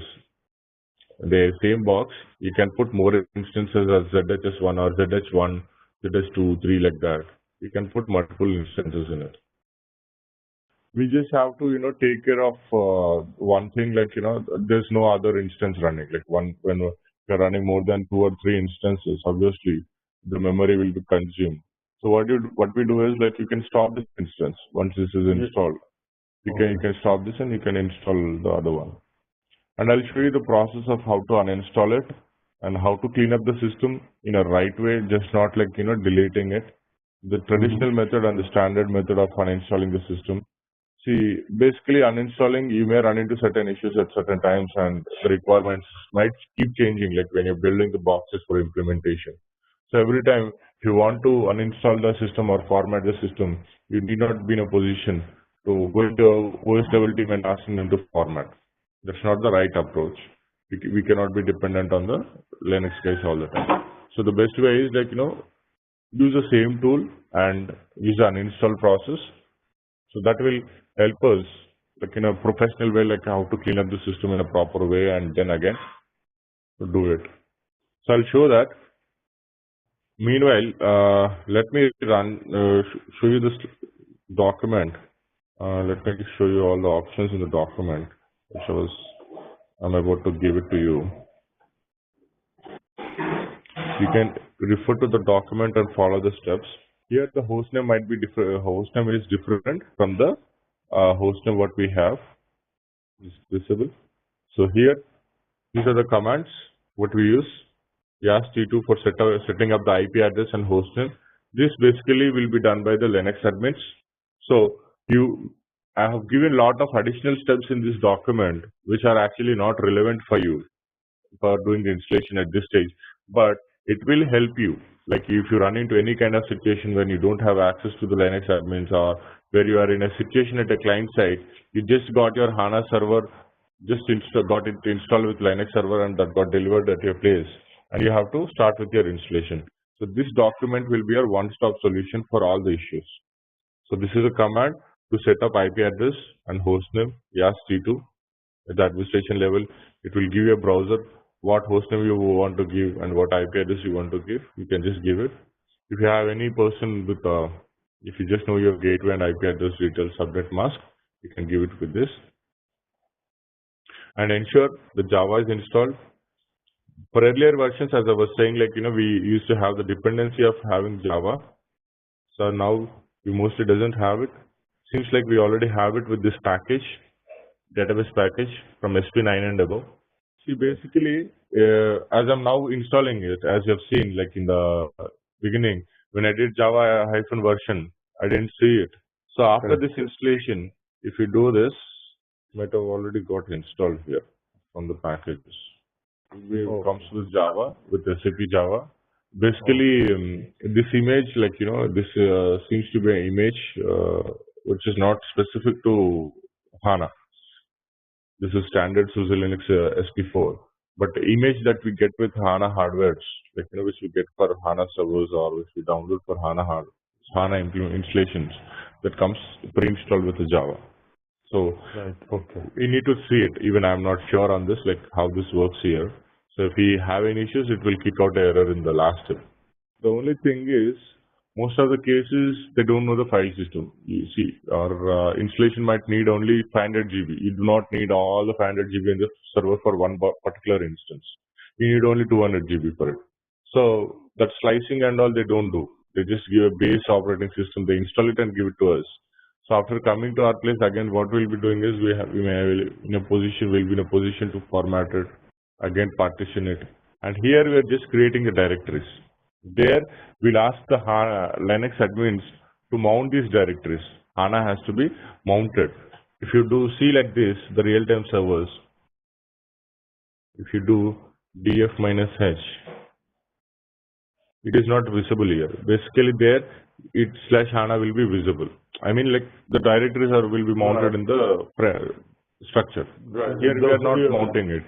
Yeah. Because there, I think the directories are treated as mounted as a file system. With a limitation. Now here it's under root problem. Root with we are free to use up to 600 GB water disk space is there without any limitation, and as we are doing it for practice purpose. But in a general scenario, we give this file system for HANA directory. What are your DB size? We give that DB size, and we ask them to create that particular partition and mount as a file system. This is one thing.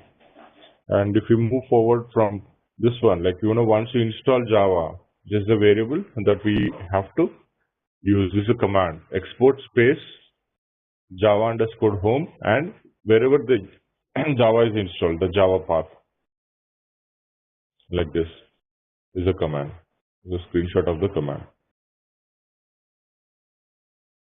And check for software and check if the software, whatever we have full admin rights. chmod -r 777 is the full rights, full read write execute permissions for the change for the owner and others, and a group for the users falling in the same group. So if you don't have to go with all this, the comfort level is go to WinSCP. So you see that all these directories are created. ZHS instance is created and it's creating directories in it. If you put one more ZH1, you don't have to create these directories now again. It will simply go just to give the HANA shared directory. It will give ZH1, Rupen1, Rupen2, like this R1, R2. So whatever SID you give, all these instances will be formed here. Similarly, the log directory. Similarly, you see the same in shared SID. And HDB00, this is the instance 00. This is where you check for your instance number. ZHS, HDB00 is an instance number. And if you are installing ZH1, you'll see the folder as ZH1.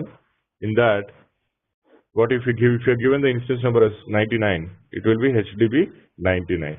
This is service.sap servicemarketplace.com, and in the DB editions you have this HANA in-memory computing engine. I'll show that tomorrow. We need user credentials for that.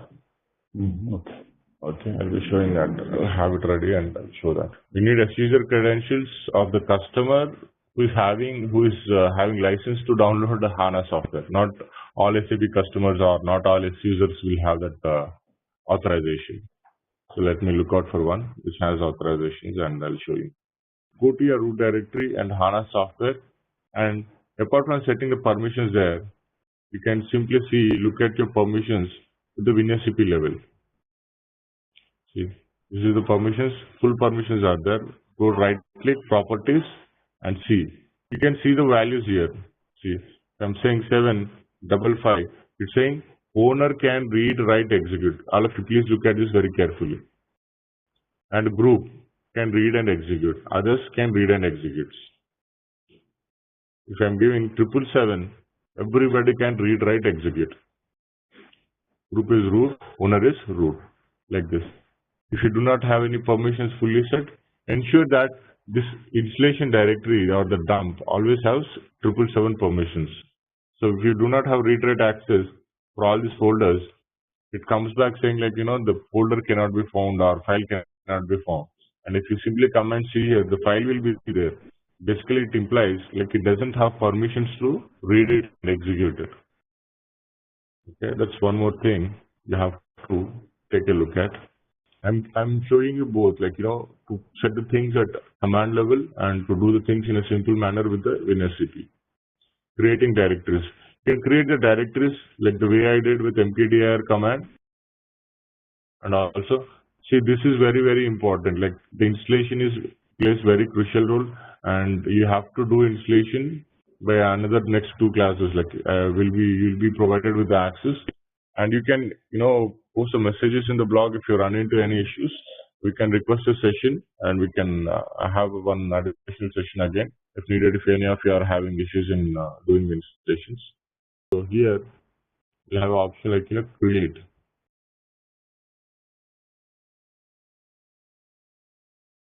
This is the one. Create a directory. You give any folder like this, test, set permissions, all in one go. You have created a directory and set permissions. So you can do like this. So, but be very careful when you're doing such things and we are deleting anything when you're logging as a root, because once it gets deleted with the root user, it cannot be retrieved. So be very careful and consciously do whatever you're doing with the WinSAP tool, for creating directories or deleting anything. Basically, you don't have to delete anything, so don't delete anything. This extras is basically, and this step will be there, like in whatever media you download, in that you'll have data units, HDB server file, and in that you'll have server, and in that you'll have HANA hardware check.py. So basically, earlier we used to have this error, authorization error. So whenever we install on a non-certified HANA hardware, it used to kick out with the error. Now, the HANA has been exempted for practice purpose with the 30 days license. So any server which is running on virtual machine or VMware, the installation can be run without kicking out any error. So when we used to have those errors, like for demo purpose, if you have to install it, we used to remove that script. This is a script. I just went to that path. Just completely delete the script. Simply select the entire script. Come down.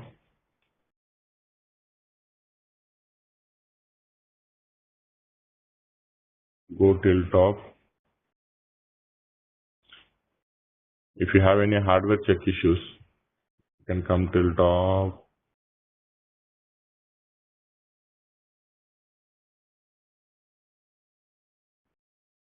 Just delete it and save it. As it is already there, as you can see, installation already started. If it was giving problem, it would have been given in the beginning itself. Now it is not giving any issue. You can have this thing there. But if you're going for an interview or real-time situations, don't delete this script. If you want to practice it on a virtual machine, if you have any system with a 60 GB, 40 GB RAM at your place with a good course of CPU and you want to practice HANA installation, yes. And if it is giving any hardware check issues, just delete the script and run the installation, it will run.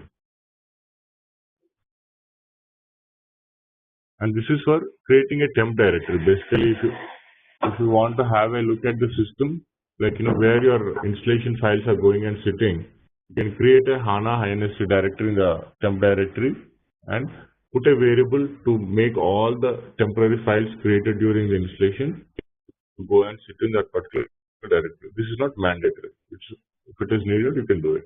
As we are doing only one installation, there are no files there. I'm not set anything. So in a general cases, if the installation is running, SAP INST is running, so I keep a directory and do it. So this is for SP9, basically the same steps. So set env, temp directory, java_home and path.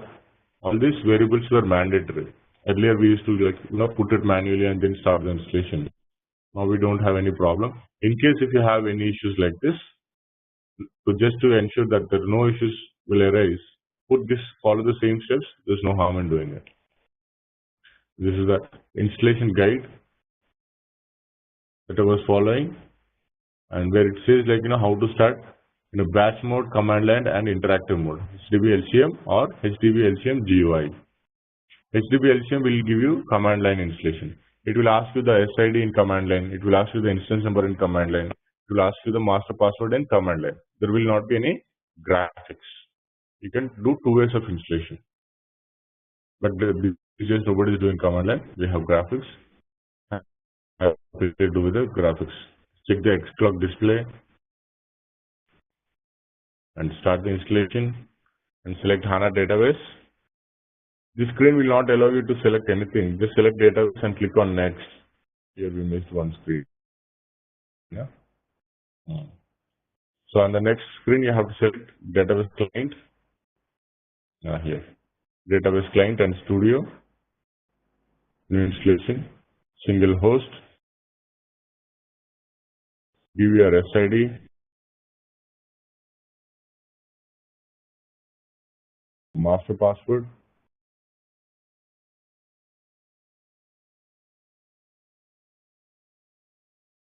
So it will be running. Once the installation is completed, you'll get a message like this. We'll see these steps tomorrow, like what we have to do after installation and all. And then I'll upload this. I'll be uploading this document for you to practice tomorrow. After discussing further, like what has to be taken care, how do you stop and start the installations and all these things. So just to quickly give on that, like in your basically as per standards, you need minimum 64 GB RAM and 8 cores of CPU. As we are putting up only the standalone mode edition, like we are having only 30 GB RAM. So 30 GB RAM is sufficient for running the DB installations, DB alone installations. And we have about 4 cores of CPU. And disk space, even if you have 100 GB disk space, that should be sufficient, because HANA database only gets installed less than 10 GB. And if you're putting ERP on top of it, it comes to 40 GB. That's what like our intention is, to check with the coordinator and the server support team. See, basically we are planning to create a different remote desktop IDs for each of you, so that you can log in and you can use the tool one by one and practice installation. But I feel like all of you will be hitting the same server. I'll come out with a plan on that. Even still, I don't have a clarity on it. Let me let you know. I'll let you know in the next class. I have to check with the server support team. How is that they're going to facilitate the access? If not, like you can use this. Yeah, it got installed. You say this, the installation got completed. Right. Yeah, the installation got completed. So we do not have this Java prerequisites and all. You straight away go with that, like putting the variables. That's a standard concrete way, or like the way we got used to it from the day one. People like me, like we do the same way, like putting up the variables, everything manually, and we do it. So you can go in the straight method as well. Sorry. Yeah, regarding this server access, I'll let you know. We'll see what best way like we can have like one server for either both of you, or like all one by one. We have to see that like we'll give access for one person at a time for continuous days. So one person does the installation, then goes it. See, basically outside everywhere it happens like this. Like they show the installation and they create users in HDB Studio, only the admin users, and they'll show the administration tasks only in the Windows here. But here, the Zaren, like we are trying to push, we are trying to facilitate everyone, like with the installation exposure, like, so that you get to do installation hands-on, and that's a basic agenda. So let's see. We'll try to do that. Hey there! Wanna ace your game in managing supplies? Our SAP HANA Admin Training course is here to boost your skills. You can breeze through it at your own pace on our platform. In this course, you will dive deep into SAP HANA Admin. Think of it as your go-to toolkit for planning everything, from ensuring we have enough products to smoothly getting them where they need to be. We have got you covered from the basics to some nifty advanced tricks, crafted by seasoned experts who know their stuff. Your instructors, top-notch pros with years of experience. They are here to guide you every step of the way and tackle any questions you throw at them. And guess what? Our students rave about the course. Folks just like you have found it incredibly valuable. Here's the kicker, it's budget-friendly too. This fantastic opportunity to learn won't break the bank. Ready to level up as a SAP HANA Admin Pro? Hop on board now. For more details, swing by ZaranTech's website. So there are two ways of like where you can start and stop a database. So basically, you can do it with a root user. We use the root user when you are in a situation when you are not able to switch the user to SID ADM, and when you forgot the CDADM username and password. So basically, if you know the CDADM and username and password, we basically log in with our SID ADM. How do we check our SID ADM? We go to our directory which we have created, cd/HANA shared, and do ls, list the files, that is ZHS. So what would be our SID ADM? Our SID is ZHS. So switch user hyphen ZHS ADM, enter, and after this HDB space info. So this command will show you all the server processes running in the system. As you could see, as per the architecture, what we have seen, what are the main work processes of the HANA database: HDB name server, HDB compile server, index server, access engine. So you can see all the server processes running. And similarly, HDB start will start the system. Basically, it's already running. Hit and HDB stop. These are the commands to start and stop the HANA database. And how do you add a HANA system? To add the HANA system, what are the files we have here? You need to know the HANA system IP address. Look at this carefully. And your instance number, we are given 00. Description, you can give the SID just for you to identify the system, ZHS. And here, give the master user, that is system user. And the password is the master password that we have given during the installation. What we have given master password?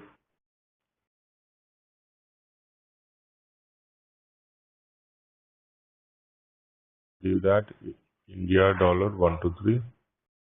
See, this is like our SAP GUI, and this is a place where we'll be doing our maximum administration.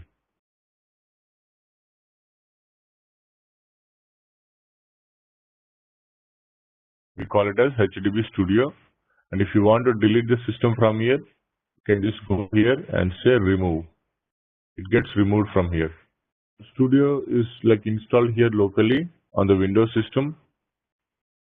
Just like our SAP GUI can be installed on your local system, so this can also be installed on your laptop on Windows. And this is a tool, just basically a printed tool. So this is here, I'm getting connected to one HANA Studio from here. You can add n number of systems, like all servers. If you have more systems, more instances, you can get connected to more systems from here, one after the other. So click on System Monitor, select this instance, and click on System Monitor. It will show you only the glossary, like overview. All services are started. And click on this one and select Administration. This will actually take you to your Administration console.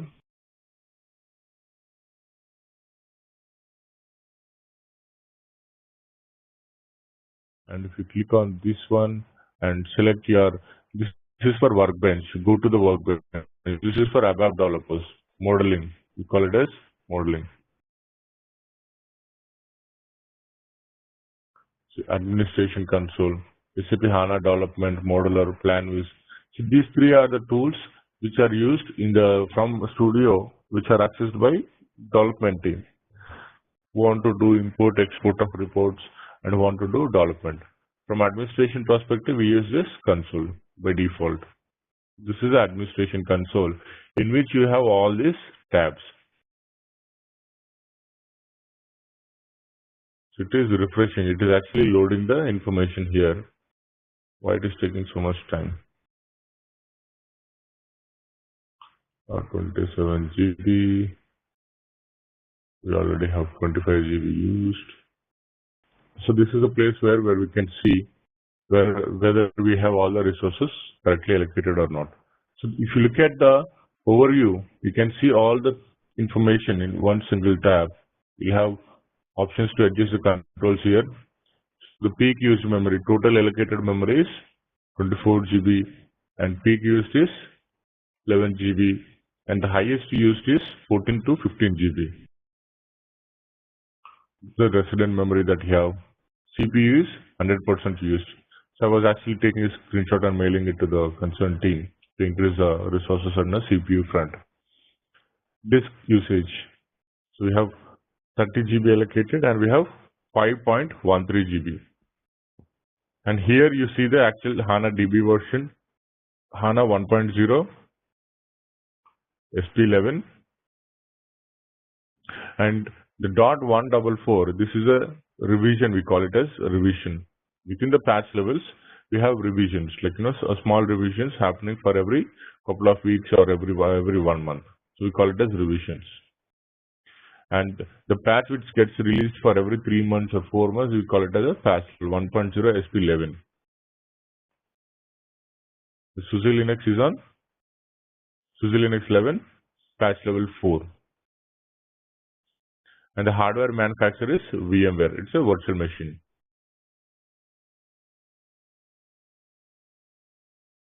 And if it is HANA HP, if it is IBM, it will be shown as IBM HANA hardware, HP HANA hardware, like that. And this is the landscape details. You could see all the server processes running here. So if you see any of these processes in green, in yellow, it indicates it has some issues or warnings. So we need to find out, like, what are the issues and, what is causing the problem. You can see the information from here, from the diagnosis files. As we are loading it initially, it is taking some time to open it up. It's saying pending. It is loading the files.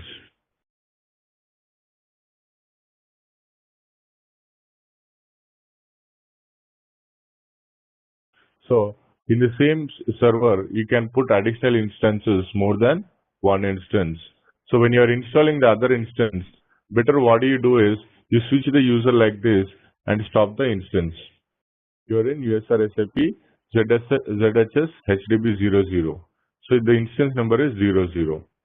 So similarly, if you are using a root user to start and stop, let us see how do we stop and stop with the user.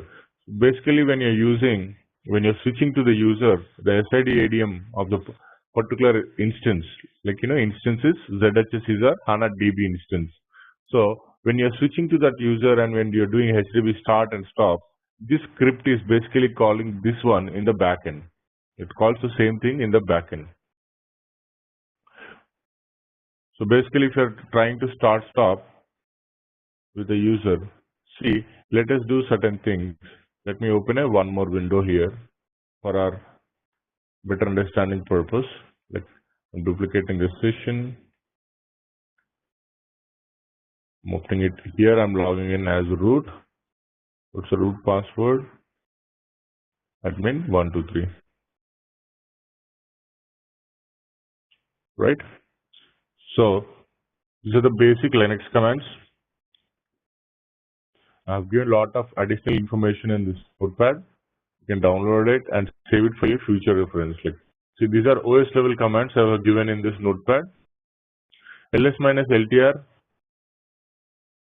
Anybody has any doubts with the OS Linux commands, please ask me. Don't worry to ask me any questions on this. So even if you're not comfortable with Linux administration, or if you have never worked on Linux administration, it's nothing to do. Like, we wouldn't be doing much of activities at the OS level.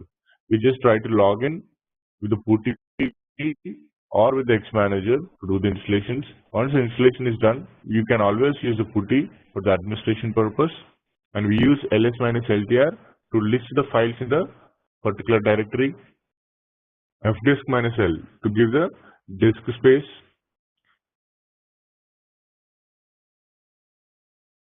fdisk-l.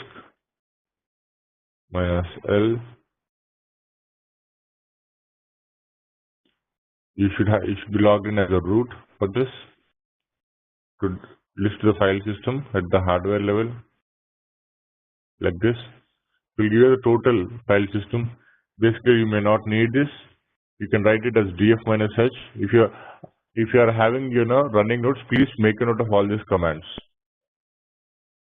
You can quickly refer to your running notes, df-h and pwd, present working directory, ls-ltr to list the files.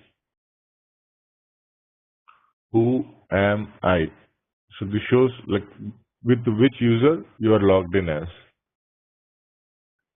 Sudhakar, one question. This is Rupen. Yeah. Do we have to select any specific cell like bars or is it Nothing. You don't have to select any shell. Basically, once you're logged in as root user, it will go to the bound shell, and when you log in as a SID ADM user, it will automatically go to the con shell. So we don't have to select any shell. Just try to switch the user and try to understand how to stop and start. That is more than enough for us. Nothing beyond that. Because we'll be having Linux administrators for any administration related issues for Linux part.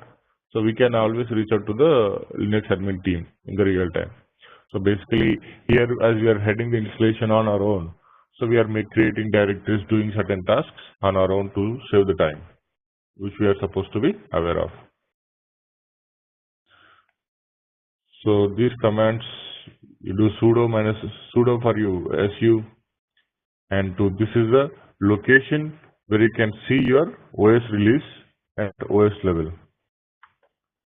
Just copied it, and I'm doing a right click. See, it says SUSE Linux 11 patch level 4.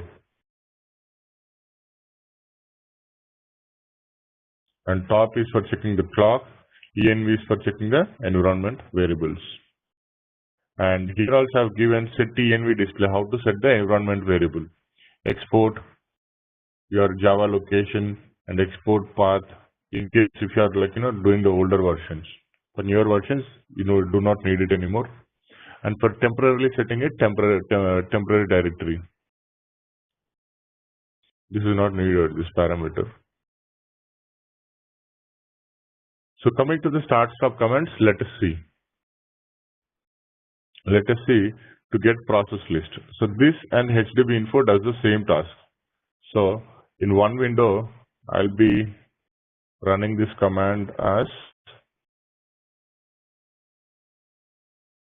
root. Okay. Here it is giving the information like this.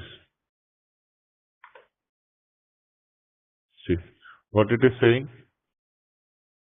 User SAP post control exe number instance number 00 function get process list. Why I'm copying paste is like this is case sensitive. G capital, P capital, and L capital in this one. And I'm doing same transaction HDB info, but this will work only with the SID ADM users. If you do with HDB info with root, it will not work. It says command not found, because that is only binded to the admin user. Here it shows all the processes which are running like this: HDB name server, index server, engine. And here you look at the same thing: HDB name server, index server, everything in green. It says green, status running, green, status running. So this is a command to get the information. This is HDB info and get process list. They do the same work. And for start and stop, we do the same thing. If you give this command as stop,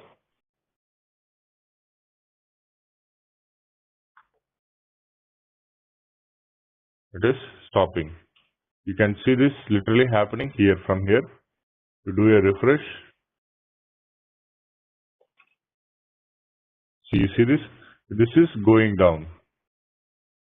Connection to the database server lost. Please check server and network status, because I have stopped the server there. This is one way of checking the status. You can check with the root user, SID ADM user at OS level, and also you can check with the system admin HANA Studio if you have already configured it. And you can also, if you have the right privileges, if you know the SID ADM username and password, you can do start stop from here itself. You can do start the system from here itself. Start the system now. Okay.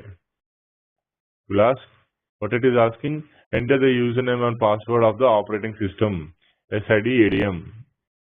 So here I'm giving ZHS ADM. There are three different ways of doing it. If you know the SID ADM, we can start and stop from the studio itself. You may practically do this, stopping and starting.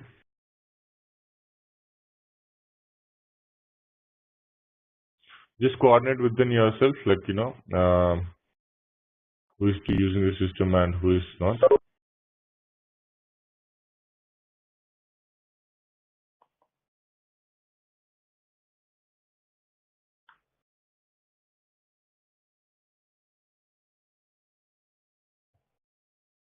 It's starting. How do we check it from here? Let us see HDB info now. As we have stopped, see, you don't see any information now.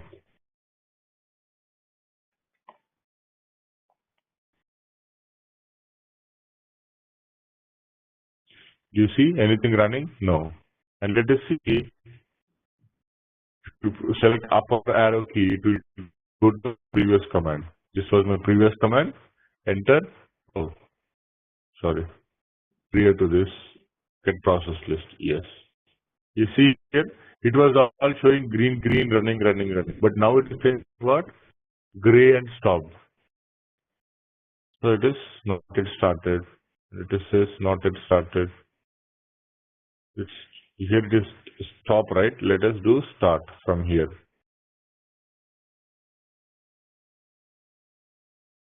At times it won't get started from the studio because it could be due to various reasons. Network related issues and certain ports are not open completely between your local system, this RDP system and our Linux system. So I tried starting it from here, but it is due to some reason it is not able to reach it. It is able to start only SAP HANA start. So what I am doing now is I have fired the command to start it from the Linux server, Linux level, function stop, and here I did start, and later I did get process lit. And it is saying it is in yellow. It is starting up. Let me do the get process list again. It is in yellow still. It is in yellow. Let us see, refresh here. So now you could see it is actually loading up. Now it's actually starting up. It is starting. Some services not started. It is still in the process of starting. So now it is see, green, running. So peacefully look at the command, the document of the file. You can see all the process now running again. So this is how we check the status of the installation, and as soon as the installation is done, take a backup of it, and we'll see the backup in a backup session. So now all the services are in green mode.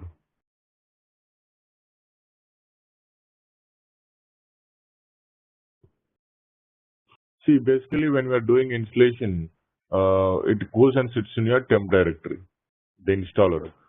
The installer will actually root/temp here, TMP, and here you can see the date changed.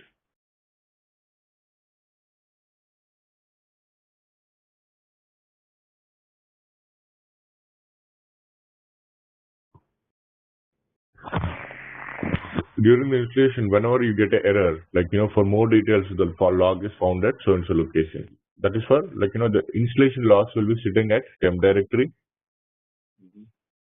And the actual issue, the information related to the actual issue, that will be in our /HANA data shared, that is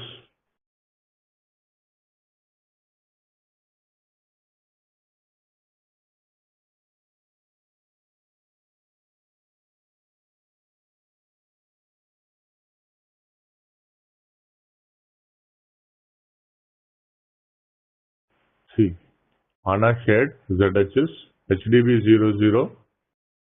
You have one location is work. So this is work directory. Basically, when you have an SAP installed, SAP instance binded with a HDB, you'll have instance specific information here. And here you'll have, in the same directory, you'll have a folder with the host name. Our host name is SAP HANA. What is host name? This is SAP HANA is a host name. So in the host name, you actually see all the trace files. The trace files at the OS level, all the available log. So I can see I've done installation on 16th, and later on I did a stop now, and system was down for 21.2 to 21.05 for 3 minutes. Again I started it from 21.06 till it is again up and running. So how many times you have stopped and restarted the system, I can find it from here, just like in SAP also. So name server, index server, all the trace files, all the log files. You can see all the log files here. Any issue related to start of the system, you can see the log files here. The detail log file will be logged here at the OS level. Okay. So the same things are available here. From the studio, you go to diagnosis files. How many times shutdown.sap, what happened to it, why it was shut down. You can see all the logs, open it here. It killed the process, kill -2, the process number. This was a SAP process. This is the only log we can see here. And what are the logs, dev SAP start, all the information. You can see all the log files from the date. You can sort it based on the date modified, compile server, pre-process server, name server. You get to see everything. STD error, any specific errors to anything. You can see if you have this missing anything, any variables, any OS related issues. And apart from this, you can also configure the trace levels. So unless and until it is needed, do not activate anything here. So you can activate and deactivate for troubleshooting purposes. So we'll see that in the administration. So for now, to check your installation status, these are the post-install steps. And under the post-install steps, you'll be taking a backup. We'll be doing backup in the backup sessions. So if you will want to try to access system and to check it, you can check it. I can make you presenter. Let me check once first of all. Do I have rights to make you presenter? From RDP, you just need to connect it. I'll make you presenter. It's Ruben, right? Yeah. I'm making you presenter now. So try to get connected to system. I'll guide you. All right, let's test your knowledge. Here's a question for you. What is the recommended method for moving an SAP HANA system to a new host? Option A, copy the data and log files manually. Option B, use the SAP HANA database migration option. Option C, perform a full data backup and restore. Option D, recreate the system from scratch. Take a moment to think, and when you're ready, choose the correct option. Remember, each choice holds a key to unlocking the answer. Good luck. Type the correct answer in the comment section. Hey there, wanna ace your game in managing supplies? Our SAP HANA admin training course is here to boost your skills. You can breeze through it at your own pace on our platform. In this course, you will dive deep into SAP HANA admin. Think of it as your go-to toolkit for planning everything, from ensuring we have enough products to smoothly getting them where they need to be. We have got you covered from the basics to some nifty advanced tricks, crafted by seasoned experts who know their stuff. Your instructors, top-notch pros with years of experience. They are here to guide you every step of the way and tackle any questions you throw at them. And guess what? Our students rave about the course. Folks just like you have found it incredibly valuable. Here's the kicker, it's budget-friendly too. This fantastic opportunity to learn won't break the bank. Ready to level up as a SAP HANA Admin Pro? Hop on board now. For more details, swing by ZaranTech's website.